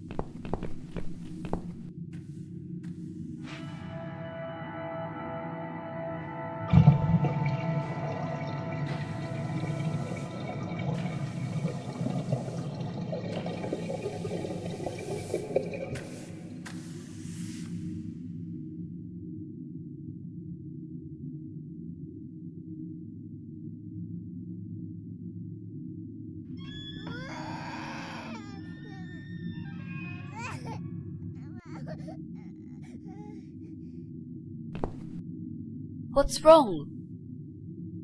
I really don't feel that comfortable around babies, you know? Yeah, I can imagine. I talked to her, but I'm not quite sure how to approach this. I'm hardly an expert on babies myself. If only we had some good reason to talk to this woman. What do you mean? Something like... I don't know. Something to talk about. We can't just knock on her door and talk about the weather. Let's go somewhere else then. We can always come back here later. All right.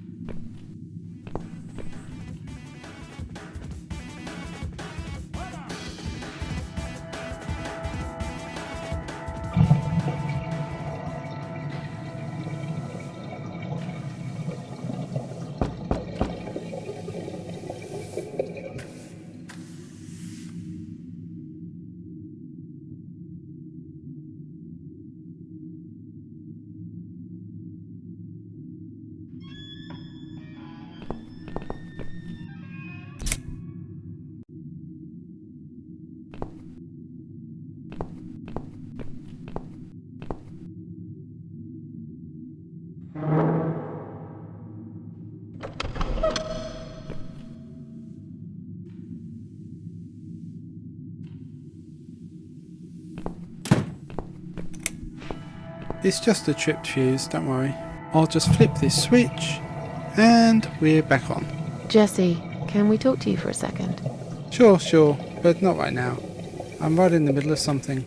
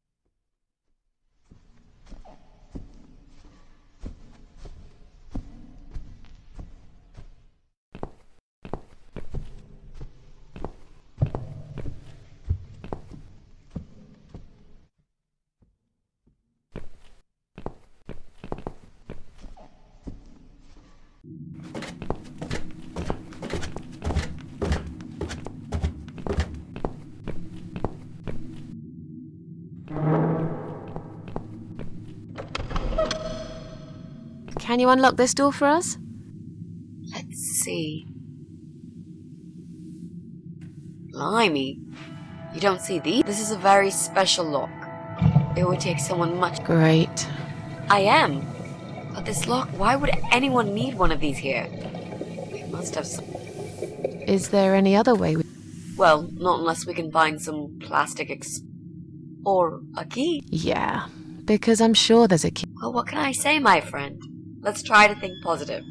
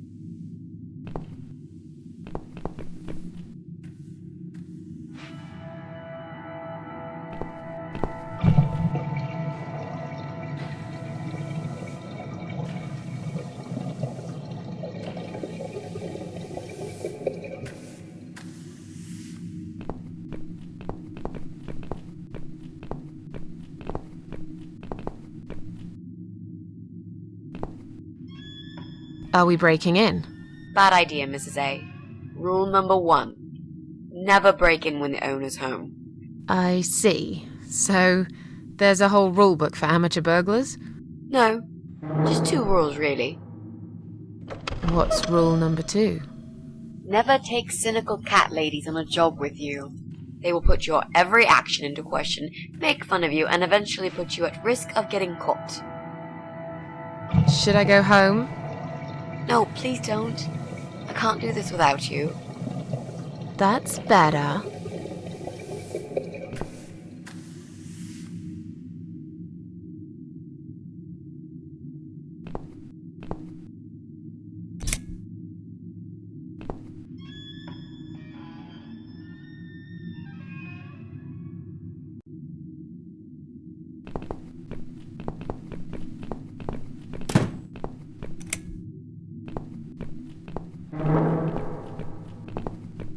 Damn fuse, just keeps tripping. It's like we're living in the Stone Age here. Jesse, can we talk to you, please? Later, mate. later. I'm really, really busy right now.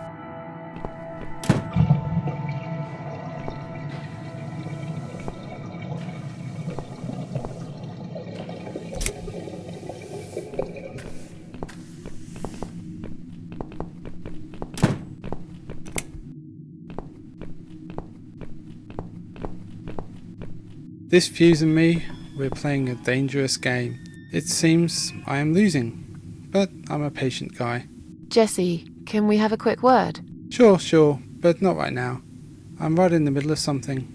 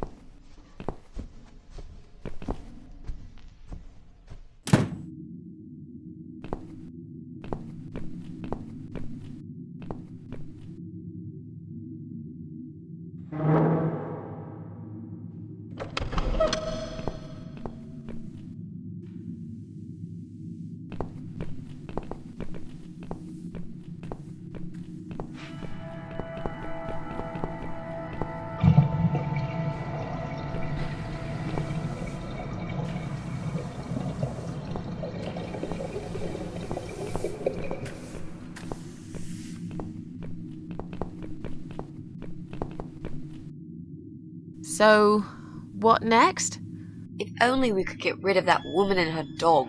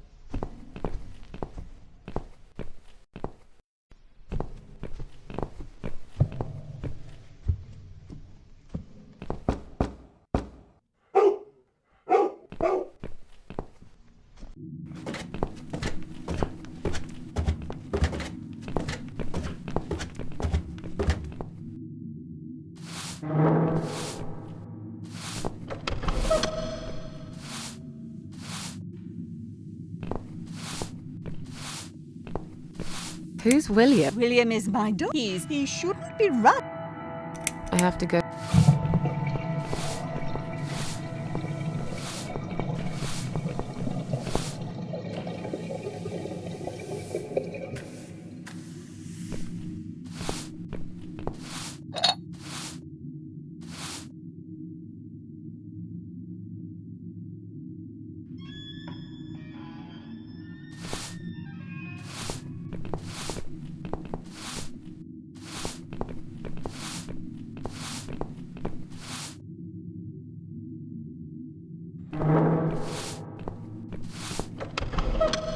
So, what next? If only we could get rid of that woman and her dog.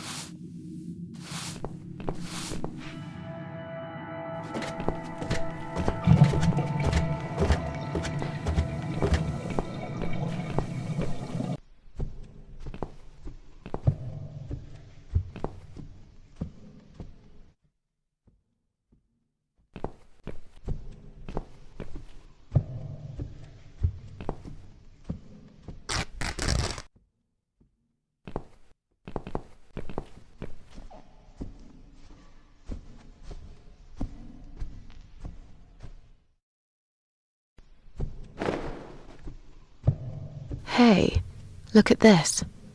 Valerian root extract. Cats love it.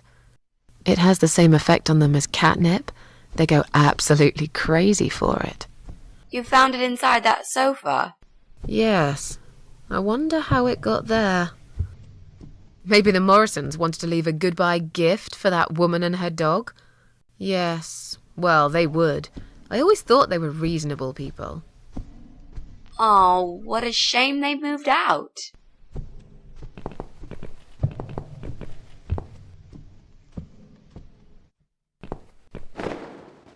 Come on, guys. The party moved over here.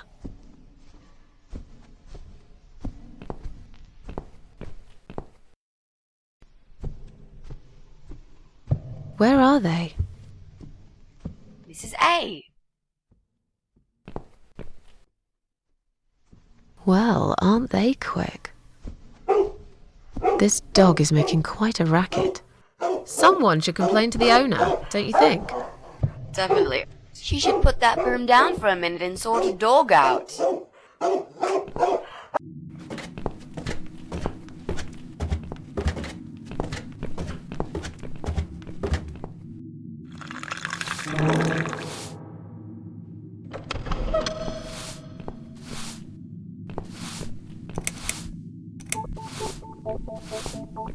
Your dog is making horrible noise.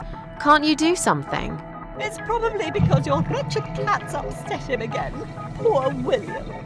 I'd better check on him.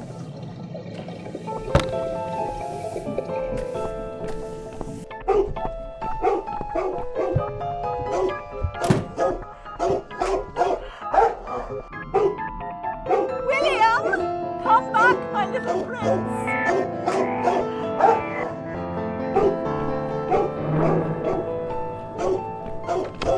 Are you sure the cat'll be alright? Please. These cats can easily outrun some old mutt.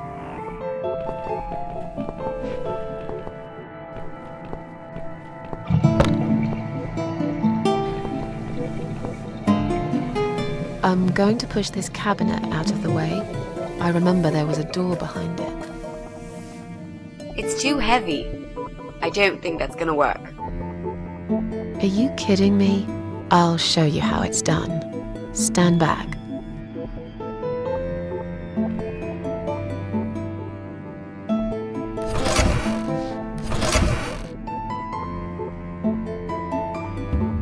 There. The door everyone's forgotten about. Wow. You're stronger than you look, Mrs. A.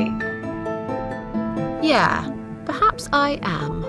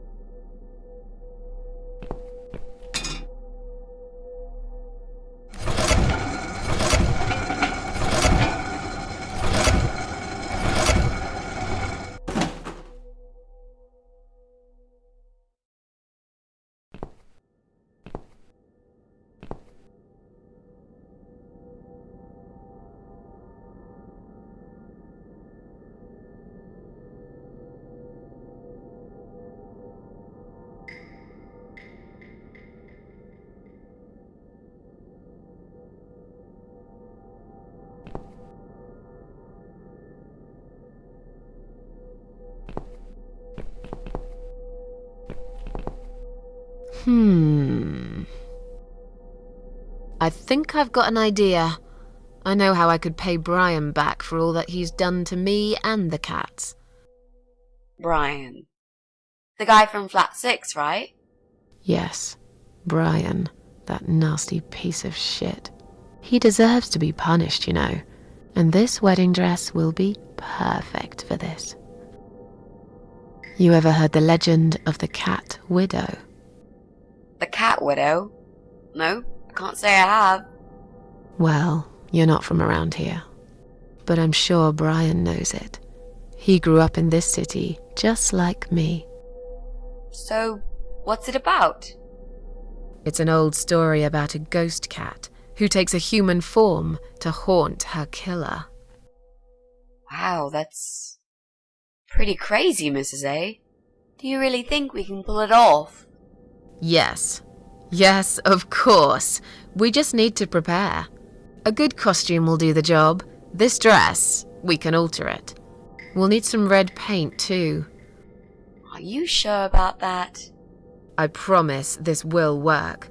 And it will give us a chance to check his computer. If he's got one. Okay, so what do we need? Well, basically, we need 3 things.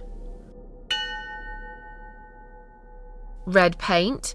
There's a tin here. We could use that. The dress will make a great costume. We just need it in black. Also, it should look damaged. That's important. Cat Widow is a ghost after all. I'll need some scissors for that. We need some kind of mask. I don't want him to recognize me, obviously.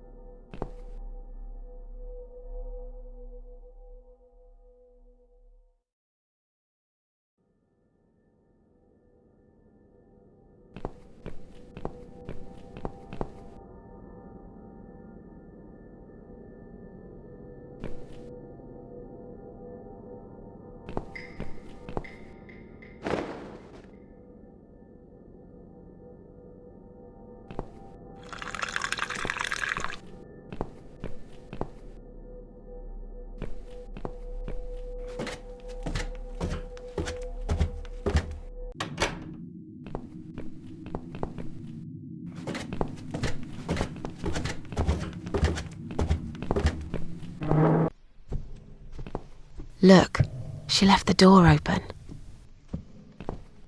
Do you want to check her flat? I'll stay here and keep watch. Good idea. I'll be as quick as I can.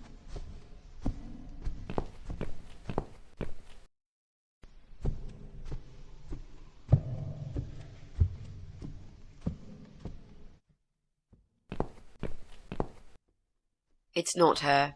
I didn't find anything. No computers, no laptops, no telephone line. Okay, I'm not really surprised, are you?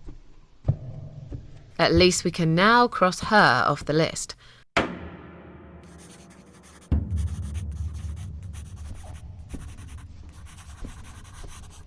Let's go.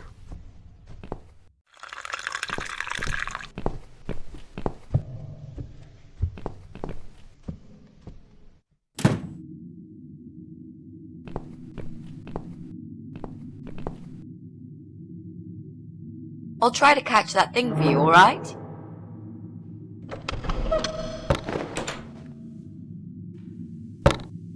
It's a statue of a cat. How nice. So there's another wacko obsessed with cats in this house? Lovely.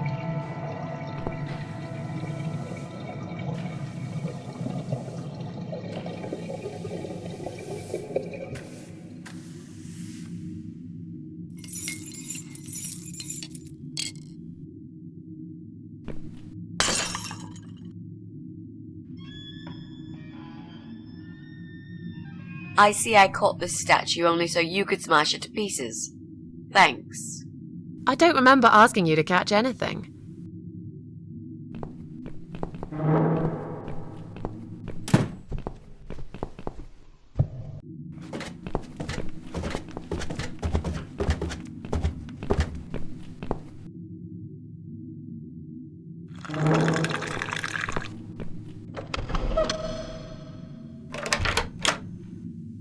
Do you want to go in first?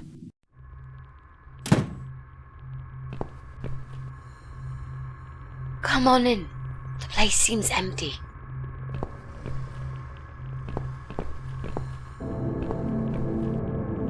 Watch out, Mrs. A. There's a massive hole in the floor. Just step around it. I'm not blind. Besides, I know it's there. We saw it from the floor below. Let's have a look around. There's got to be a computer here somewhere. I really don't like this place. Yeah. It's rather creepy.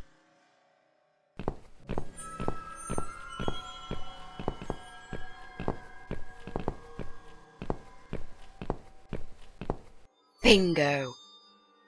We found what we were looking for. This laptop could be it, you know. Maybe Joe is our guy after all. No. It's a disaster. The power lead is missing. It won't switch on. Right, what a shame. Can we go now, please? I think I've seen enough. I don't need any more trouble. No, it's okay. I've got an idea. It seems it's a similar model to mine. I'll just go back to the flat and bring my power lead. I don't know. You sure this is gonna work? I think so. At least we'll give it a shot. Just stay here and I'll be back in a second.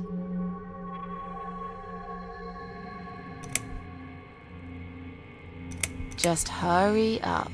Yep. I'll just grab the power lead and run right back. It's just across the hall. I'll be back before you know it. I will count to 100. If you're not back, I'm out of here. I'll be back before you get to 75. Don't worry.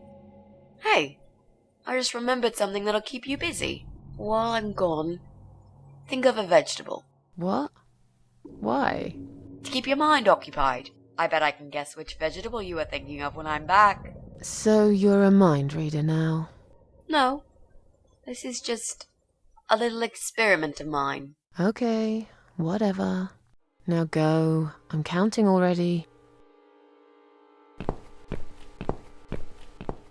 Why do I always end up in places like this?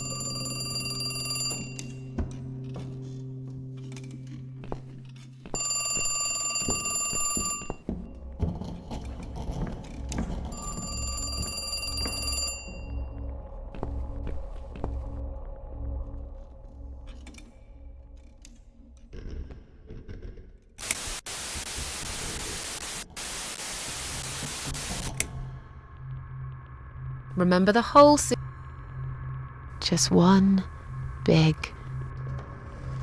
That damn hole. Nearly forgot about it this time.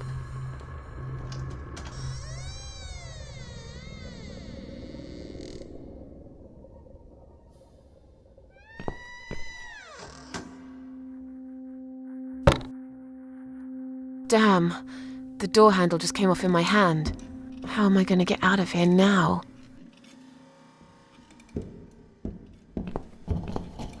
Mitzi? Mitzi, are you there? Shit.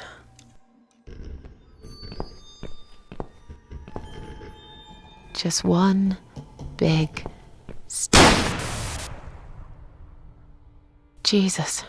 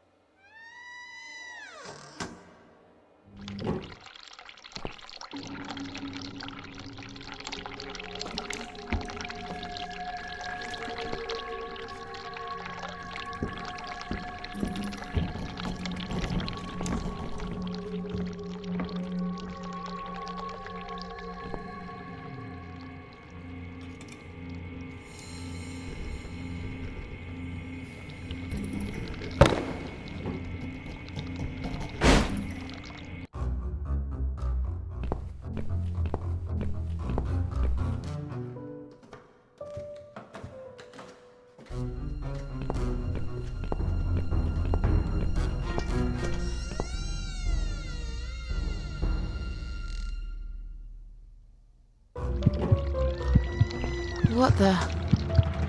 I've got to get out of here.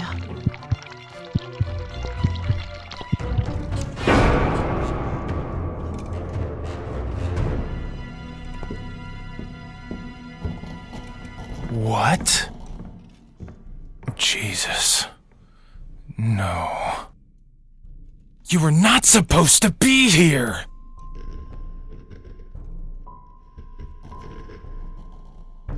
Why did you have to ruin everything? What have you done, you stupid, evil bitch? Who are you?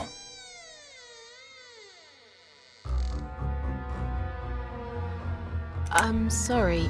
The door was open. I thought you moved out. You took her away, didn't you? What has she ever done to you? What? Look, sir, you are wrong. I just came here to find my cat. It's gone missing. Yeah, I see. That stupid cat. I've been looking for it too. The little bastard took off with my key. I'm gonna rip him to pieces.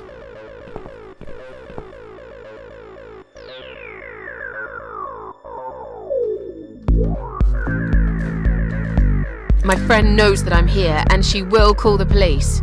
And I've got a gun. I can shoot you right there in your heart. It's not worth it, Joe. I've done you no harm. Of course you haven't got a heart. Isn't that right? I have no idea what you're talking about. I'll just leave. Very slowly. I won't cause you any trouble at all, okay?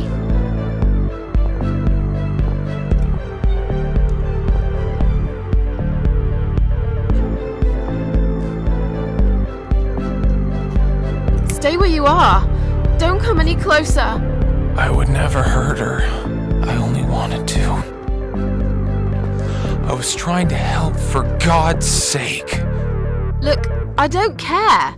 I just want you to let me go. Get back here right now and give me that blasted key!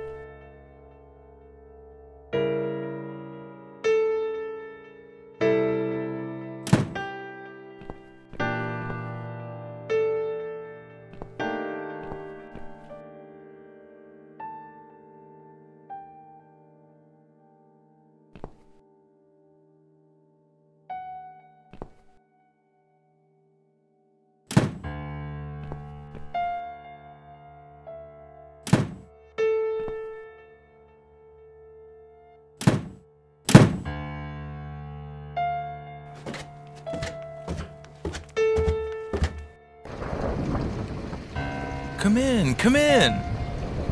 There's no need to be afraid. I don't buy it. Come in already. I might need your help with something.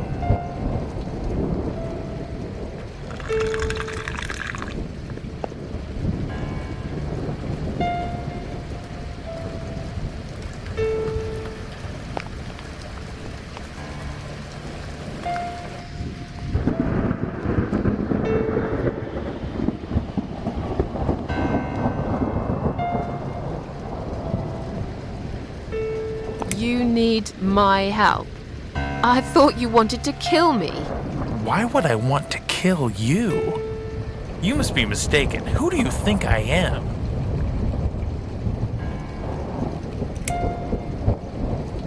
A self-obsessed, schizophrenic wife killer. What?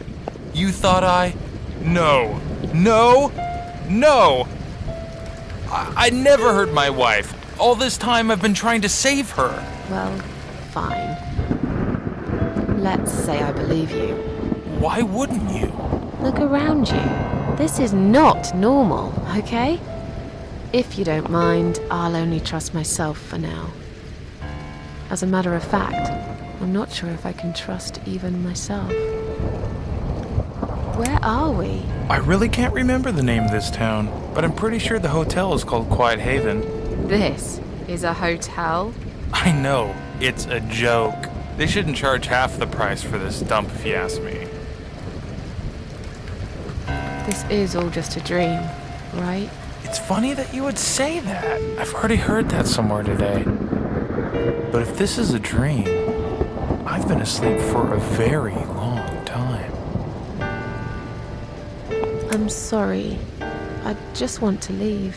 Yes, I understand. I wouldn't stay here myself if it was my decision to make.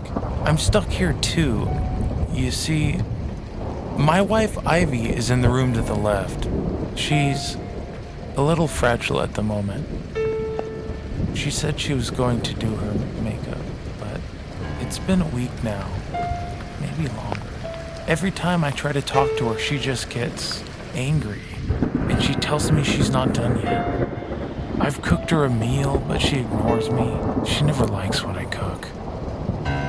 But what's that got to do with me? If you talk to her, I'll show you the way out, I promise. Just go in there and tell her she looks fine. She's always so careful about looking perfect. Okay. I'll see what I can do. So, your wife's been in that room for a week? Now that you bring this up, I think it might have been a month. That's a very long time to stay in one place. She wants to look great. I guess it takes time, but we really have to go now. I think there's a big storm coming. I feel it in my bones. Goodbye, Joe.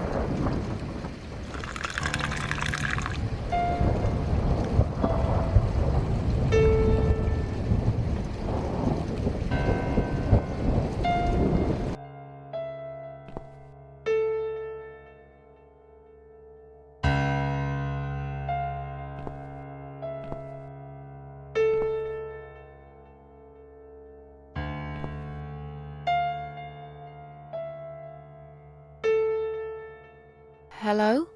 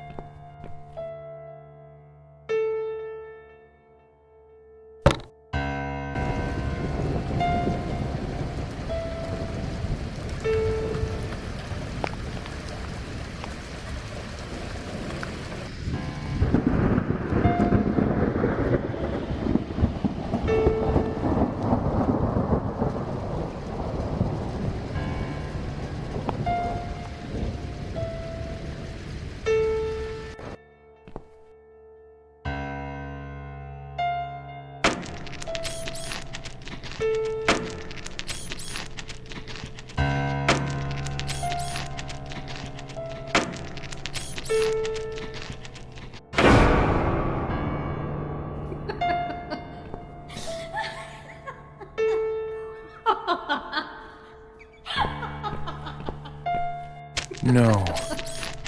No! No! No! This isn't Ivy! This isn't my wife. It's the monster. It followed me here. It always follows me. No matter what I do. Look, I'm sorry. You must kill it. What? Why me? You still got that power lead, haven't you? The one you stole from me? How do you even know about it? You must use it to kill her. To strangle her. You're out of your mind. Do it. Strangle the goddamn creature so it never follows me again, or I'll shoot you right here, right now!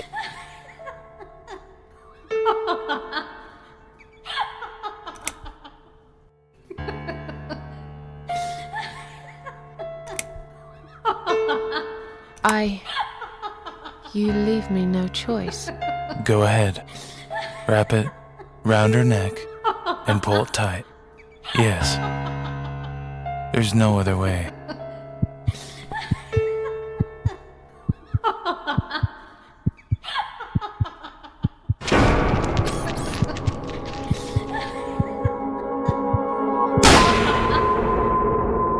Stop it!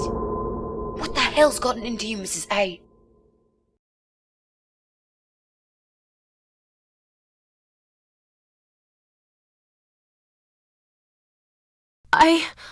I don't know. Did you just try to strangle me? No. Oh, God, no. I would never do that, Mitzi. I guess I must have panicked. I thought you were someone else. Look, I was gone for less than 1 minute. Really? Somehow it felt longer than that. At least you found the laptop cable. That's good news because I don't think mine will be any good. Let's see what's on this hard drive, shall we? Well, that was a waste of time. Never mind. At least now we're sure it's not him. Let's just go. I don't want to spend another minute in this place. Hey, did you think of a vegetable? What? I'd asked you to think of a vegetable while I was gone. So? Did you? Yeah, sure. Great. Now don't tell me. Was it carrot? No. Sorry. Oh, that's odd. Are you sure? Yes, I thought about celery. Now let's go. Joe can come back any minute, and you don't want to meet him. He is not a nice guy.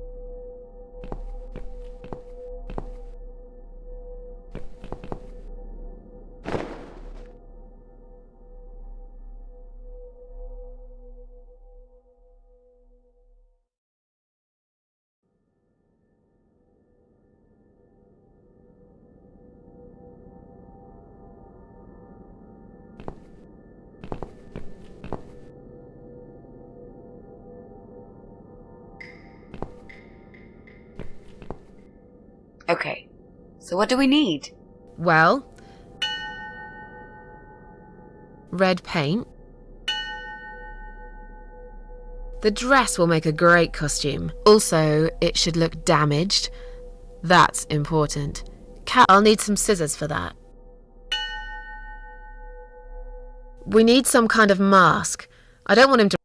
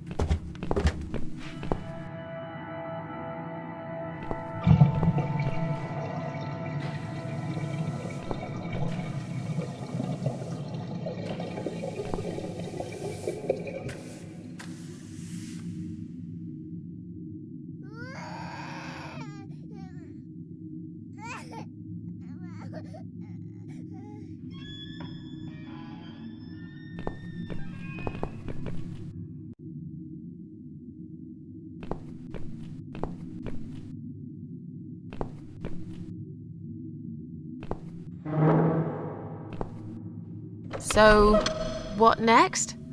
Maybe we can find some clues in the mail? There's a mailbox in the hall.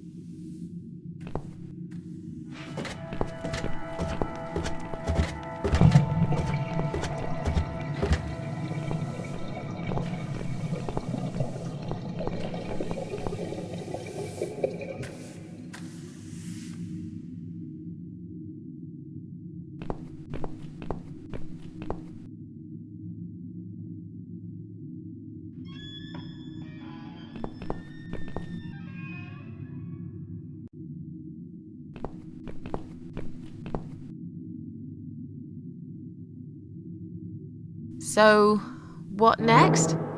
Maybe we can find some clues in the mail?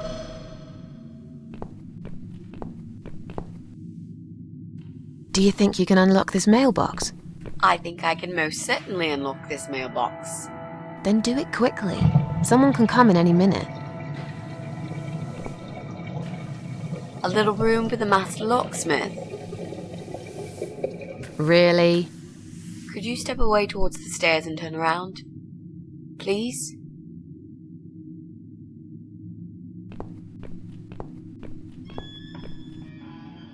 Master criminal, if anything.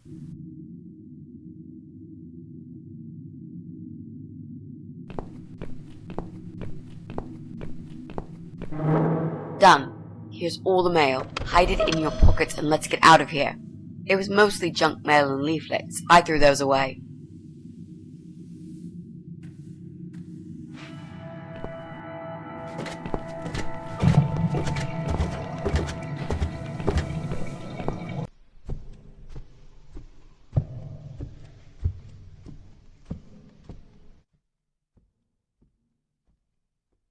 Well, well.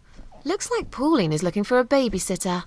This letter says she's supposed to interview an agency nanny later today. Great. I could be a nanny. It's certainly worth a try, but I should warn you, I don't want to have anything to do with that baby. You're gonna have to handle this on your own. Sure, I understand. Leave it to me, Mrs. A.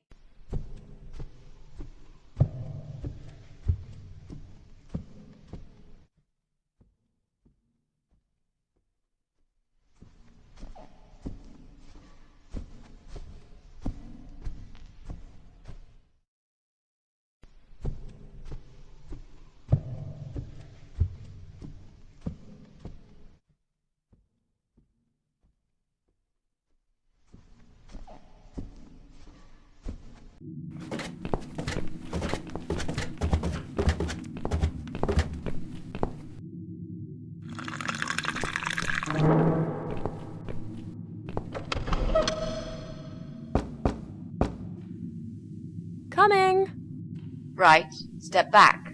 I'll handle this.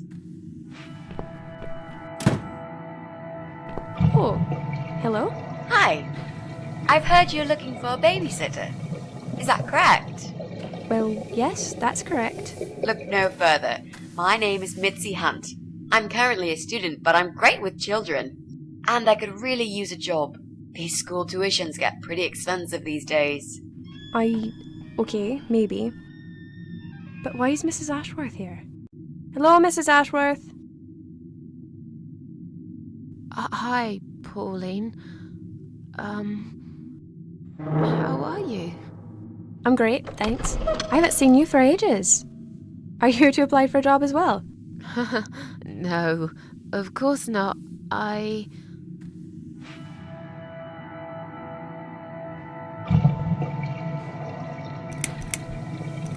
Oh, I'm Mrs. Ashworth's lodger. She kindly offered me a room and we've been living together for the last couple of weeks. I mentioned to her I was looking for a job. My parents pay for the room and school fees, but I could do with some extra spending money. So, anyway, I'm starting this course on child psychology next semester, and I thought it would be useful to get some hands-on experience with little children.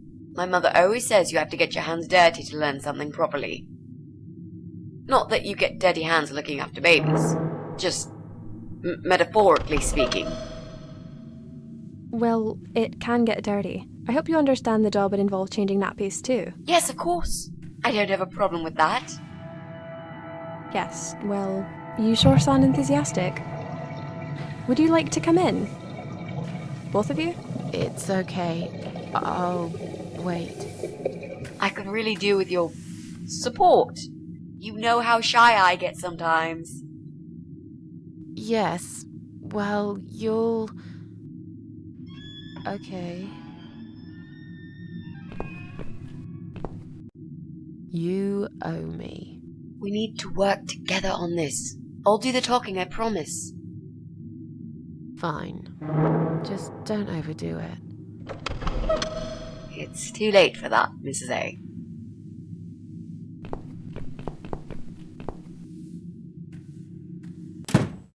What a nice flat!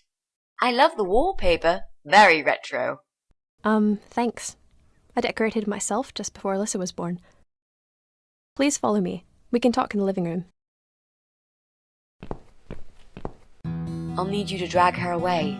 How the hell am I supposed to do that? I don't know. I'm sure you can think of something. Why don't you think of something? I told you I don't do babies. I feel so uncomfortable here. I gladly blend with this cheesy wallpaper that you like so much and disappear. I know. So do I.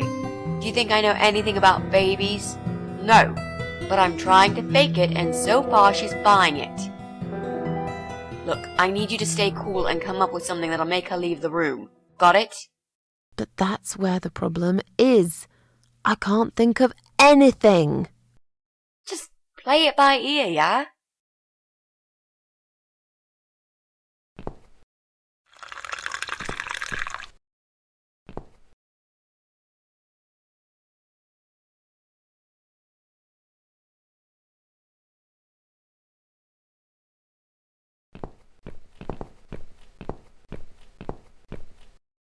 I should let you know from the start that looking after a toddler is not an easy task. They're just beginning to crawl, they're very curious, and sometimes they can cry for no apparent reason. And my Alyssa, well, she is a very noisy child. Do you have any previous experience with children? Yes, I used to babysit my neighbour's kids. Excellent. I know we all have to start somewhere, but it helps if you at least know the basics. I'd like to get back to work soon, you see, just part-time for now. That's why I need someone to stay with her. I'm not going to find it easy to be apart from Alyssa, but my career has always been important to me as well. They won't wait for me forever. If I don't do this now, they'll just replace me.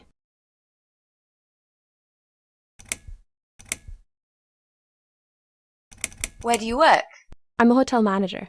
It's a very competitive industry, but I've always loved it. I miss it a lot. There just isn't enough support for working parents. Tell me about it. If I don't get back to work in 2 weeks' time, they will cut my maternity pay in half. So I haven't really got a choice. It's either this or Alyssa and me will face the life in poverty.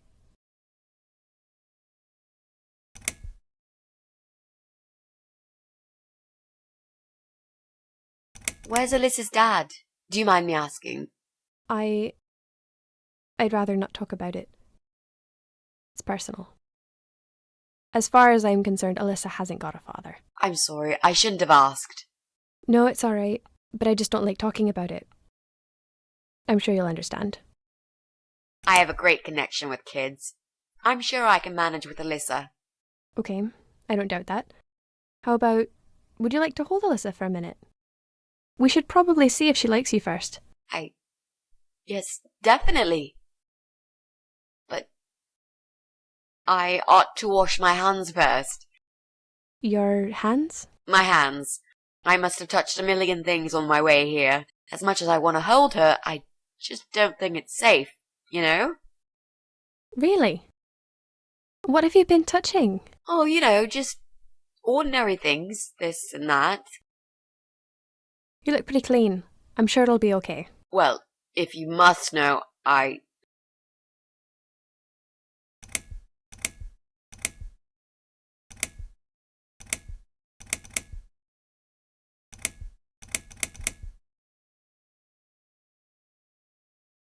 stroked a filthy-looking dog.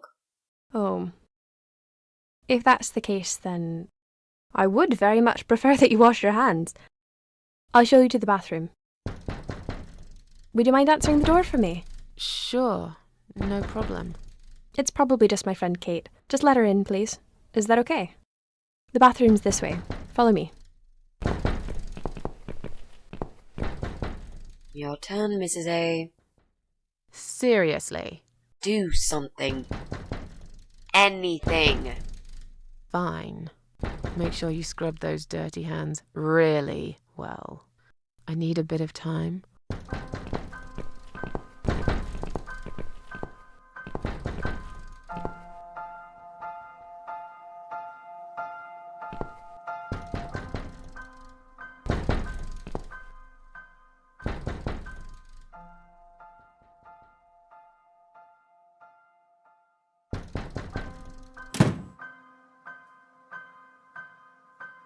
Hello? Hello? Are you Kate? I've been sent by the agency. My name is Rita Tickle. May I come in, please? Agency? What agency? The Happy Nanny Babysitters Agency, of course. We bring fun and professionalism into childminding at a discount price. May I come in, please? Wait, just hang on a second. I believe we have an appointment. It was confirmed by post. Didn't you get a letter? Hang on, I said.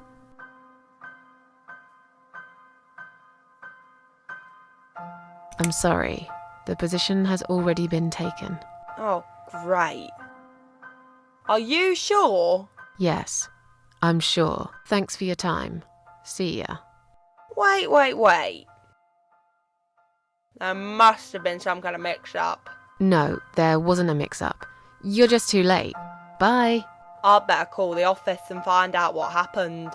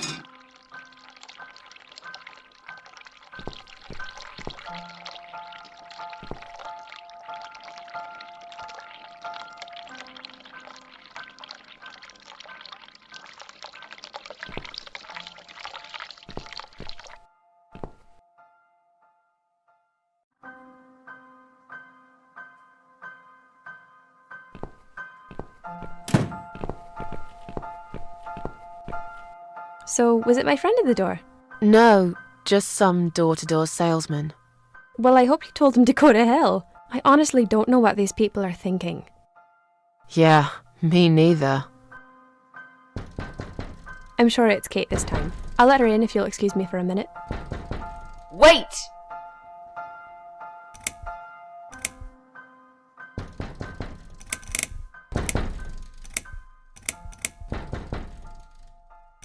I think I've got something in my eye. Right. I can't touch my eye. I'll need some help to get it out. You'll be fine. Just go back to the bathroom and use one of my cotton buds. Don't be such a baby, Mitzi. I think I forgot to turn the tap off in the bathroom. Oh, that's okay. Don't worry. Would you mind going back to the bathroom and turning it off while I answer the door? My hands still aren't clean enough. I should wash them again. Really? But you washed them for about 10 minutes. I'm sorry. I'm really peculiar when it comes to hand hygiene. It's a little excessive, but I guess it's none of my business. You know where the bathroom is now. Do you want to go and wash hands again while I answer the door? I'm feeling really sick all of a sudden. Oh. Do you think you're actually going to throw up? Yes, definitely. Oh, yes. Quickly go back to the bathroom. I don't mean to be rude, but this is a very expensive carpet. Will you come with me? Please. What if I faint? I'm scared. Everything's just spinning around. Can Mrs. Ashworth go with you for a change? It's okay. I'll answer the door and let your friend in, yeah? Well... fine. I'll put Alyssa in her bed for a minute and I'll come with you. It's that dirty dog you're attaching, isn't it? Oh, poor thing.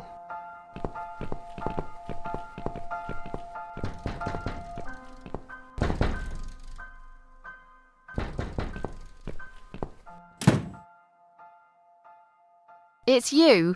Again? Hello. Is this flat number 8? My name is Rita Tickle, from the Happy Nanny Agency. May I come in, please?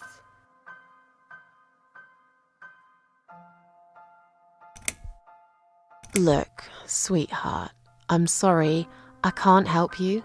You are looking for a nanny, yeah? No, not anymore. I have 10 years experience and training in child discipline techniques and behavioural psychology.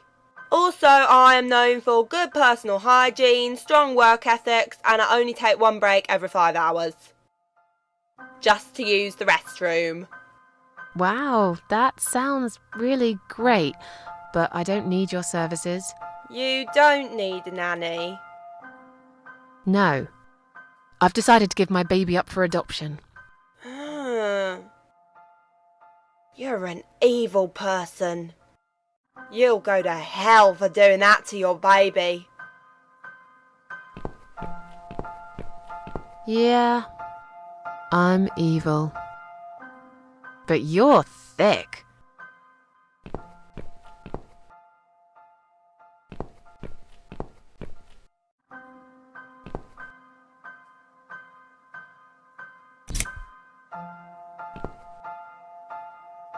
These scissors seem sharp enough. Let's create some diversion. I hope this is what Mitzi had in mind.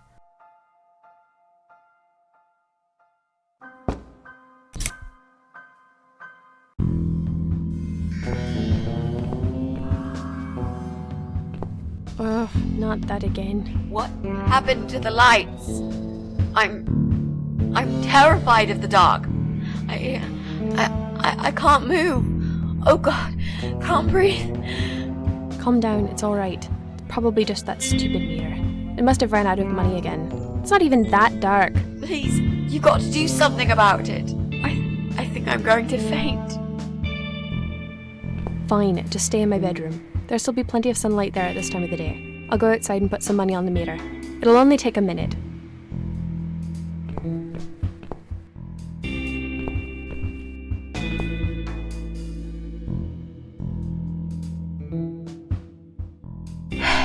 Right. Let's do it. Is that you, Mrs. Ashworth? What happened? No idea. Maybe it's a blackout, like in the old days. It's probably just the meter. Let me see.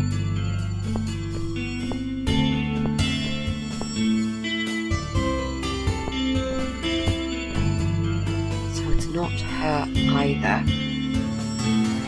What a waste of time. It's time to leave. This interview is over.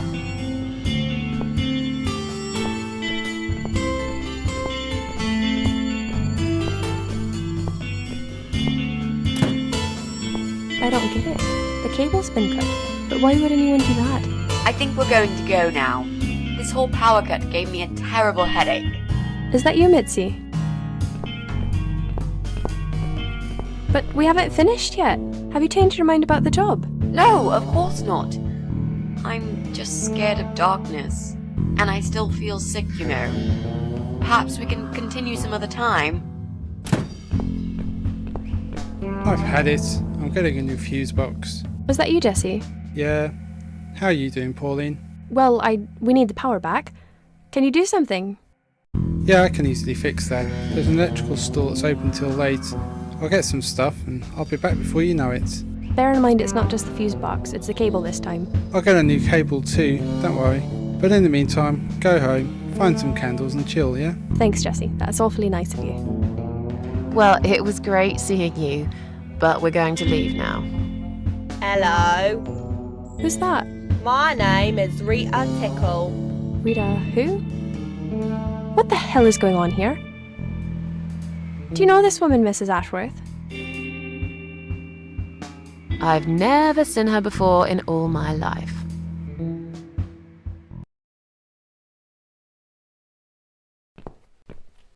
Now she'll think we are absolutely crazy. I wouldn't worry too much. You're not exactly the most popular neighbor in the house, anyway. Thanks. What? You don't actually care what those idiots think, do you? No, of course not. It's just that Pauline seems all right. I'm not too proud of causing her all this trouble. It'll get fixed soon. Look, Jesse's gone out. We can now get inside flat 7 and see what he's been up to. Okay, yeah, that sounds good. We can also cross Pauline off the list. I've searched through her internet history, and needless to say, there's nothing exciting there.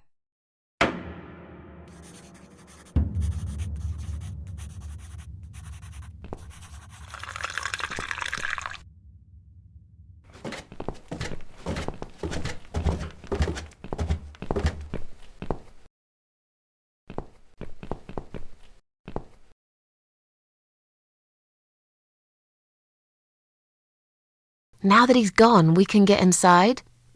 Yes, let's do that. I'll close my eyes and you pick that lock, Mitzi. Okay, but no peeking. I'd never. You've really hurt my feelings now. Yeah. Now close them.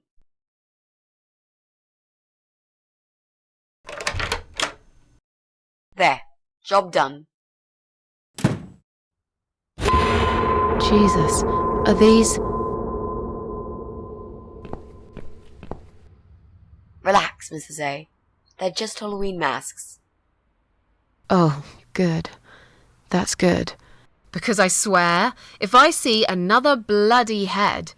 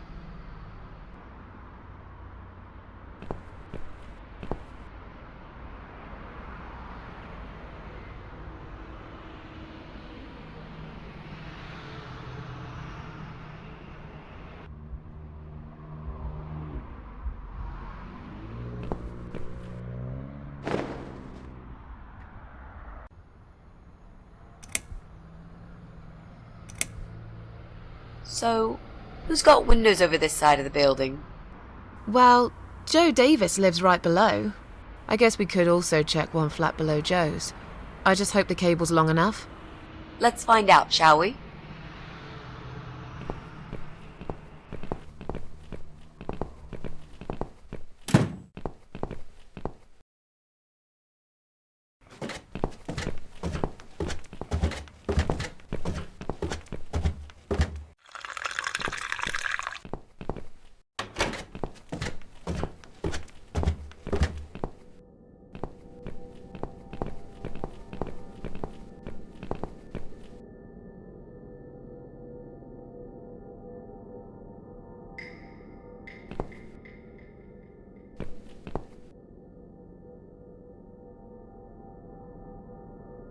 We need to make some adjustments.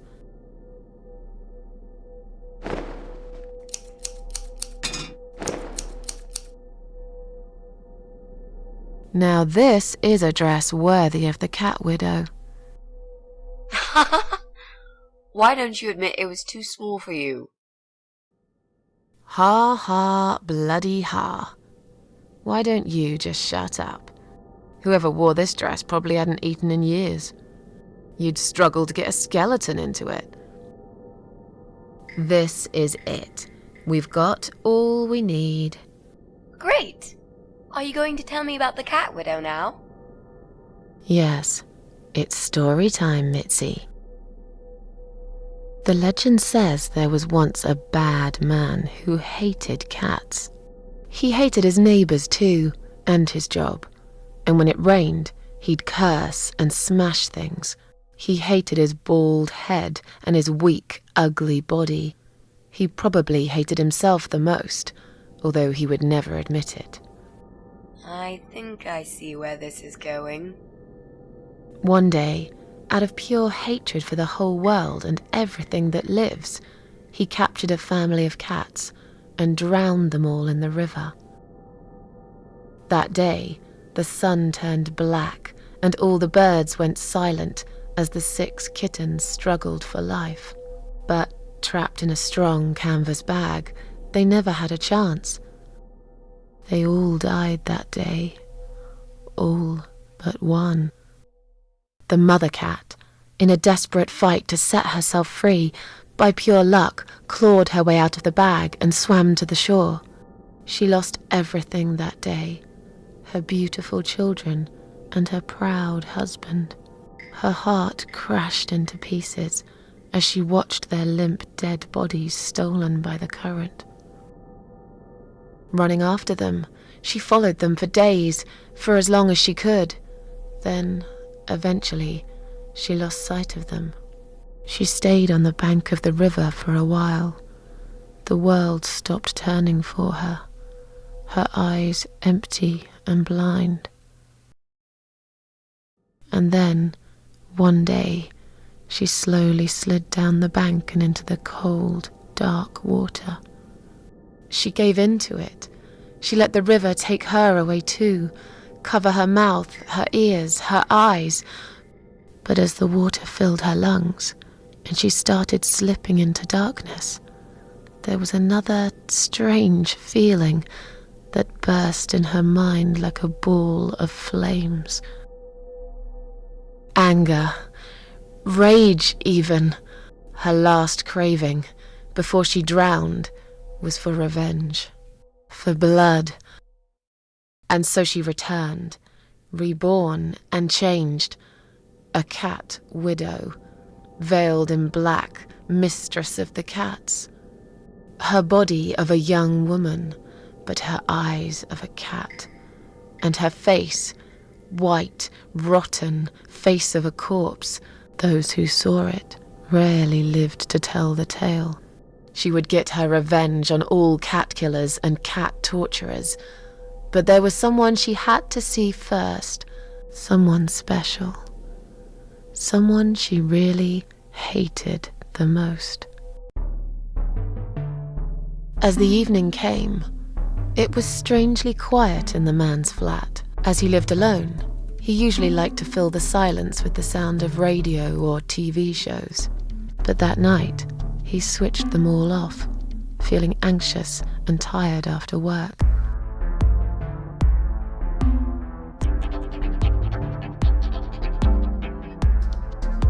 He tried to sleep, but couldn't.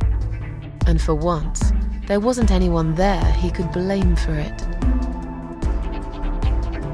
As he stared through the window, he kept thinking about how much he hated that view. He liked it once, a long time ago, when his wife was still there and they were happy together. Suddenly, he heard knocking on the door.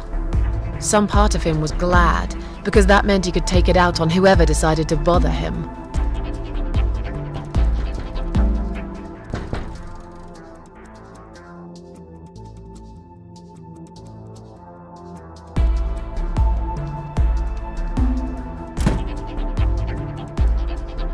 There was nobody there. He almost felt disappointed, but before he turned to walk away, he suddenly noticed something down the hall.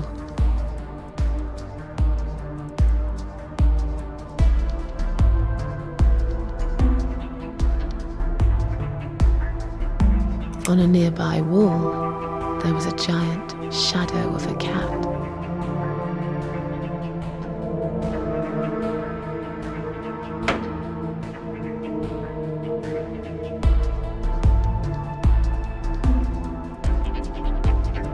He stopped again. He couldn't believe his eyes.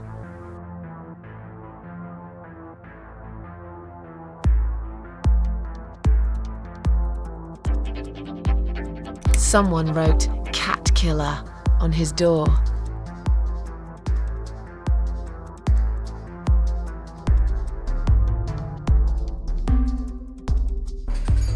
He had a passion for trains. Although he hated being a train driver, he had always enjoyed watching them move.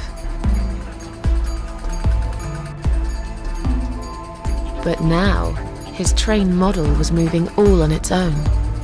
He was absolutely certain he'd left it switched off. And yet, there it was, running at crazy speed, remote control missing. Something was seriously wrong, and that something had entered his home now too.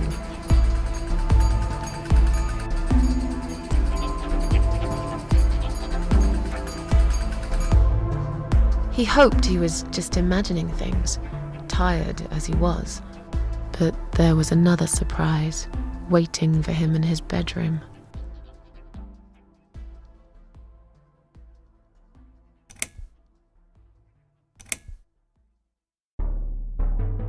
A giant, blood-soaked zombie cat sat on his bed. Now that's really stupid. Fair enough. That didn't really happen. Everyone knows there's no such thing as giant zombie cats, right? What really happened was this. "Cat Widow is here" was written all over the wall.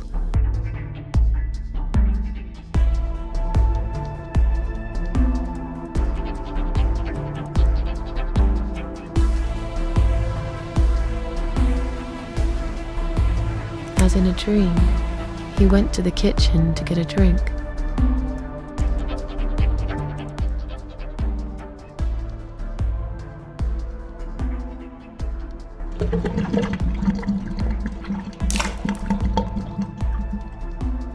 There was no water. He knew there were valves in the basement that turn it off, but no one's been down there for years. He felt sick. None of this made any sense. And yet, deep down, he knew what he did to the cats was wrong. There was a part of him that almost wanted to be punished. The part he tried so hard to hide. He thought he'd heard something in the corridor. Was there someone there with him?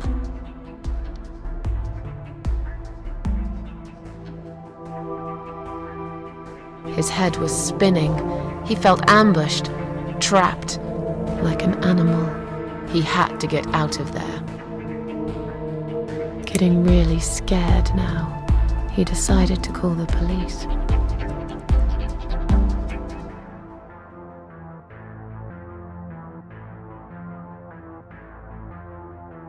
His phone was of no use. The SIM card had been removed, and that wasn't even the worst part. There was a photo of a black cat set as screensaver. He remembered this cat. He'd watched that strange pest control man put it in a cage and into his van. He'd looked at it through the window for a while, then pulled the curtains and went to bed.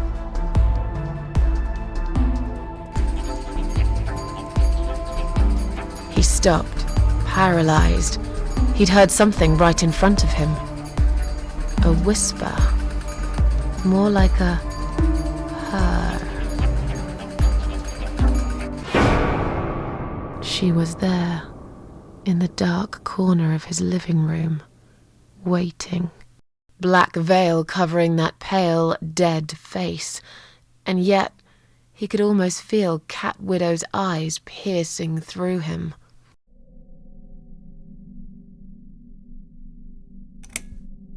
She came closer, like a ghost, and swiftly removed the veil.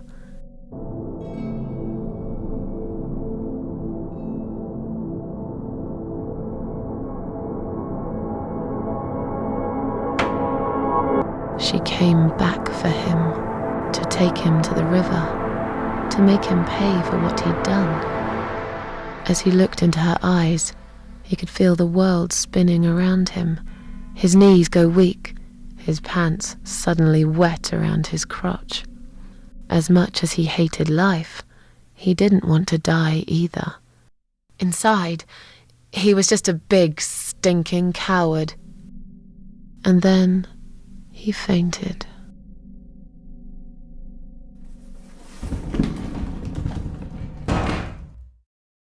Ha ha ha! Did you see his face? I knew he'd fall for this. Yeah, we scared the living shit out of him. Now that's teamwork. Are you sure he won't know it was you, though? Oh, he probably will, once he's had time to think about what happened. But he's too proud to ever admit he's been beaten by a woman. I know him just about enough to know that. Let's hope so. I don't want you to get in trouble because of me. No. That was something I had to do for myself. And I feel much better for it. The only problem now is that we still haven't found Eye of Adam. Because it definitely isn't Brian. I've searched through his laptop and all I found was a load of porn. Let's cross him off the list.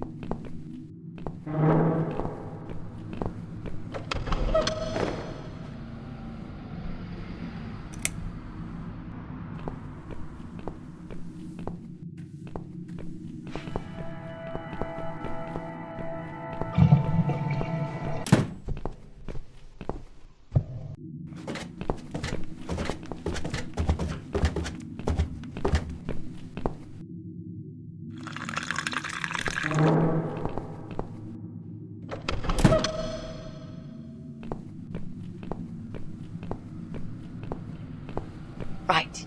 I should be able to use that computer now. Could you give me 5 minutes, Mrs. A? Sure. Why not? I'll keep an eye on the door.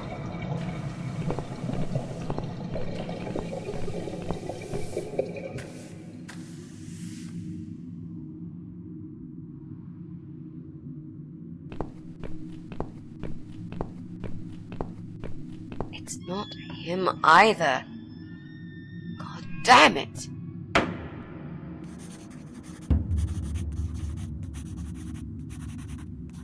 That means we've checked everyone. We've hit a brick wall. Perhaps I was wrong. Maybe he doesn't live here at all. I think we need to sleep on it, and we might get some more ideas in the morning. Shall we head back home? Yeah, I do feel tired. You're right. We need some sleep. Thanks, Susan.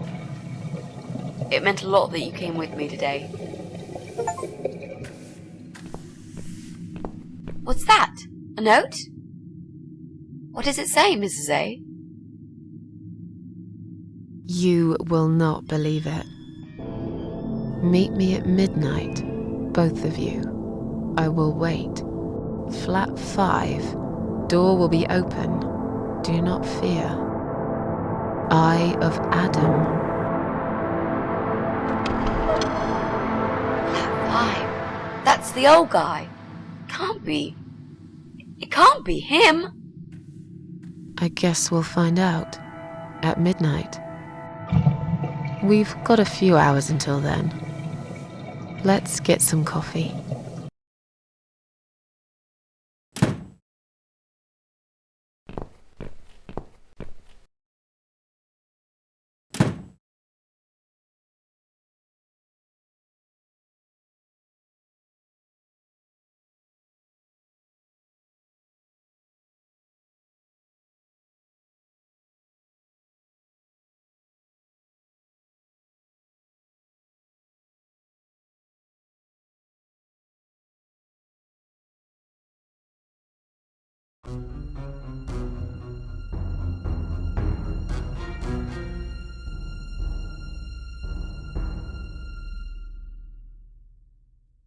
It's just you and me, my love.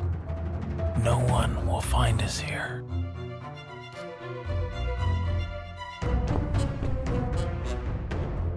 Stop worrying, Ivy. It will be all right. I will always love you. You know that. I'm gonna make you all better.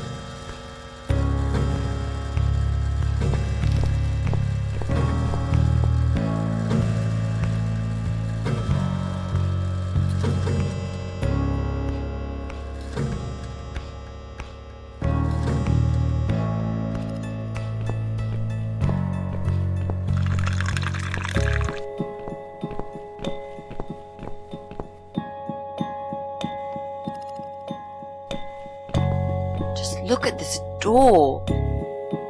Crazy son of a bitch. That's not gonna stop us. I think there's someone in the kitchen.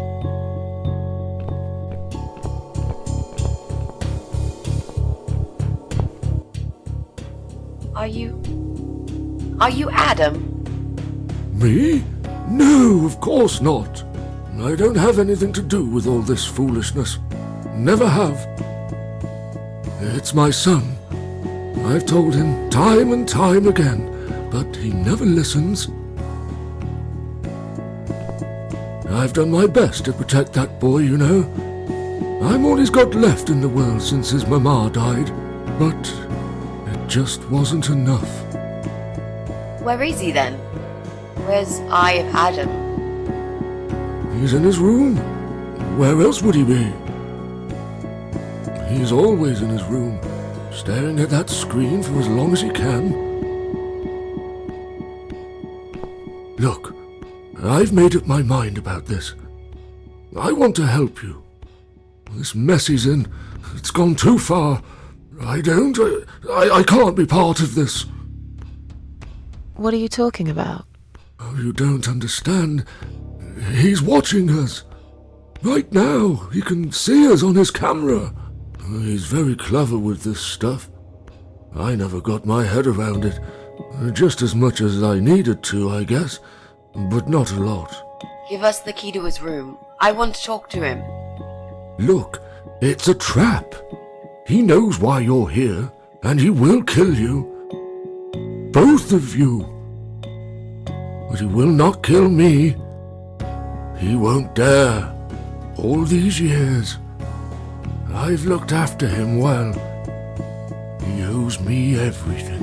It breaks my heart to do this now. What choice do I have? He left me this. I was supposed to keep it for myself, but I want you to take it. He won't dare to kill his own father, and I won't let 2 innocent lives be lost because of him. What is it? Just take the damn thing. There's not much time. Didn't you hear me? He's watching.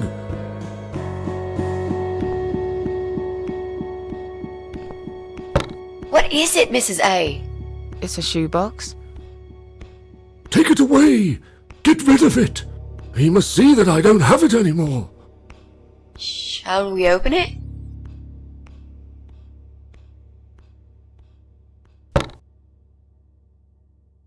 Oh God. Mitzi, we have to get out of here. Quickly. It's a gas mask. He's going to poison us.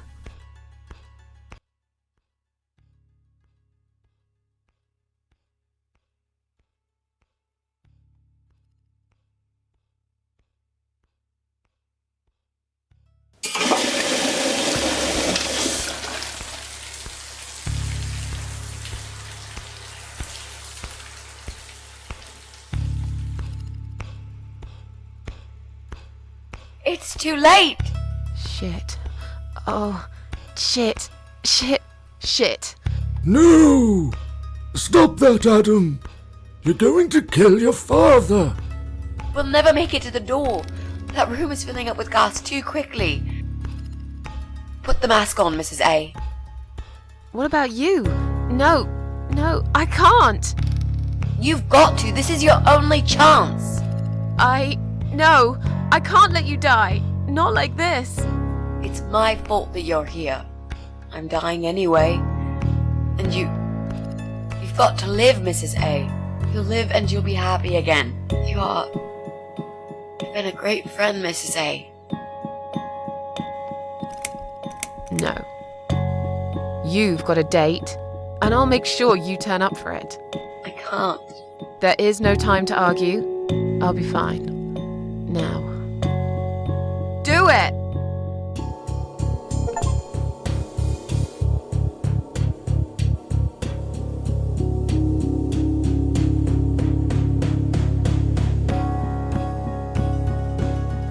Mitzi, think of a vegetable while I'm gone.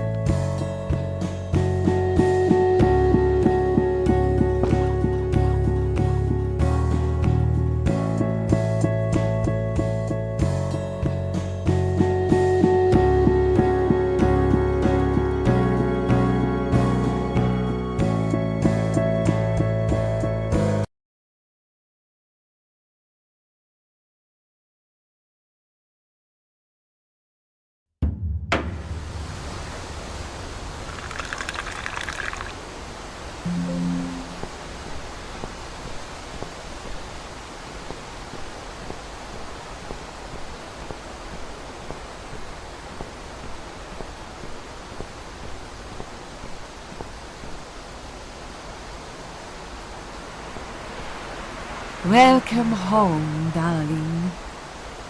I've been waiting for you. What took you so long? Say what you've got to say and let's finish this. I'm tired of you. Tired of all this madness. I just need to get back. Very well. I'm not planning to keep you long. Let's go inside. I have one last job for you. There are still 2 candles left, Susan. You know how this works. A soul for a soul. And that's it. I blow out the last candle, and I'll never have to see you again. Only if you blow out the right one. I'll never bother you again. Isn't that what you want? But if you choose wrong, it will be your life extinguished forever. Just take a deep breath and do it. But how should I know which one's right? That's the thing, Susan. You can't know that. In life, you can't always know the consequences before you make a decision. Haven't you learned that yet? That's not fair. Nothing is fair. You opened your heart talking to that doctor, and he butchered you like an animal. Then those disgusting cannibals, they chop you up and cook you for dinner if you'd let them. And what about the man with the flowers?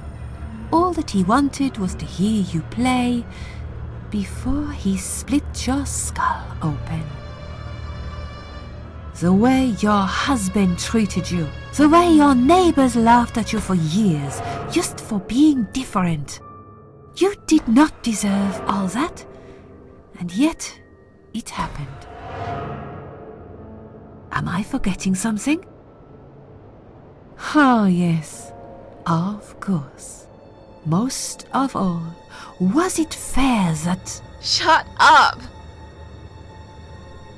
Just shut up, you ugly bitch!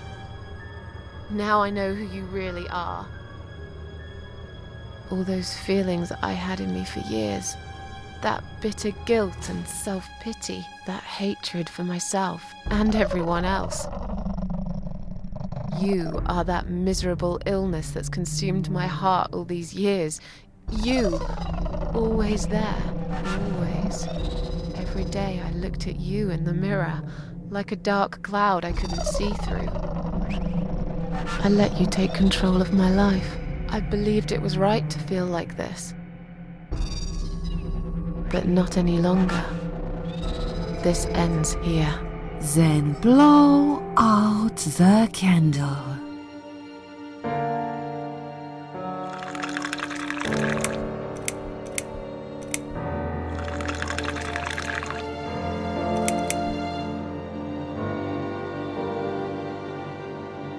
No, I won't. I'm done playing your stupid little games. You won't tell me what to do anymore. I am stronger than you. I can close my eyes and you'll be gone. Blow out the candle. It's time to say goodbye, sister. I'm not gonna miss you. You will never leave this place without me. You need me. We are one. No. Tomato. You were thinking about a tomato, right?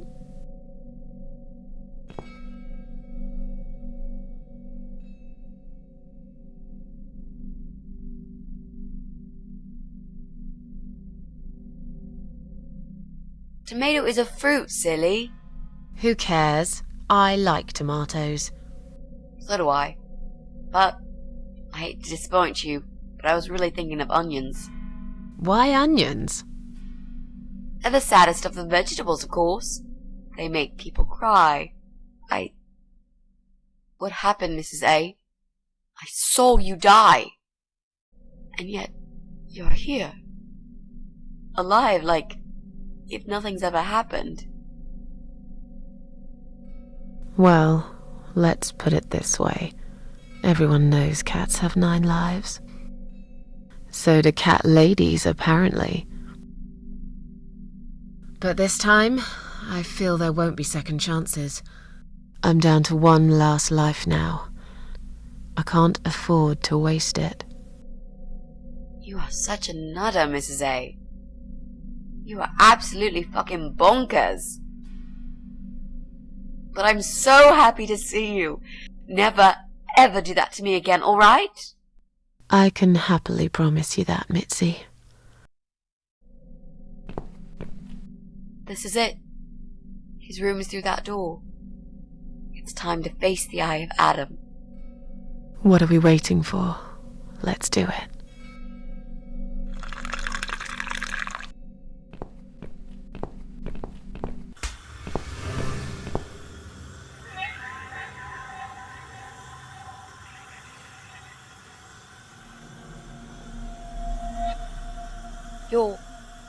You're the eye of Adam? A pathetic, wheelchair-bound invalid? Is this a joke? Do you know who I am? Do you know what you've done to me? You fucking murderer! Tonight it's your turn to die. I'm gonna paint this room with your brains and I'm gonna watch and smile. I swear to God I'll do it. Well, nothing to say? Nothing at all? Aren't you going to beg for your sad little life? Say something! Anything! Mitzi, where did you get that gun from? It doesn't matter. Please, Mrs. A. This is something I have to do. You are free to leave if you want. You don't have to be a part of it. Just try to understand. Beg for forgiveness, you scum. What the fuck is wrong with you? You don't believe I'm gonna shoot you, do you? Oh, I've dreamt of this moment for so long. Look at this man, Mitzi. He hasn't twitched a muscle since we entered the room. I think he's paralyzed.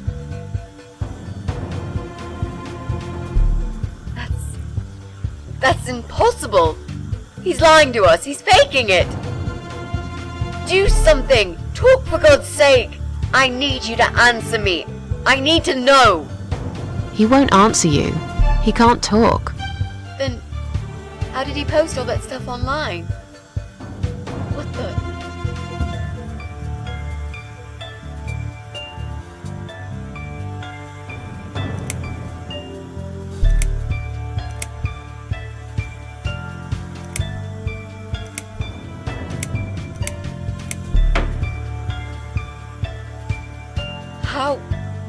How did he do it?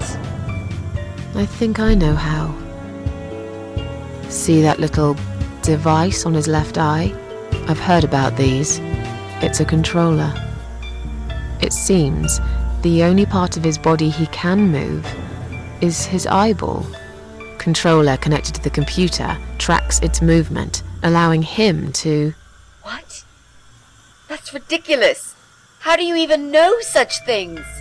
I'm a nurse? I've seen these before. Well, I've seen eye-controlled wheelchairs, but there's no reason why it wouldn't work with a computer. Jesus. That would explain the whole Eye of Adam thing. He really is just the eye. But no, that doesn't change anything. He must die. He deserves nothing more.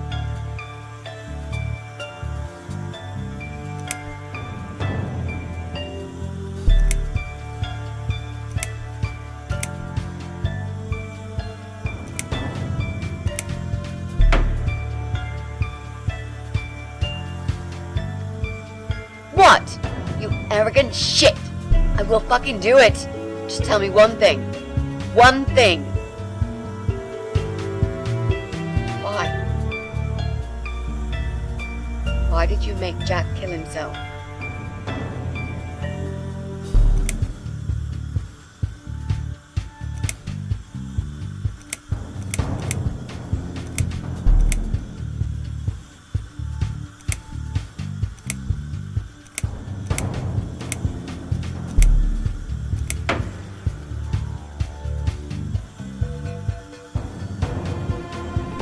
Fine.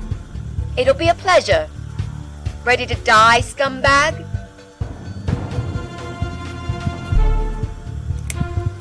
Look at these oxygen tanks. I don't think it's a good idea. What? Why not? I'm the one holding a gun here. And I will blow this bastard's brain out as soon as he looks at me. You hear me? Look at me. I want you to see what you've done.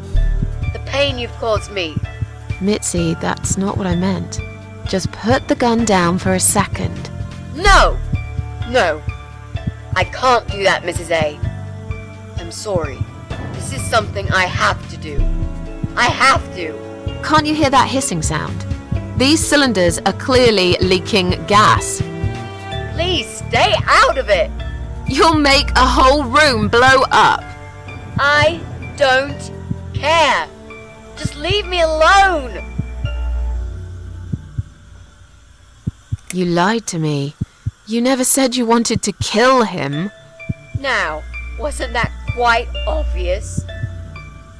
What did you think I wanted to do? Have a coffee with him?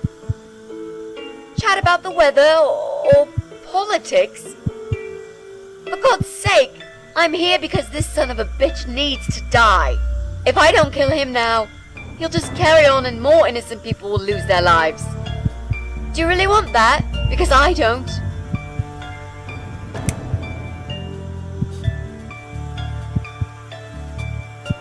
This isn't the way to do it.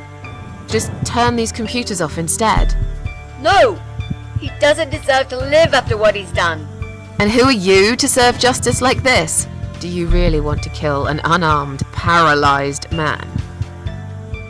Why are you doing this, Mrs. A? I thought you were my friend. That's exactly why I'm doing this. Even if we survive the explosion, how will you be able to live with yourself? I won't have very long to live with it. I'll manage just fine.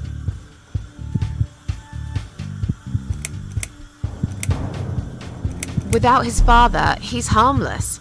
He was the one who supplied him with all this technology. He fulfilled his every single wish. I know this guy's rotten bad. There's no excuse for what he did. But he will be punished for it. Trust me. They'll put him in some stinking nursing home. He'll live his life like a vegetable. Stuck to bed, he'll have time to think about what he's done. And he'll never see a computer screen again. Isn't that enough? He said, do it! He wants to die and I want to kill him.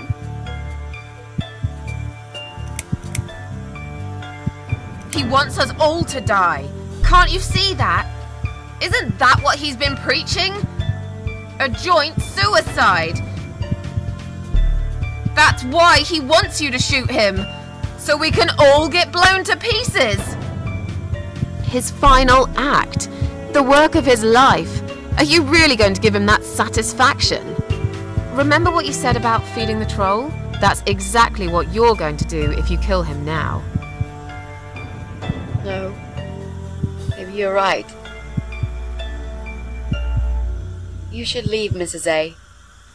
I'd never want you to get hurt. But I'm not going away without this fucker dead. Even if that means I die too.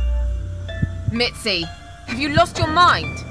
You're going to sacrifice your life for this scum? He's a parasite! A worthless, evil piece of shit! It's not like I've got anyone to live for, is it? What? What about your mother? Your family? She's dead! Yeah, I lied. I always lie. I grew up in an orphanage. My family never wanted to know me. The only person that cared about me was Jack. And he's dead! Yeah, happy now? So get the fuck out of here and let me do what I got to do. I care about you. Do it for me.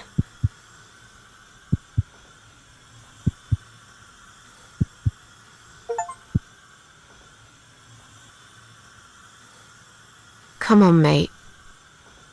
It's been a long day. Let's go home.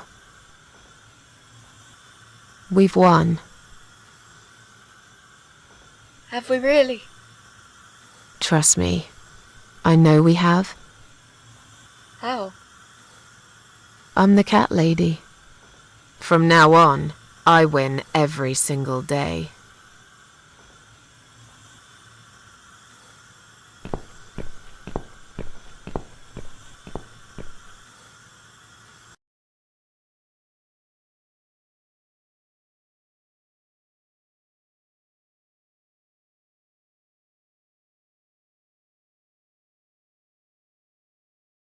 It's me, again, talking about my ordinary little life, as usual. I'm still surprised anyone would want to read this at all. The ramblings of a cat lady. Maybe I'm not a cat lady anymore. Things have changed here since Mitzi's death. I'll never forget those last few weeks. It's a horrible way to die. Stuck in a hospital bed with no hope and whole life to pass you by. 6 months ago, I lost the best friend I'd ever had. But at least we knew it was coming. I had time to accept it, just like she did. And I can only be glad we spent that time together. I still miss her though, every day. Did I ever mention I got into all this because of her? I opened her laptop the night after the funeral, and there it was. A friend request, over a year old. A little gift from behind the grave. I met some people. We go out sometimes, and I'm not alone anymore. It turned out there were others who felt like I did. I talked to them, tried to help.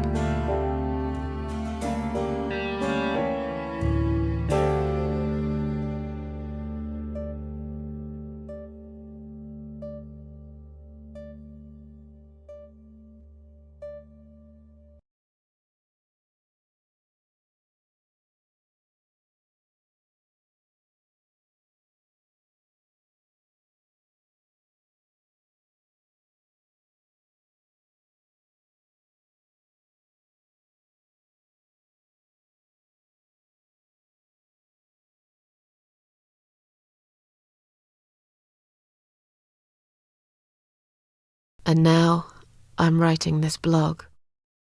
I must confess, yesterday was bad. It was one of those days when you feel like you're back in the past, and all the good stuff that happened was just a dream.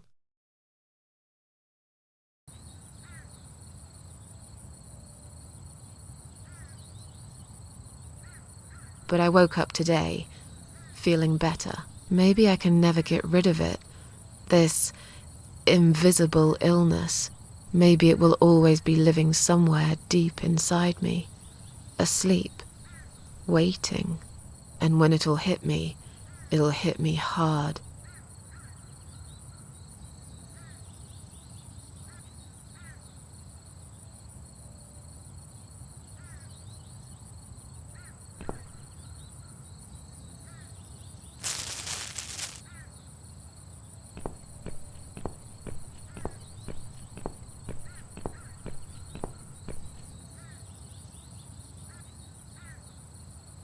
But if there's one thing Mitzi taught me, it's that you have to pick yourself up and carry on. It doesn't matter that life isn't fair. It doesn't matter that you make mistakes. You fall and rise again. Worlds full of liars, traitors, cowards. But every now and then, you meet someone like Mitzi, who will just smile at it all. Now, I've forgiven the world and myself too. I teach myself to smile again. One day I'll get there. I know I will. Even if it takes me not 9, but 900 lives.